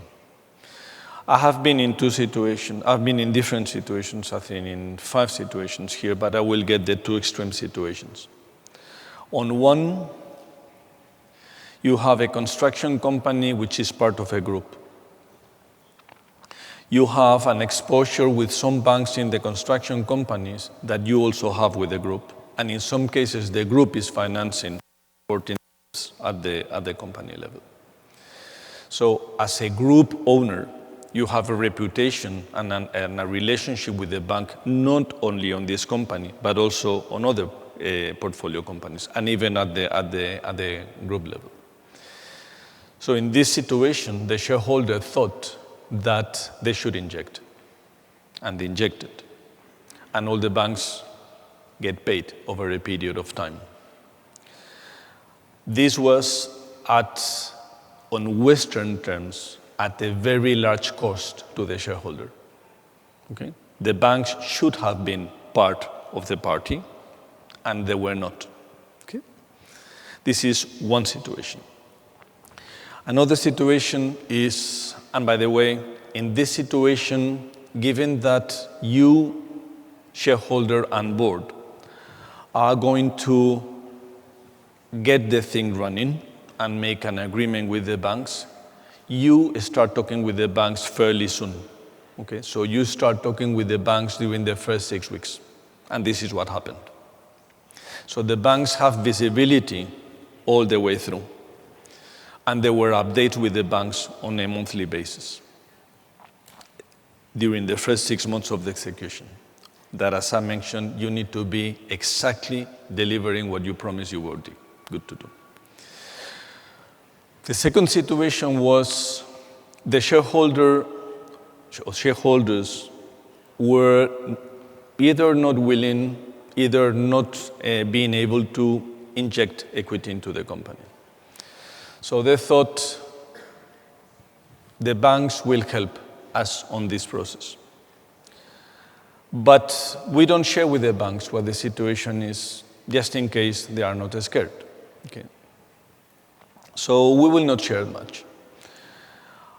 At the on a break, one of you was asking me, how does this change, having a bankruptcy law?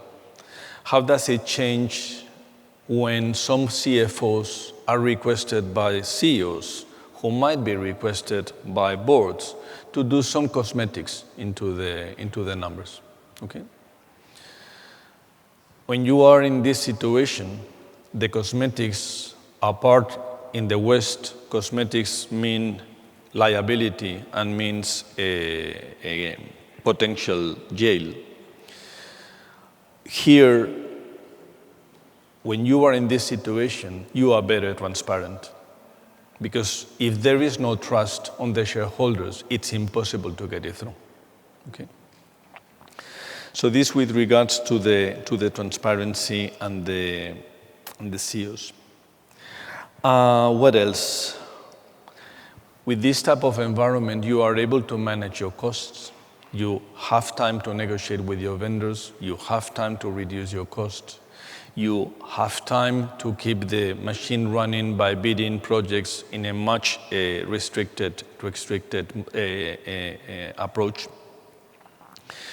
And consequently, this is the situation where in this second case, which the shareholders didn't have or were not willing to inject, the trust between the company and the banks started to mount. Okay, because when you don't share information with the banks, or the banks think that the information that you're sharing is not the right information, the banks get very nervous. Okay, very nervous. Simply because they have to report to their risk committees internally, and you all have procedures that you need to. And when you get into a situation like this, sometimes you get from one part of the bank into another part of the bank. Okay? So you have a performing loan that becomes a non-performing loan, and those two are managed by two different departments in the company. So from the shareholders' point of view or perspective, I was talking to one guy, and all of a sudden I start talking to another one. Okay?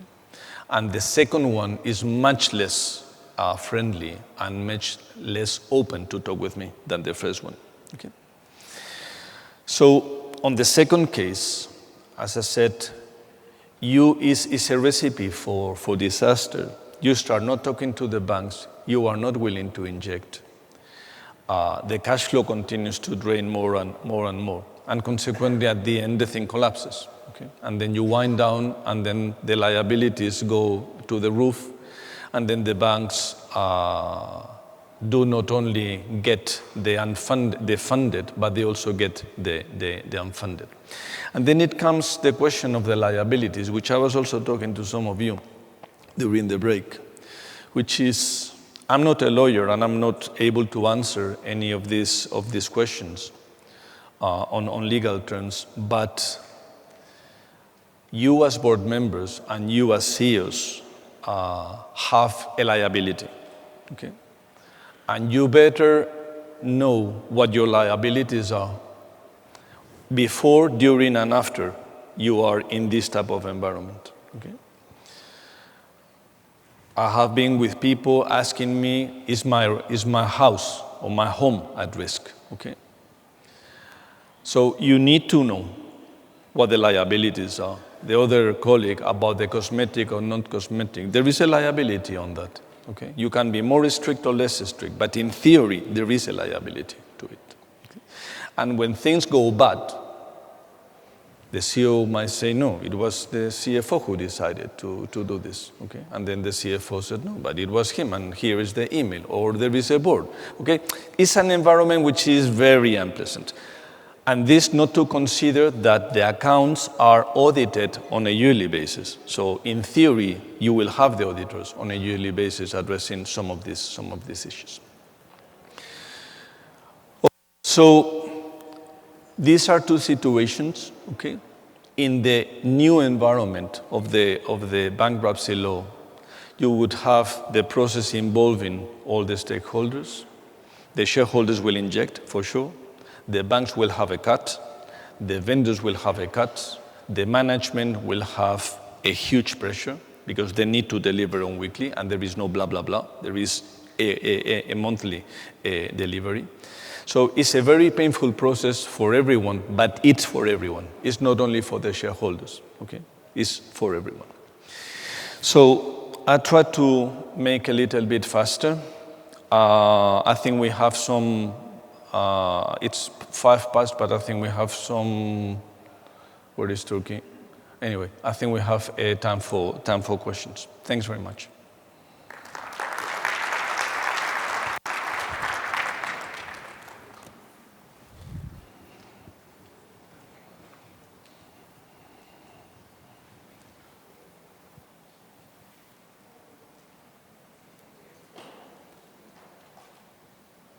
You are too tired or too hungry.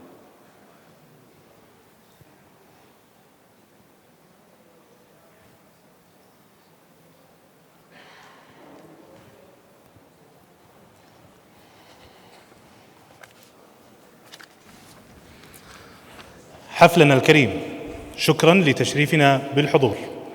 باسمكم جميعا نتقدم بالشكر للمتحدثين للجلسات، وهم الأستاذ ماهر السعيد، تفضل على المنصة.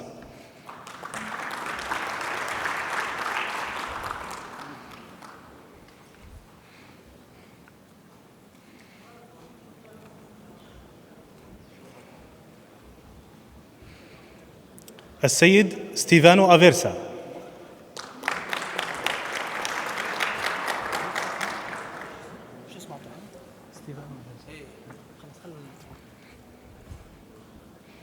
السيد أليستر بيفريج.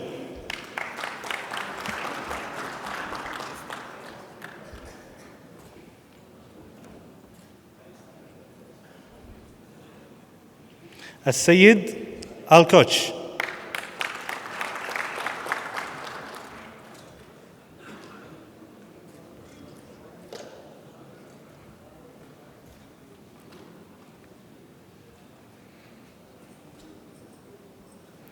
السيد فرناندو أوليفروس.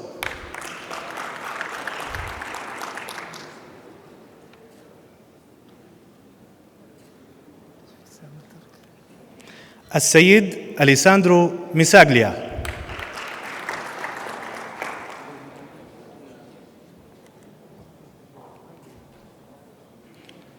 السيد ماورو تراباتي.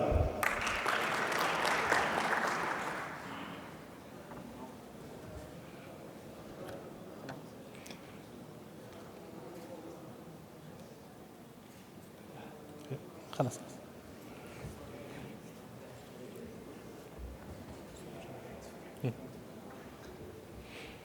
كما ندعو المتحدثين لأخذ صورة جماعية على منصة الندوة.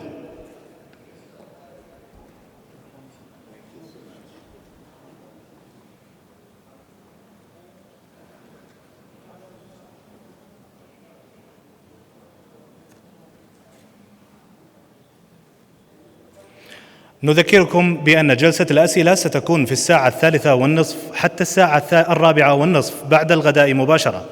والآن يسرنا دعوتكم لتناول الغداء في مطعم هاوس أوف جريل ومطعم بيستو، واللذين يقعان في أقصى الجهة اليمنى من الفندق. حياكم الله.